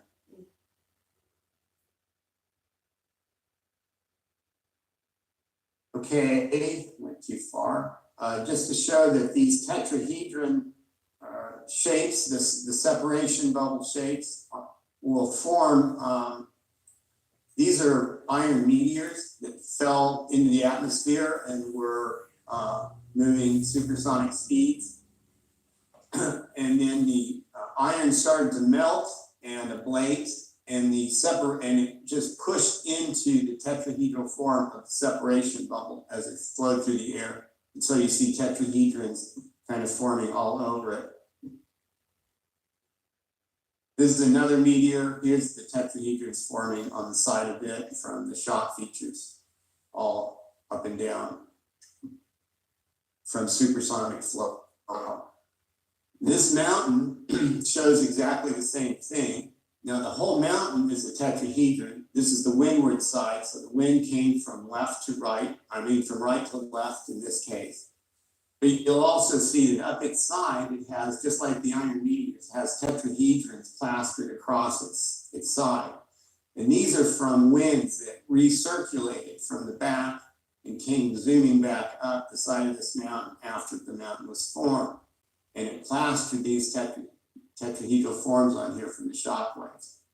And I'm not sure from looking at the picture whether these tetrahedrons were extra dust plastered on by the wind and molded on here, or if this was actually the mountain itself was still soft and molten, and the wind just pushed these tetrahedrons up into place like they did on the meteors. The reason I say that is you can see how the rock looks like it's flowed down here as if these were just pushed up. Anyway, it's an interesting question. I'd like to go see this mountain a little bit closer. Where's it at? Okay. Andy, where was that mountain? That one I do not know where that one is. I'm sorry. I didn't. I got it up. We'll Google I lens. got it up in here somewhere. It's a picture. Almost. Okay, so what I was describing is this backdraft wind that came back up behind and circulated up the lambda structure to form those little tetrahedrons. And another thing that this backdraft wind will do is it forms an interference zone right here, and it can also form a tetrahedral separation bubble on the back side of the mountain right here.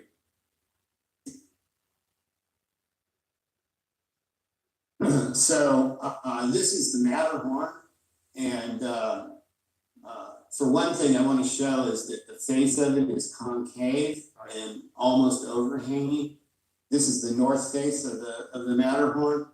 This is the windward face, so the wind was blowing from left to right, and this had one of those high pressure zones formed with the egg, and that's why it's concave. Because the dust just blew in below the egg and then came right up here and filled up from behind it into the lambda structure. But the reason I wanted to show you this, the Matterhorn, is actually the backdraft winds that circulated behind and came back up behind here. And you can see how it carved away a bowl right here on the backside of the lambda structure, and then blew out up the top, and it carved away part of the mountain here and here, forming this channel as it blew in and back up. And then it left this nice even ridge line behind the lambda structure because the wind had to divide around the lambda structure. And so it left a dead zone of air where it split and forming this ridge line. And this is very common configuration on lambda structure mountains that you'll see in the Alps, the Himalayas, and the Andes, where it forms this tail on the back end, and you can see where it recirculated, forming these kind of hollows and pockets. This is a mountain in southern Arizona, the Catalinas. This is the same mountain I showed the stratigraphy of in the beginning. This is showing the windward side, the tetrahedrons being formed. And this is the back side of those tetrahedrons. You can see they're almost vertical cliffs. And they're just lined up here. We need to go look at the blue map again. If we look at the same mountains on Google Earth from above, what we were looking at is this ridge line right here, this small piece I'm circling at the bottom. That was the ridge line that we were looking at, where the cliffs were. The wind in this case deposited the mountain coming from right to left, and then it formed this backdraft behind the mountain. The whole mountain here is not the lambda structure, but it's formed within the separation bubble. And then the wind recirculated around and deposited these mountains. They're called the tortolitos, and these are wind-formed mountains by the backdraft as the wind sucked back up behind here. And you can see how it just scooped out the backside of the mountain, just like ice cream scoops. Okay. Another feature that next I'm going to show you is called the mock stem. And this is formed at the backside of the separation bubble. If you imagine the separation bubble being right here, a little tetrahedron, this is on the back side of it. And it's formed by reflected shock waves. So this image is in the Catalina Mountains again. And this is the back side of the tetrahedron. And you can see the mock stem formation forms these cracks, V-shaped right here at the stem. And you can see echoes of it along here. And in this next image, also, these are the cliffs that I showed you before on the backside of the Catalinas, and you can see that right here, you can see that formation of the mock stem behind the tetrahedron, the Y shape. You can see features here and over here that are echoes of the mock stem on the backside of all these tetrahedrons. Okay, the next feature is called an expansion fan. And what's going on here is the airflow is going from right to left with the arrow, and it's going over a table edge. You can see right here. And so as the airflow goes over the table edge, the boundary layer forms this expansion fan as the wind expands over the edge of the table. And in each of these is a reflected shock wave that it forms this fan. And right here, if you see this, is the tornado that I'm talking about that will eat into the face of a tetrahedron. In this case, it's forming in this low pressure zone of the expansion fan where it separates right here. Excuse me. 2 minutes, Andy. So this is in I believe in Iran or Pakistan. This forms an expansion fan because it was formed by a downdrafting wind. So the wind was blasting the earth like a blowtorch, and it was rotating. And you can see that the wind blasted the earth and blew out, forming tetrahedrons all the way around this crater rim. And then outside the crater rim, it formed this expansion fan as the wind blew out this way and formed. You can see the tetrahedrons all along here and along here that it formed. And then right here, in this part of the expansion fan, you see that the mountains are running this opposite direction, the ridges. This is where that suction would have formed right in here to pull winds back in, form these lateral mountains.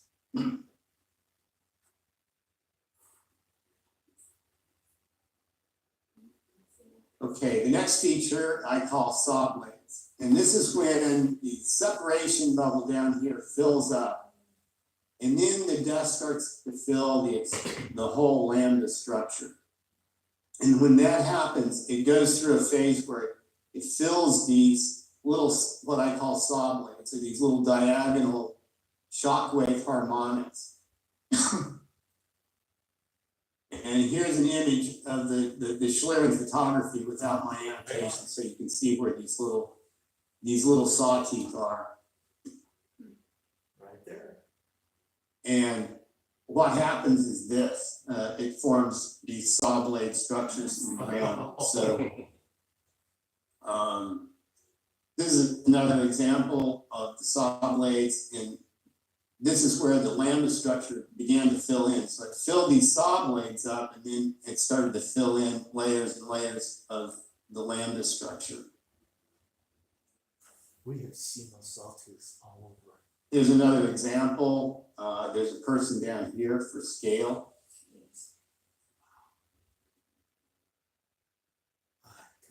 Another example, and another example. And in this one, the full lambda structure actually filled in. So you have just a cliff face with the shockwave forms in it. And on this one, you can see that the shockwave actually left a fissure in the rock, which is quite typical of shockwaves. But this is the saw blades.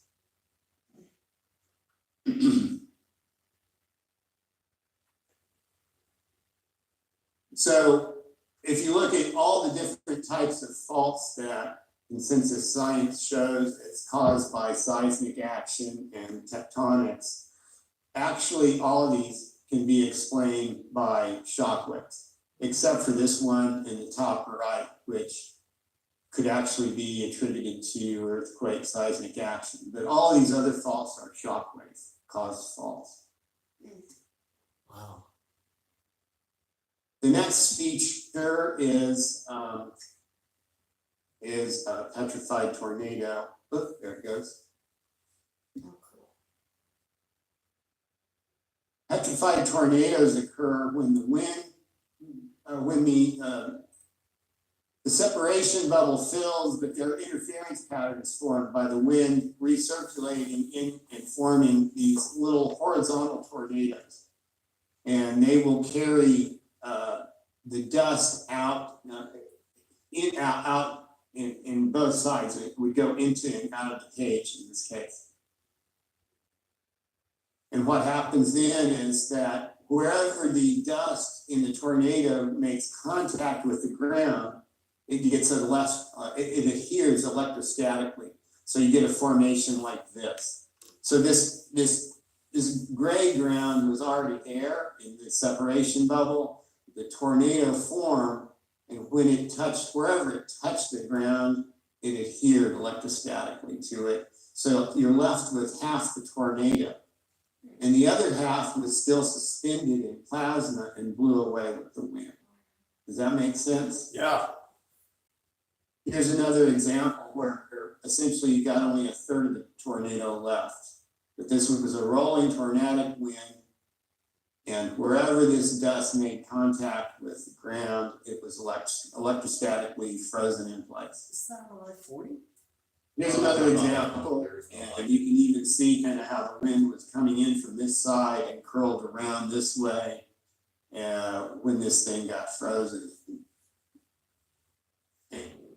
And after it solidified, you can see thermal cracking took place and crystallization, and it kind of broke up the rock. But it would have been deposited as a fluid mud. And these are ionic winds, right? I mean, they're electrostatically charged and separating elements inside the winds, right?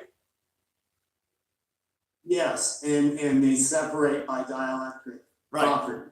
Right. So you have different compounds of minerals in the winds that are, they're making up each layer of the wind, and each one will have a different dielectric property to it. And that'll separate it. Capacitance in the atmosphere between the earth and sky is what's segregating and causing the layers, just like the plasma layers that form around the in the Sapphire project. Right. Okay, so this is another feature called the lambda foot, and this is where the actual incident shock wave hits the boundary layer and reflects. So this is a reflected shock wave coming off this way on the right side. The wind in this case would be coming left to right. Whoops. Boy, my computer's doing everything today. Okay, so it forms this lambda foot, and inside the lambda foot, the pressure regimes get compressed. So they show this different stratification on the inside of the Y formed by the reflected and the incident wave. And here's an example of a road cut in Pakistan where this has occurred. And this is the incident shock wave that formed this side over here, arcing away slightly is the reflected shock wave.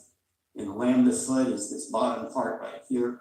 And you can see how the stratigraphy has just been compressed down inside the shock, inside the foot of the shock wave.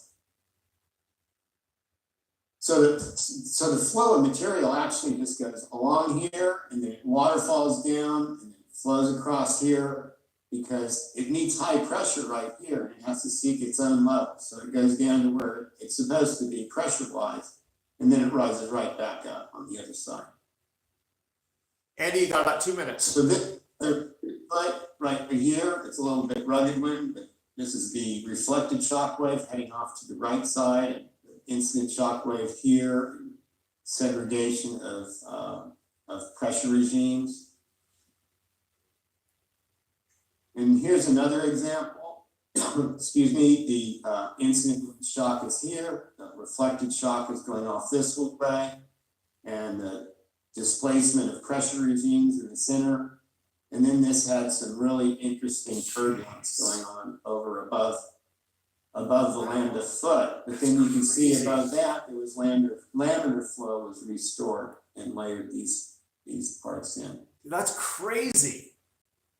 Isn't it? Isn't that crazy? It really is. All right, you got about a minute. Listen to me, because I think I'm crazy. So anyway, a little bit about the plasma winds that form the mountains. I'll talk about the beginning and the end, the driving force behind it, the winds. Actually, I'm not going to talk about arc blast and erosion. I took those out for time, but I will talk about meteors, battleships, and Jupiter. I don't think shortly. there's time there. So in the beginning of these winds, this mountain is the Catalans, and this is a tetrahedron that has been buried by these tetrahedrons. And what I want to point to is the amplitude increase from this one to these. So there was nothing, then there were supersonic winds that formed this, and then there was a maelstrom of supersonic winds that came and formed these. These are over 1,000-foot tall cliffs right there. Another shot of the tetrahedron, the backside of the tetrahedrons in the Catalans. Andy, And that's when it's just off page, but it's that the little one's sitting right down here, just down. Andy, Yeah. we have run out of time.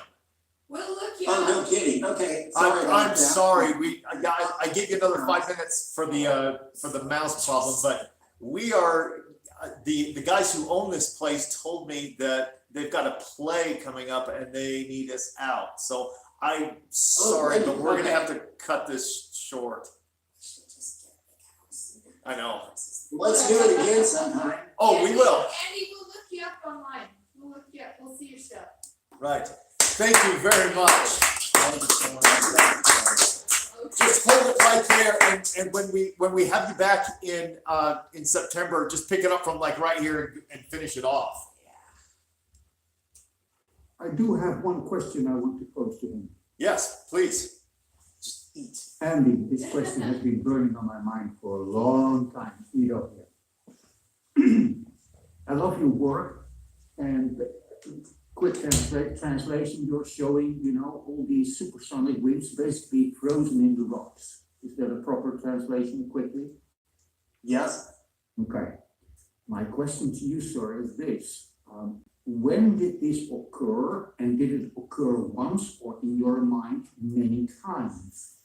On top of that, I have this little hypothesis that I work on, and that is that the Earth is a planet, a rocky planet, and the hypothesis would be, not saying true or false, would be that it's like the leftover remnant, the ashes, if you will, of a star that, has had its life as a star and became a planet. In my mind, but correct me if I'm wrong, what we're seeing is in the rock, what you're pointing out is like, the last contractions and violent situations when the Earth was cooling down, whatever it was before. Can you please talk to that? So when did it happen? Are they the catastrophes or the remnants of the cooling of Earth? What is it? When did it happen? Well, as to when, I don't know. I mean, I don't think the chronology that we've been given by the consensus is valid. And I think that their methods of dating using, isotopic ratios is based on the radiation always being the same, basically, on Earth throughout time. And I don't think that's the case. I think we have instances of synchrotron radiation from things going on in the solar system and change the ratios. And so I don't know time-wise how to categorize it. It was a long time ago. Let's put it that way. I think it was before mankind, or if mankind was around, they had to restart over again after this happened. I think it happened more than once. Yes, I'm sure it happened. There were more than one event. There was one extremely major event that I think formed the continents, and then I think there were subsequent events that were less impactful, but they still reshaped the land, and we could see the different layers of stratigraphy where different life forms, are. There's the dinosaurs, and before that, layers showed nothing but sea life. And so we see the evolution in the layers, and so that had to have happened over, many millennia and separate occasions, I believe, so separate catastrophes. So I think in general that the mainstream idea of 5 or 6 catastrophic periods happening, I think that's true, probably true. How long ago they were, I think is something yet to be determined. Okay, I love your answer, and I would very much concur with everything you said there. Thank you. Anybody else? Question? Is there a clear way to distinguish between classical disc deposition layering and this form of layering? I would propose that everything, all the sedimentary layers are deposited by wind or tsunamis, water and wind deposited during this event or subsequent events. I don't think any of it much is. I mean, I think erosion occurs obviously, but I think it's pretty superficial effect on the land. All right. I have a question. I'll just wait for that to end. Yeah. And you said in the Sapphire project, I remember the team talking about how they found manganese in the atmosphere when it wasn't there to begin with. So my question was, in your theory, during the supersonic winds, if they were ionized, basically in charge, the manganese could have formed in the atmosphere and basically oxidized or formed a manganese oxide. Yeah, that's how you should say it. And it just basically electrically plated on the surface of rocks, which is what we call rock varnish now. Is that plausible? I think you're right. I think that's what happened. I think the varnish is an electroplating. Awesome. Right. I always thought that. I just wanted to have a little bit of confirmation there. Michael Steinbacher talks about welded tufts, which Yeah. is that same sort of idea. Yeah, tuff formations are windblown ash from, it may be originated from a volcano, I don't know, but it was they're windblown. They appear all over the place where there's no volcano. In fact, these mountains right here, the Catalinas that I'm showing, they have a small area that's capped by a tuff. Oh, they do now. The mainstream scientists claim is caused by a volcano, but there's no volcanic, vent anywhere. Right. Andy, again, thank you very much. Sorry, I couldn't get through it all, but next time I will. I don't think anybody got through all the stuff that they had, to be honest. I've had to trim off a lot on mine. All right. We're going to do a 3-minute break, and then Robert Hawthorne's going to be presenting here live. So here we go. 3 minutes. Dun, dun, dun, dun.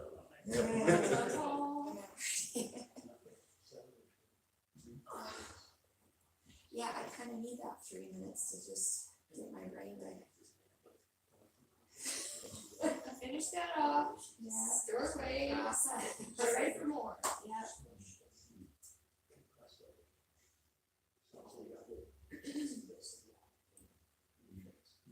Just lock the door so they can't kick us out. Right.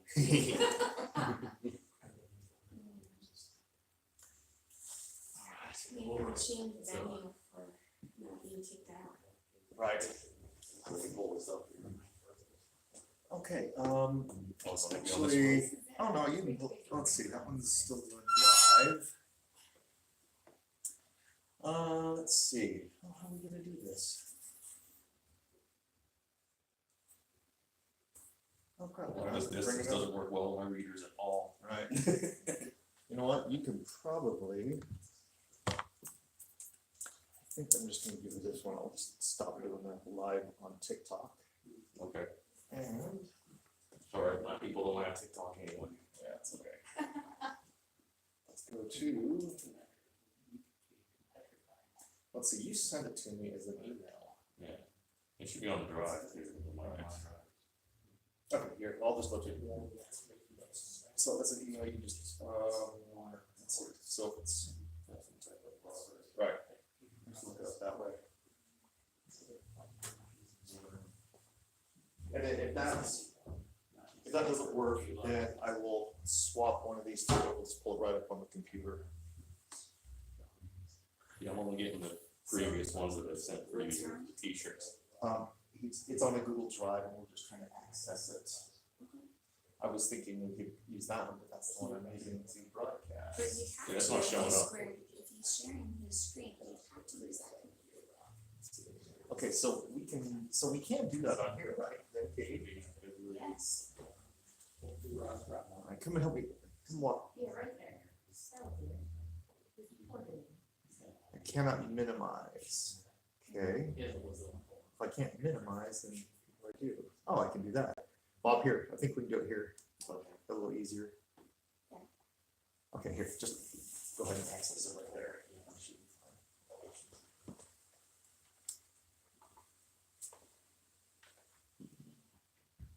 10-1.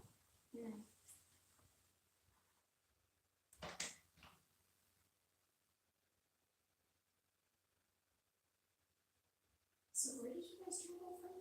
Just a minute. Oh, okay. Yeah.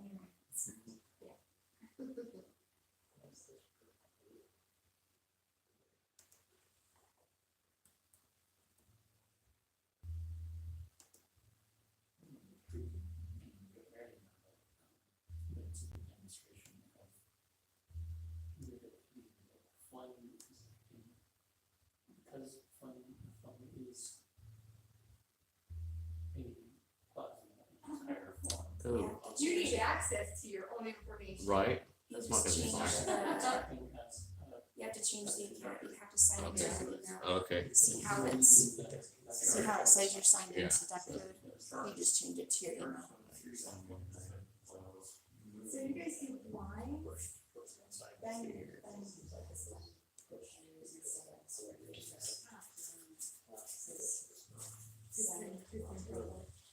No. Correct. He's done. So it's really easy. It's creating a plasma channel for And then he does, he's laboratory too. He'll do science presentations. Okay, should I just sign in? Okay. Yeah, that'll probably be the easiest.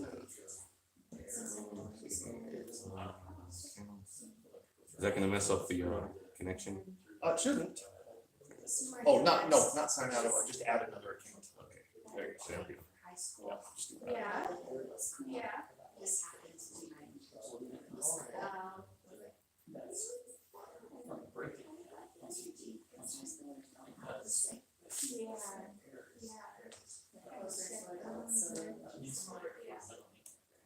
very, very small amount. I do want to But once you more get creating complex that conversation. Yeah, yeah. Right. Yeah, but if you're a few years older. Oh, get a verification code. It'll just send you a verification code to your phone, and then you just type it in. plasma and close. It's a lower level plasma. So I feel like Because it's allowing enough. my kids are very really Necessity. wild conversations well before the thought they ever were possible. Like, I was the biggest two hands, one of the friends with Greg, folks that I was like, I don't know, I would do this because it was crazy. Like, they were like the last one, and I was like, they didn't really like school. Oh, man. Yeah, so I didn't help that for my daughter navigate. And it actually fits to. But I was like, you don't necessarily agree Right now. that it's deep could be something that's It is that known. environment, A flame is or that we made for. But it's crazy that they have access to information that exists most available for anyways. So It's not. they're going to be like water, they're doing and Yeah, so it's it's well, if or it's they navigate that. gas with a charge, right? Part of my agenda What does that mean? as a science teacher is get them out Charge somewhere in there. Yeah. That's kind of. because like one of the questions Very, recently was like, is the greenhouse effect good or bad? But it is a charge there. No, it would not be a lot, right? Well, It would be too cold. Wait. Yeah, my Me. baby now That's me. thinks I just read it. It just needs to finger. Oh. Yeah, my daughter doesn't have any social And then media. just all the violence and climate change and global warming is things that are made that constructed. Since you're in science, Yeah, there's sparks. Yeah. There's always little tiny bits of got one of the charge sports separated. around the trying to rebuild Or it. first, this is like a thumb drive. There's a net charge. I mean, that's what I was just about to do that. Net charge. Yeah. Oh, where there's zero waste to make things solid. Correct. And then the byproduct On my phone, but Yeah, and guess what? GLP happens. any chance I just go to the drive? Yes.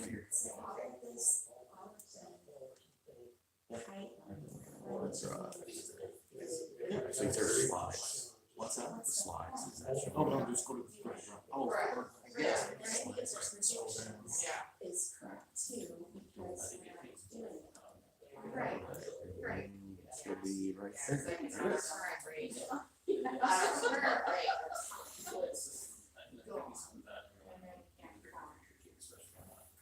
Should I go to present? Okay. Present first. What meeting? Oh, no. It is so early last class. Okay. That I did teaching after. I was just going. So they brought us to that work. We have to watch from the cabinet. That's not me, it's not that we happen to be. I know, it is Maybe impressive. it's Do you want me to just hit the like the next slide, or you wanna just stand right there next to the table? I'm just, yeah, I can do that. I just trying to, I Yeah. just wanna make sure to get you on the overall camera. Yeah. They're not. So you're just keeping. Yeah.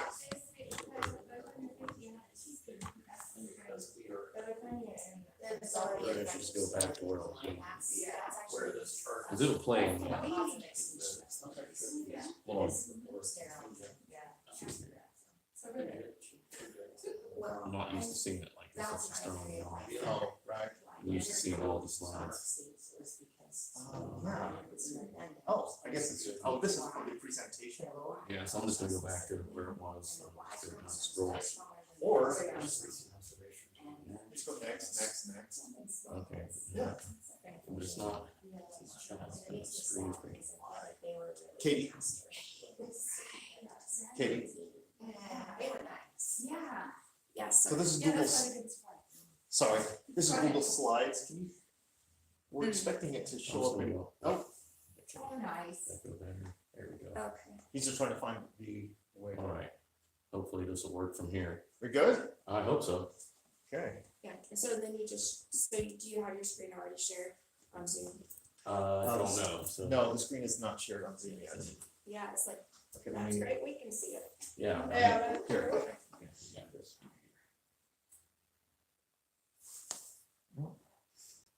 So what's the actual time Ken's kicking us out? Oh, he's not. Oh, okay. He's not. He's keeping it moving. And He's just wants to make share. sure it's on And Slack. that, and share. And here we go. Let's. Katie, how do I get this moved out of the way? It's kind of weird. Yeah, like Like that. that? There you go. Okay. And please tell me it's still recording. It should, you have. It should be, I haven't stopped it. Okay, oh, good. Oh, no, that's the sharing, not the recording. Oh. But I never stopped it Never recording. stopped it. But I've got other cameras. No, running it's, too. the icon's still showing it's recording. The red dot. Yeah. Great, Okay. all right, pick where you wanna stand and then I will position the camera. Oh, yeah. That one Your best. It looks like we're gonna be tripping a lot. You're gonna have to be dancing. Okay, so it's gonna be fun because my readers don't work well with this distance, but I tried to memorize most of my presentation. All right. Have the gist of it. We're going live. Hold on, wait, we're gonna get this I think it's already live. column out of here. Okay, that's live. Okay. How do we get this column out of Right here? there. Right there. Yeah, there you go. All right. And you're on. Ladies and gentlemen, Robert Hawthorne. All right. Thank you for having me. My lecture today is titled Induced Telluric Currents from Miyake Events and Their Effects on the World.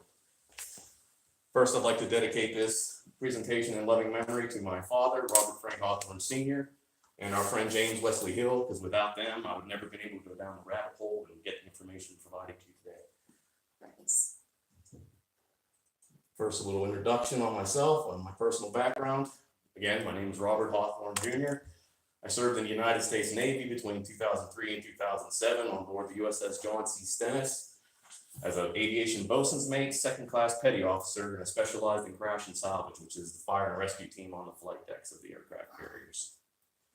After I got out of the Navy, I used my GI Bill to earn an associate's in applied science and electronics engineering from Salt Lake Community College in the year 2020.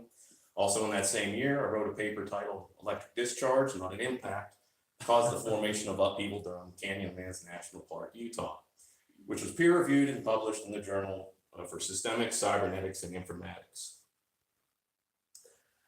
So let's just get right into this information. Kinetic impacts are currently the only accepted explanation for the formation of craters on the Earth by mainstream scientists.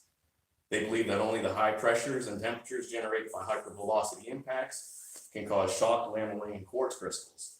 However, recent studies have discovered that lightning can also deliver these pressures and temperatures to shock quartz, as well as form the glassy spherules found in some glassy meteorites.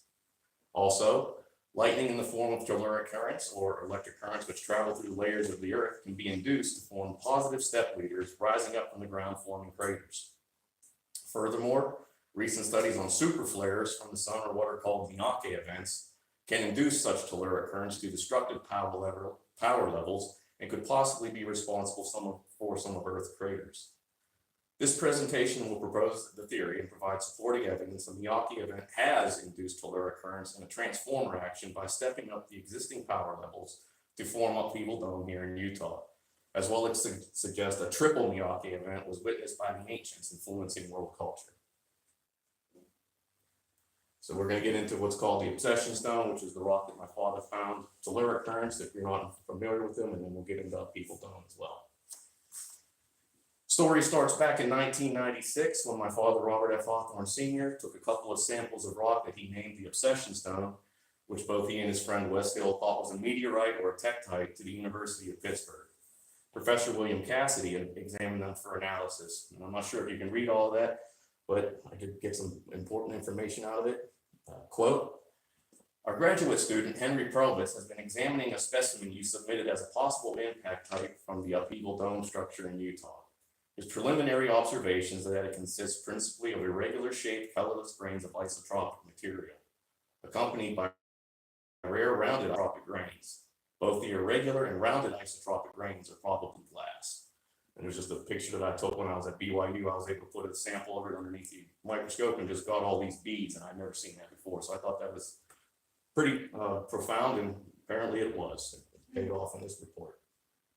Also, it says in that paper, quote, in our experience, this specimen is different from other impact glasses, such as those associated with the Ayuyul, hope I said that right, crater in Mauritania, the Henbury craters in Australia, the Webar craters in Arabia, and the Monterrey crater in Chile. All of these occur as large fragments with a general slaggy appearance and contain embedded spheres of nickel iron alloy. End quote. All over the world. They weren't able to identify the specimen from University of Pittsburgh, and Dr. Cassidy had even taken it to the Smithsonian, still was unable to identify the material. So he had suggested we send it to the Johnson Space Center, where Mike Zielinski sent back this letter. And he actually identifies the mineral as the obsession stone as the mineral analcime, which, as you can see, is a hydrated sodium aluminum silicate. And he also suggested it came as a volcanic glass. From the paper, quote, I enclose all of your samples, I think, that you sent to me, along with the results of an X-ray diffraction study of the two samples, which came out with identical results. The samples are a combination of analcime and calcite. The gross petrography does resemble devitrified glass, but this could have been a volcanic glass. Now, I actually brought this sample here with me today, so that's the actual sample they took the X-ray diffraction test from. You guys are welcome to check it out during Q&A. Also states later, sorry. Yeah, just skip over that. So both of the attempts to ascertain if the obsession stone was a tektite were unsuccessful. I at least knew what the mineral was now. I still was left with no mechanism as to how the unique form of analcime came to be, since I wasn't aware of any volcanism in that area in the past. Although I still believe that since it was so close to upheaval dome with the area, I still strongly believe that it was somehow tied to the structure itself. So then I asked myself, what mechanism could form rocks made of glassy spheres? And also, can that same mechanism create craters as well as deliver the temperatures and pressures required to shock quartz?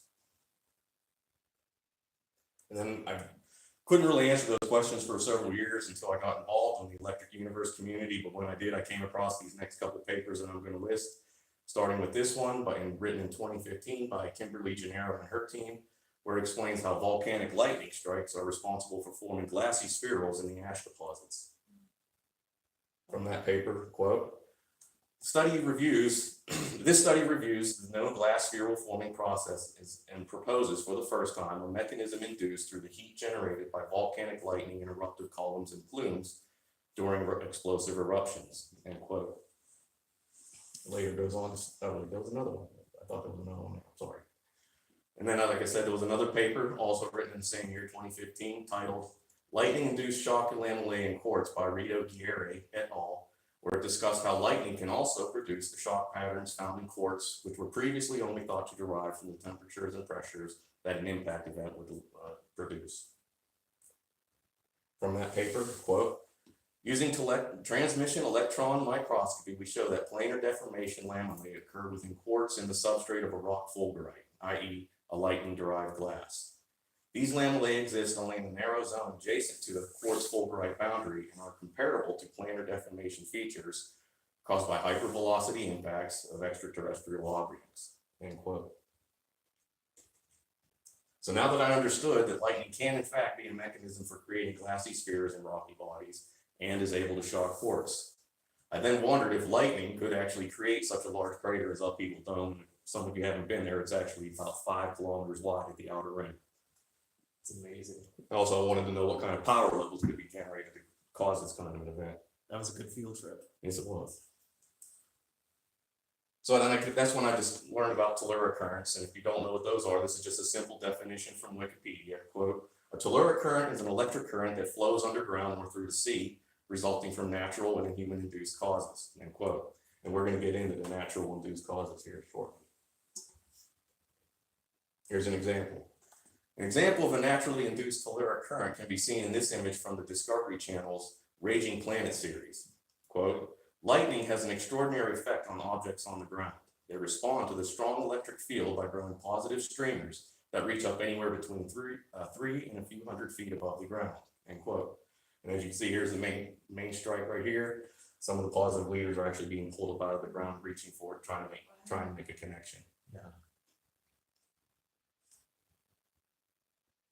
And on okay, I'll just let you guys view that. On the YouTube channel Barely Science, Jacob Gable connects positive and negative electrodes at the top and bottom of a wine bottle, respectively. Gable filled the bottle with dirt from his backyard and brought the chamber to low pressure with a vacuum pump. When it's electrically charged, the plasma, in this case a telluric current, was seen forming the crater from underneath the surface. If you haven't seen, I'll play that again. Yeah. That's pretty cool. That was really cool. I wanna do that. Yeah. All right. In another experiment, Gable effectively demonstrates a cross-section of the telluric currents traveling through the earth, in this case the dirt, as is, up to the surface that's suggested. An intense current could explain the igneous center of Upheaval Dome, and for some of you who haven't been there, if you look at it, it's about 400 feet of sandstone with some other layers beneath it, but right at the cone of the spire in the center of the dome, it looks like it's really burnt, tortured rock, and it's just complete, you can tell it's igneous. But what would have caused that? And the Would you guys like to see separation it? of the layers. Oh yeah, just like, would you guys like to see it again? Of course we would. That's crazy. And that is also a Lichtenberg pattern. Yep. Perfect. Makes me think of the tree of life. Yeah. Nice. Same shape. It is. You're like, maybe that's where the tree of life. So the camera needs to be on his visuals. Oh, Oh, oh, shoot. Yeah. What camera? well, Ask him. Is it this one? Ask him what where he's watching. I will turn that one. Change Is that one camera. good there? One has a live dashboard. Okay. I don't know which one he's. You can just put them off of me. I don't care. Face the 4 cameras. This is all we said. Okay. Yeah, just put them on. Just go ahead. I could do it like this. All right. Okay. In this video from the YouTube channel Electric Universe Eyes, David Brown narrates from the paper Polygonal Crater Formation by Electric Discharges by Wayne Byrne in 2015. Here, Byrne provides a quote, conceptual model of the inside of an electric current. He uses the word Byrne current. And how these currents can form geometric shaped or shaped craters. So let's take a look here. 2.2.2 Internal structure. From established work on Birkeland currents, we know that they exhibit both long-range attraction via their axial component and short-range repulsion due to their radial component. The short-range repulsion will cause the current filaments to space themselves out, but still be restrained by their limited spatial geometries into an arrangement of concentric polygonal layers. By separating into concentric layers, the current filaments gain a degree of freedom in that they can rotate as a unit. This enables the filaments shown in white to repel each other in the only way possible, i.e. by spinning in opposite directions. This automatically creates the counter-rotational effect predicted by Scott in 2015. That's brilliant. To put this all into an easy to visualize three-dimensional form, we can use the schematic representation of the lightning bolt model shown in figure 8. Each layer has been extended to emphasize its freedom of movement within the bolt due to repulsion between layers. The repulsion gaps are shown in yellow, and the white arrows indicate direction of rotation.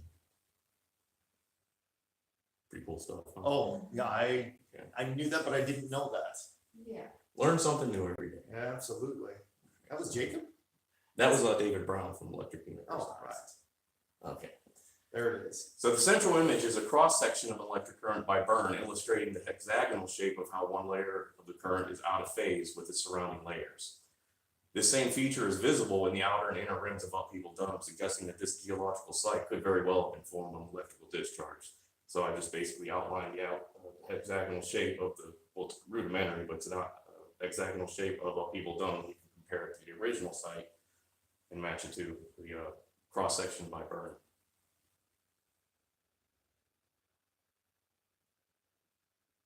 Now compare these images. The image on the right is the end result of another one of Gable's experiments. Notice how the surrounding terrain of the electric discharge areas is similar to the surrounding area terrain of upheaval dome, where you can notice these scarped edges over here, basically surrounding the material of the crater. It doesn't mean you don't have to actually see all this, the dust resettle and how it would actually shockwave through the ground and torment it. But you can also see some of these pock marks, which you can see on some of the stonework here, but you also get the scarped edges as well. Shown as basically, they're both almost identical. Well, the similarity is undeniable. Right, that's why I wanted to point that out. So what kind of an energetic event could cause telluric currents to be so violently induced? That was my next question. And that's where we're going to get into super flares and Miyake events. In this article from Sci News by Natalie Anderson, astronomer Zhu Lin-Tu at Nanjing University states, quote, super flares are much stronger explosions than typical solar flares, with total energies varying from 10 to the 33rd to 10 to the 38th erg, and durations longer than an hour. So it's much more explosive and threatening than the Carrington event. But also just going to give you a little bit of an understanding here if you're not familiar with units of energy. An erg is a unit of energy which can be converted to joules at the rate of 1 erg equals 100 nanojoules or 10 to the minus 7. And I gave just a little note here, the average lightning bolt can deliver about 1 billion to 10 billion joules, which is 10 to the 9th or 10 to the 10th. So that can just basically do some rough math in your head and see on what kind of power levels we're dealing with here. But can this energy actually be converted into lightning? Otherwise, there's no point in going on any further. This paper that just came out earlier this month by phys.org published an article by Los Alamos National Laboratory where they suggested, quote, cosmic ray showers seem to play a pivotal role in triggering lightning flashes, end quote. Also from that paper, quote, These cosmic rays produce secondary high-energy electrons and positrons in the atmosphere that further ionize the air and create pathways in thunderclouds, allowing lightning to follow and travel faster. End quote. Oh, that's interesting. Yeah. Here's another article by Ben Turner, 2022, where he writes about how radiation storms caused by cosmic rays or strong solar flares, which have been affecting the Earth for about thousands of years. He also writes that scientists have been using dendrochronology to track carbon-14 spikes in tree rings. From that article, quote, named Miyake events after the lead author of the first study to describe them, the spikes occur roughly once every 1,000 years or so and are recorded as sudden increases in the radiocarbon levels of ancient tree rings, end quote. States later on, quote, but instead they discovered that Miyake events did not line up with peak solar activity, and some events, unlike brief flashes where we recognize as solar flares, lasted for 1 or 2 years. And here's a chart by Zhang et al. From the Royal Proceedings of the Royal Society, where the paper is titled Modeling Cosmic Radiation. I can't remember what the title was. Basically, levels in the tree ring radiocarbon record. Okay. Drag your. Yeah, we'll get that. But anyways, it shows the chart here of a few of the recognized Miyake events that are already known about, and it shows that the y-axis would be the density of the carbon-14 that we absorb, and this is over the x-axis, which is where years of steady state production, how long it actually we were taking on that energy. And I had a little quote up here in the top from the Turner article, quote, but the Carrington event was 80 times less powerful than the AD 774 Miyake event. And I try to color code that with one is the right over here, so it's right of center. So this one right here is actually 80 times stronger than the Carrington event. And the Carrington event knocked out power. It allowed telegraphs to operate without batteries. Yep, the wires caught on fire. Wires caught on fire. If this were to happen to us right now, we'd be back in the Stone Age. We would. Massive cataclysm, death everywhere. Bye-bye. Level the entire Siberian forest or the big chunk of Siberian. Oh, yeah. forest, right? I'm not sure if that's the same one, but it's Okay. In this video, Ben Davidson from the YouTube channel Space Weather News uses data from NASA of a magnetar burst cracking its own surface. He suggests a scalable version of this event could have happened on Earth, and it is my contention the upheaval dome is the area where the current exited the ground, which is the upstrike in one of these many known Miyake events. And what I'm talking about here is, as per the diagram of Turner, you can see what he's going to show is the energy is going to come up out of these currents out of the ground. And this the main energy is going to come up as filament, but the outside energy is to the outer surrounding area, which is basically the forensic cross section of what I call upheaval dome. Who else had that? Did Edo have it, the little tubes on the Earth in his presentation? I think it was Stefan had that. So basically, yeah, it's like I was saying, I'm going last. I'm tying everybody's papers together. You are tying. Inadvertently, I didn't try to do this, but This is one of NASA's best visuals, the over-energization in a magnetar burst and the surge through the lowest L-shell magnetic fields, causing a downstrike that actually cracks the surface of a star. so you can see This this is is the also upheaval been dome right here. recreated in the lab, and there is a way this happens to the Earth. Yes, it's as terrifying as it seems. Let's go back to 1859, the Carrington event superflare, an approximately X80 solar flare that struck the Earth. It was so powerful that it almost surged the Earth's lowest L-shell fields. It stopped just short. But if it was any bigger, it might have done it. We were likely very close in 1859 to having another cosmic thunderbolt. Oof, pretty scary stuff. Maybe. This is one of NASA's sorry. best visuals. There you go. So now, basically, is there any events of these types of solar events happening in historical records? And if so, how was culture influenced? That's basically where I'm going to be trying to answer this, the question of why does this matter to us? And then we're going to get into basically the historical accounts and artwork that they covering the three-legged crow out of Asia, the Potnia Theron in Mesopotamia, the head of Sinbad, which is a panel of petroglyphs and pictographs here in central Utah. And I'm going to introduce twin comets as confronted animals. If Miyake events are supposed to only happen once every 1,000 years or so, as the experts suggest, as per Turner, these 3 events occurring within the span of approximately 250 years caused me to ask if there was any historical accounts covering the significance of these events. Now, the center and the right papers are actually listed in the previous chart that I showed you with the peaks, and this one on the left is actually mentioned in this paper, so they were so close together, I figured, and it was so close to the dawn of civilization, and I thought that this actually would be a good place to start. I then put my focus toward that period of time and began looking for supporting evidence of these events influencing world culture. In high school, I learned that Sumer was the first civilization dating around 5000 BC. Is it possible the beginning of civilization and world culture as we know it was influenced by these solar events? I later heard of a legend mentioned by Neil Thompson in an episode of The Electric View called The Three-Legged Crow, and how it was basically the Asian creation myth for the same time period. And for those of you, again, that aren't familiar with it, this is just a simple overview from Wikipedia. Quote, the three-legged crow is a mythological creature in various mythologies and arts of East Asia. It is believed to inhabit and represent the sun. Evidence of the earliest sunbird motif or totemic articles excavated around 5000 BCE at China. I came across another article, and it was from iNews, titled The Three-Legged Golden Crow in the Hexi Corridor. The Hexi Corridor is actually a shrine at the westernmost part of the Yellow River. And it's dedicated to the Queen Mother of the West, where they actually have a tribute to the three-legged crow as well. And the article states, quote, it is the sacred bird of ancient Chinese mythology. According to legend, the ancients saw sunspots and thought it was a crow. Now, normally, if you ever do get the chance to actually see a sunspot with the naked eye, it usually looks just like a grain of pepper on the disk of the sun. So for them to see something that large, to actually pretend like it's a Rorschach test, to actually see a bird in it, that had to be a pretty massive sunspot. Yeah.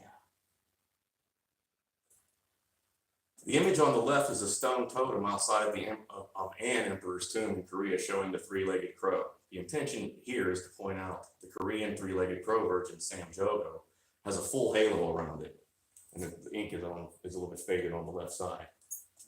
This suggests an Earth-directed kill shot flare event was witnessed by the ancients. And you can compare it to the NASA image on the right. So normally when you see a solar flare and the halo is actually expanding out at an equidistant portion to the center of where the flare was, you're basically staring right down the barrel of it, or it's on the opposite side of the sun.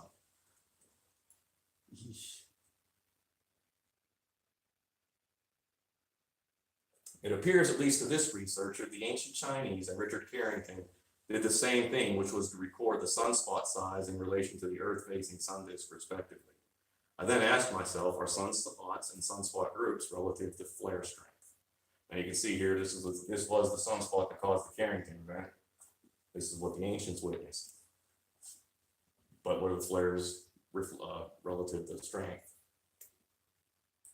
According to this paper on Earth, planets, and space, the size of sunspots and sunspot groups are relative to flare strength. Quote, it had become clear that large sunspot groups with the potential to produce Carrington-class flares with areas more than 3,000 magneto sheath have appeared on a total of 119 to 139 days between 1879 and 2016. And a sunspot group with the potential to produce an X100 class flare appeared between March and April 1947. So we've definitely dodged a bunch of bullets.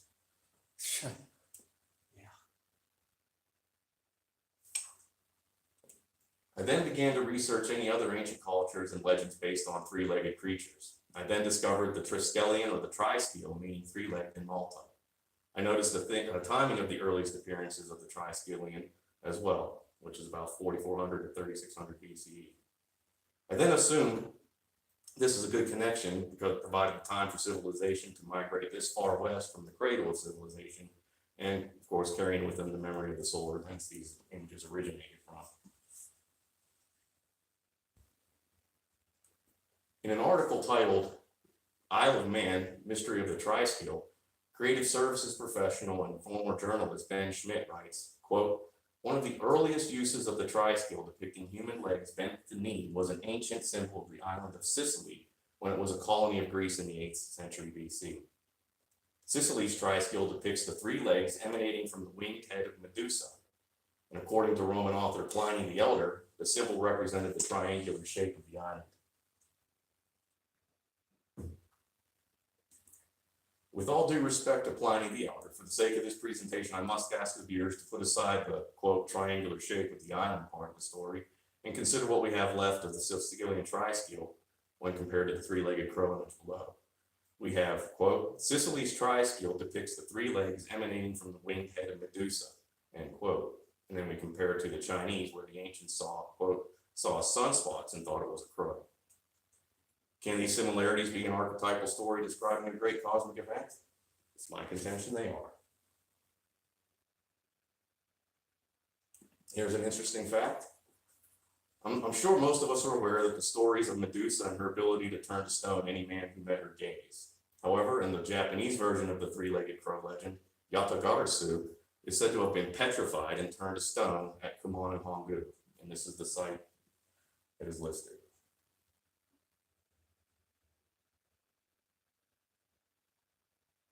Here's another image of the triskele called the Snake Witch Stone out of Gotland, Sweden.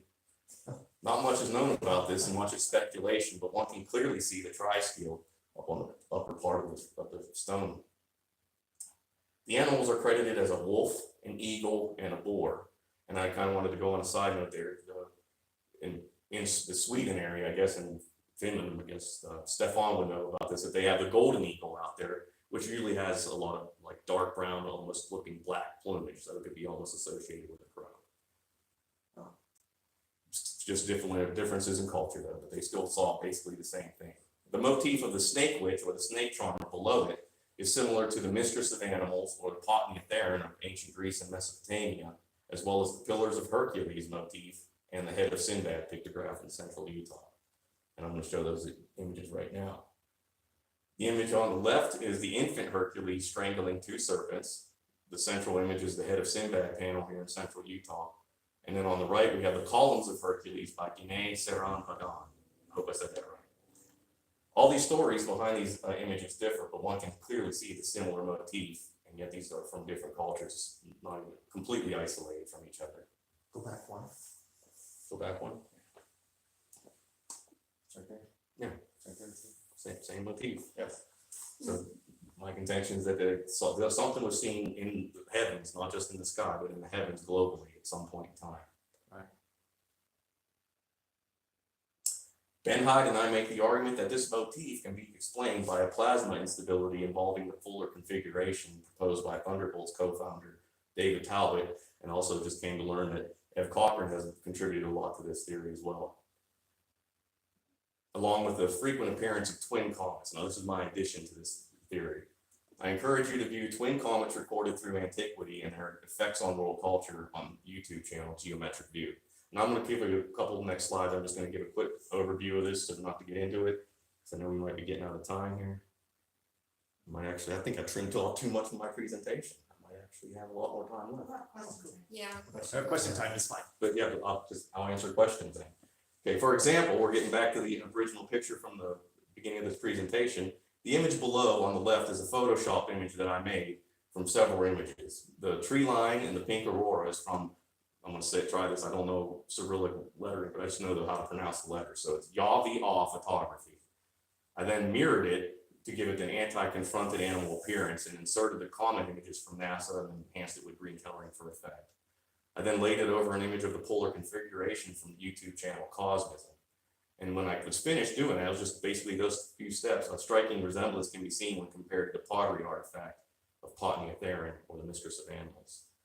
So according to some of Talbot's theories and F. Cochrane's, we got the three-body deity in the center, or the threefold deity, which basically has the Ka from Egyptian, where you have reaching arms or extended arms or a pair of wings.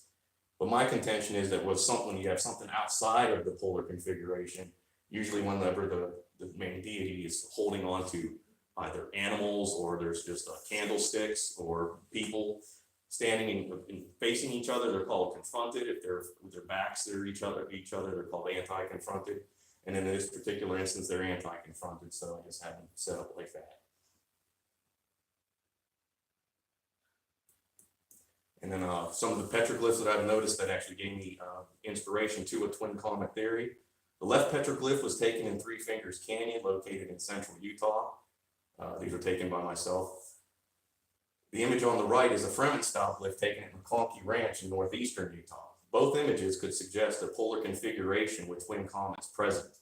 The image on the right even has a, quote, arrow piercing the hearts of the gathered powers, as mentioned by David Talbot in Symbols of an Alien Sky. Now you can see here, this would be the outer ring of Saturn, Venus in the center, Mars is in there, and then you have an arrow just piercing right into them. But these two bodies on the outside was actually what caused me to think that there was something else going on. And this was the original petroglyph that gave me the idea, because you have basically a polar configuration in this image right here, possibly, with two comets approaching it. It was just the Earth changed its point of view during this cataclysm. Right.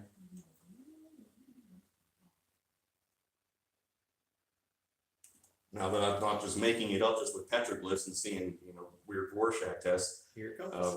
NASA actually discovered twin comets just recently, and they've actually set up this interactive site on the in the NASA Jet Propulsion Lab Center for Near Earth Object Studies, where they created an interactive site regarding the twin comets, and their names are 252P Linear and P2016 BA14. And these are Jovian comets, so everything is perfectly right in position when the polar configuration did exist, and everything got separated, but everything's still here, where you can actually see there's a plausible theory that we were actually experiencing twin comets in frequency. One just needs a Miyake event just needs a Miyake event with the polar configuration properly oriented to see some exciting events transpire in the heavens. Events which could have been recorded in ancient legends, artwork, and rock art. So good. I think I did turn off a little too much. That's too okay. much, dang it. The only thing I did take out was the outline in the beginning, so I figured I was running short on time. So this presentation has discussed how telluric currents are electric currents already in the Earth and can be stepped up in power during major solar events forming craters. This discussion covered how these same introduced currents can be responsible for shock, quartz, and glassy spirals found in some meteorites and tektites, providing geophysicists with another tool to explain crater formation without solely relying on high velocity impacts. This presentation explained how a Miyake event could have induced telluric currents to form on People Dome, Utah, and the unique form of the now seen called obsession stone. The material provided today suggests that a triple Miyake event over the short span of approximately 250 years could have been responsible for the many creation legends told worldwide and influencing world culture even today. I would like to take this time now to thank all of you for your attention. As always, discern for yourselves and enjoy the rest of the Electric Universe Salon 2025. Nice stuff. With time to spare. With time to spare. I'm just gonna kick back here so we can get it. I would like to ask a question, if that's possible. Sure, Yeah, go for it. Yeah, have you looked, Robert, thank you for your presentation. Have you looked at kimberlite plates? Because in my mind, the explanation that it's some kind of a volcanic eruption never made any sense. Right. But what you're explaining there with the, what is it, the telluric currents? Yeah, and those outbursts on top of the surface, if you will, they would make a whole lot of sense. And I forgot the name, but they can also be found around the Grand Canyon. Oh, those like the breccia pipes? So, yeah. The breccia Have pipes? you looked at that? Please speak to it. Yeah, I think we've talked about this a few years ago, and I actually agree with you there and that's kind of what led me in towards this line of research, looking into Jacob Gable's experiments where it shows the currents actually reaching up towards the ground. And if the current was hot, we know current generates heat, so it could have actually burned through, fused some of the material, causing, fulgurite-based material. And that's, as you know, that's where we find a lot of different minerals and stuff that shouldn't be there. Well, what strikes me, and just a comment on top of it, is that no matter where we look, the catastrophic events, if you will, seem to have created our wealth. And wealth, from the diamonds to the metals to the gold, right, and the minerals and the whatnot.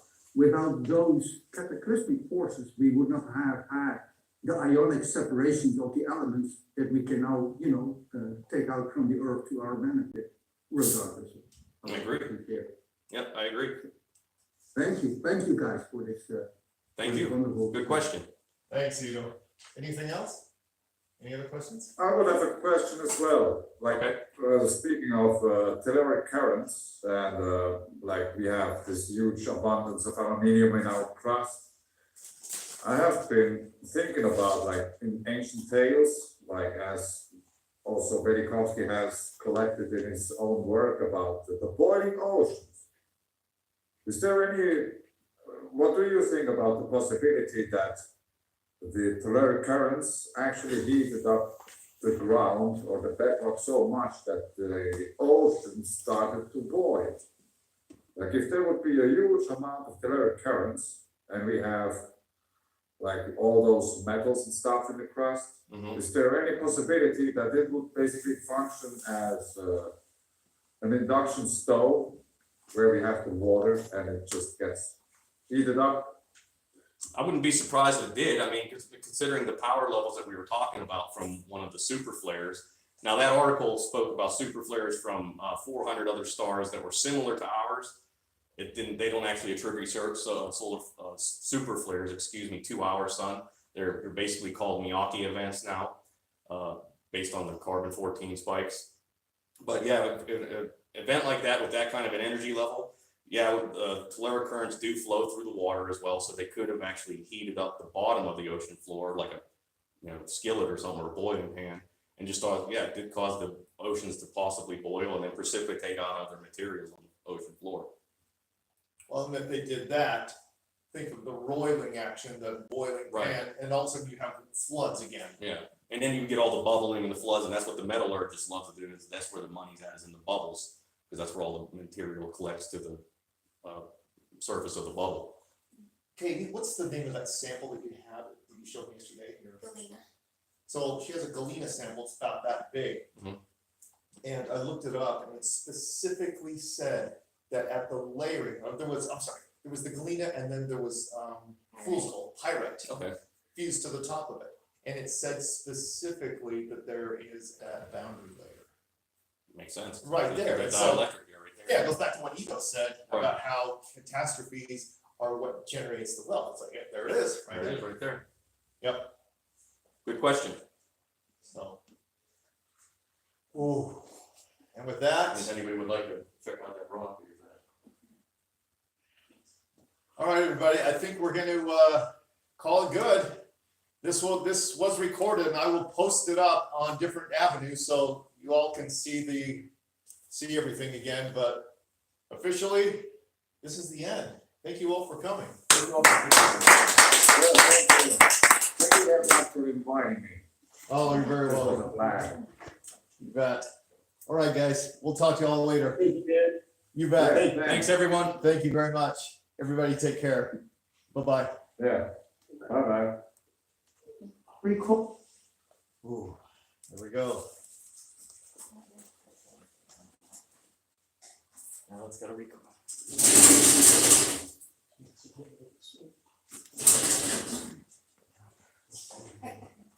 Well done, Ben. Ooh. Yeah. Holy crap. When I feel this, I was like, I almost wish we had a little bit more time to talk about each presentation in between. Yeah. You know? Yeah. So I'm thinking the next time I need to structure it so we can have a talk time and then have another presentation and talk. Yeah. Because that 5 minutes, I don't think it was enough. No. You know, But I think the Electric Universe Ice guys that you guys have. Oh, David Brown. David Brown. Yeah. I think he's a Utah as well, isn't he? He lives in Texas. He's Texas. Okay. Yep. Yeah, for some reason I was thinking that's the. Oh, he's in Texas. Well, what was funny is I met Bob through a Thunderbolts presentation. As I'm getting in the Electric Universe, and I watched it and I see his presentation, and all of a sudden I recognize some of the pictures. I'm like, wait a minute, that's in Utah. Yep. And so I looked him up, called him up, and said, hey, you don't know me, but I just saw your presentation, and I think we live in the same state. Yep. So, And actually, I was starting to get used to some of your posts on Facebook, so I was getting familiar with you, I just didn't know you. And it started up from there. all right. That was fun. Oh, wow, that's going to take a while to to record. Wow, look at you. Did it, huh? Look at you. Hi, I don't know you. I'm Kyle. Hi, Kyle. Now I know you. Yeah, I do.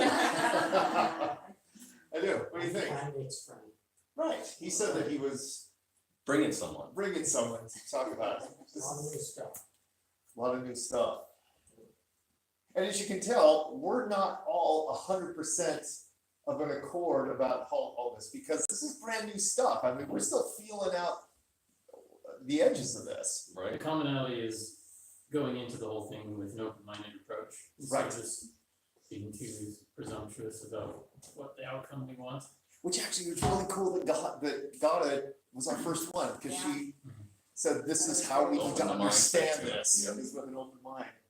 She's absolutely right. It was brilliant how she got to start. Because like science, you know, this is what I tell the kids whenever I do a smart science presentation. It's not about talking about the known. Science is about discovering the unknown. So are you going to make deviations? Of course you are. And the problem is that modern science hasn't deviated. Like when they get evidence showing one thing or the other, like, nope, throw the evidence away, keep the model. I'm like, no, that's not science. That's dogma. That's I not. didn't know if anybody knows about the massive excavation on Mars. Oh, the Valles Marineris? Yes. That is, from everything that we can tell, that was a cosmic thunderbolt going and carving out an electric arc. So, to me, it looks like several passes. So, in my mind, it's like, okay, there's some rotation going on, and each time it goes past at that same spot, it's getting a new trench right close to the last trench. It looks like several passes to me. So you also, if you're gonna look at that, you also need to look at Venus, because Venus has a Valles Marineris all the way around the equator. I'm not sure if it's 360 degrees around, but it's, if you look at the surface through the, It looks like a bunch of dendritic patterns It's- wrapping around the planet. it does. So yes, So whether it's it's, close to Mars, it's going like this, It's and as probably, it comes to that one side, or like this, as it comes close, but it's spinning like this, so it gets all the way around, but Mars just gets that one trench. it's probably not coincidental that, that it's near the equator. Yeah, No. So that's one. yeah. You guys assume you've watched the Thunderbolts videos on that? I haven't seen the one on that, no. There's probably Yeah, I think six it's movies that talk about it. the movie Thunderbolts of the Gods covers Valles Marineris and also the Symbols of the Alien Sky, I think part 2. Lightning Scarred Mars. Lightning Scarred Mars. That talks all about There's Valles. quite a bit. I've watched most, if not all of those over the ages. And Yeah. I've covered that lots of times, so you probably find some good stuff. And then there was also a mine that I saw somewhere on planet Earth, on Google Earth. I can't find it, I don't know where it is, I saw it one time and I've never been able to get back, because I was busy with other, I got drawn away and never could find it again. But it looks like metallic around the edges, it's so melted. there's a whole bunch, I don't know about a mine, do you know about a mine? They and stuff? mine there, they Because- mine there. Cause there's a lot of I can't remember.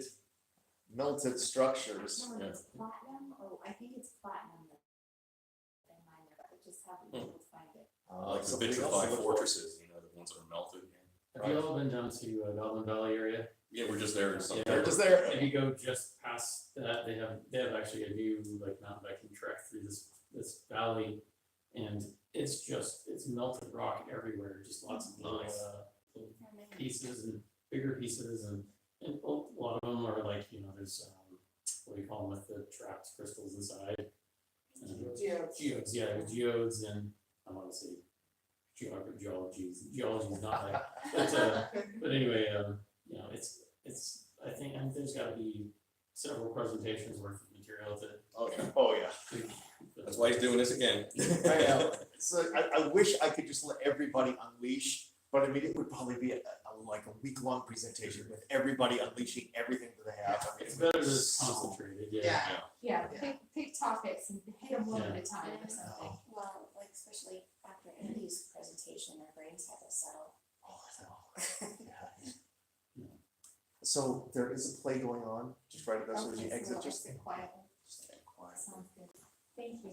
Thanks for bringing on snacks and treats. Oh, yeah, take snacks with you if you'd like, please. Otherwise, I'm gonna take. She's good. It's on the shoot. Take them all, so.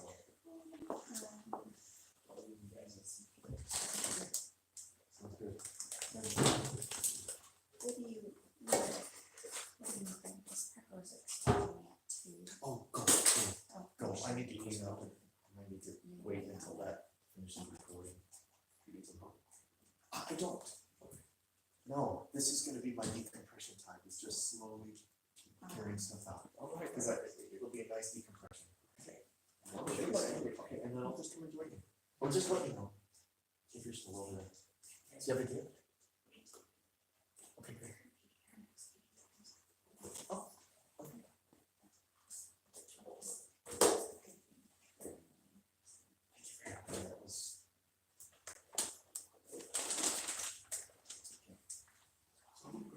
I can't figure out how to turn this off.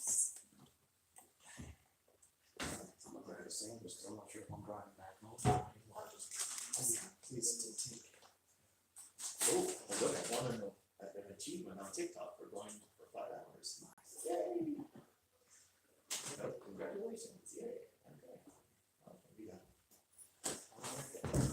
Is that everything? Oh, you got your attention song? Okay, got it. Dude, that was awesome, that was so good, thank you. That was so good, I was like, when I saw that final slide come up and you said, and I realized you're rapping, I'm like, oh, fuck, dang it! Yeah, all I did was take out the outline that I had in the beginning, because I timed it a couple times and it looked like I was going to 42 minutes. Right. So I was like, I'll just get rid of the outline, but they're covering this anyway. Right, no, that was so good. Hang on, let me just cut this off. How do I get this?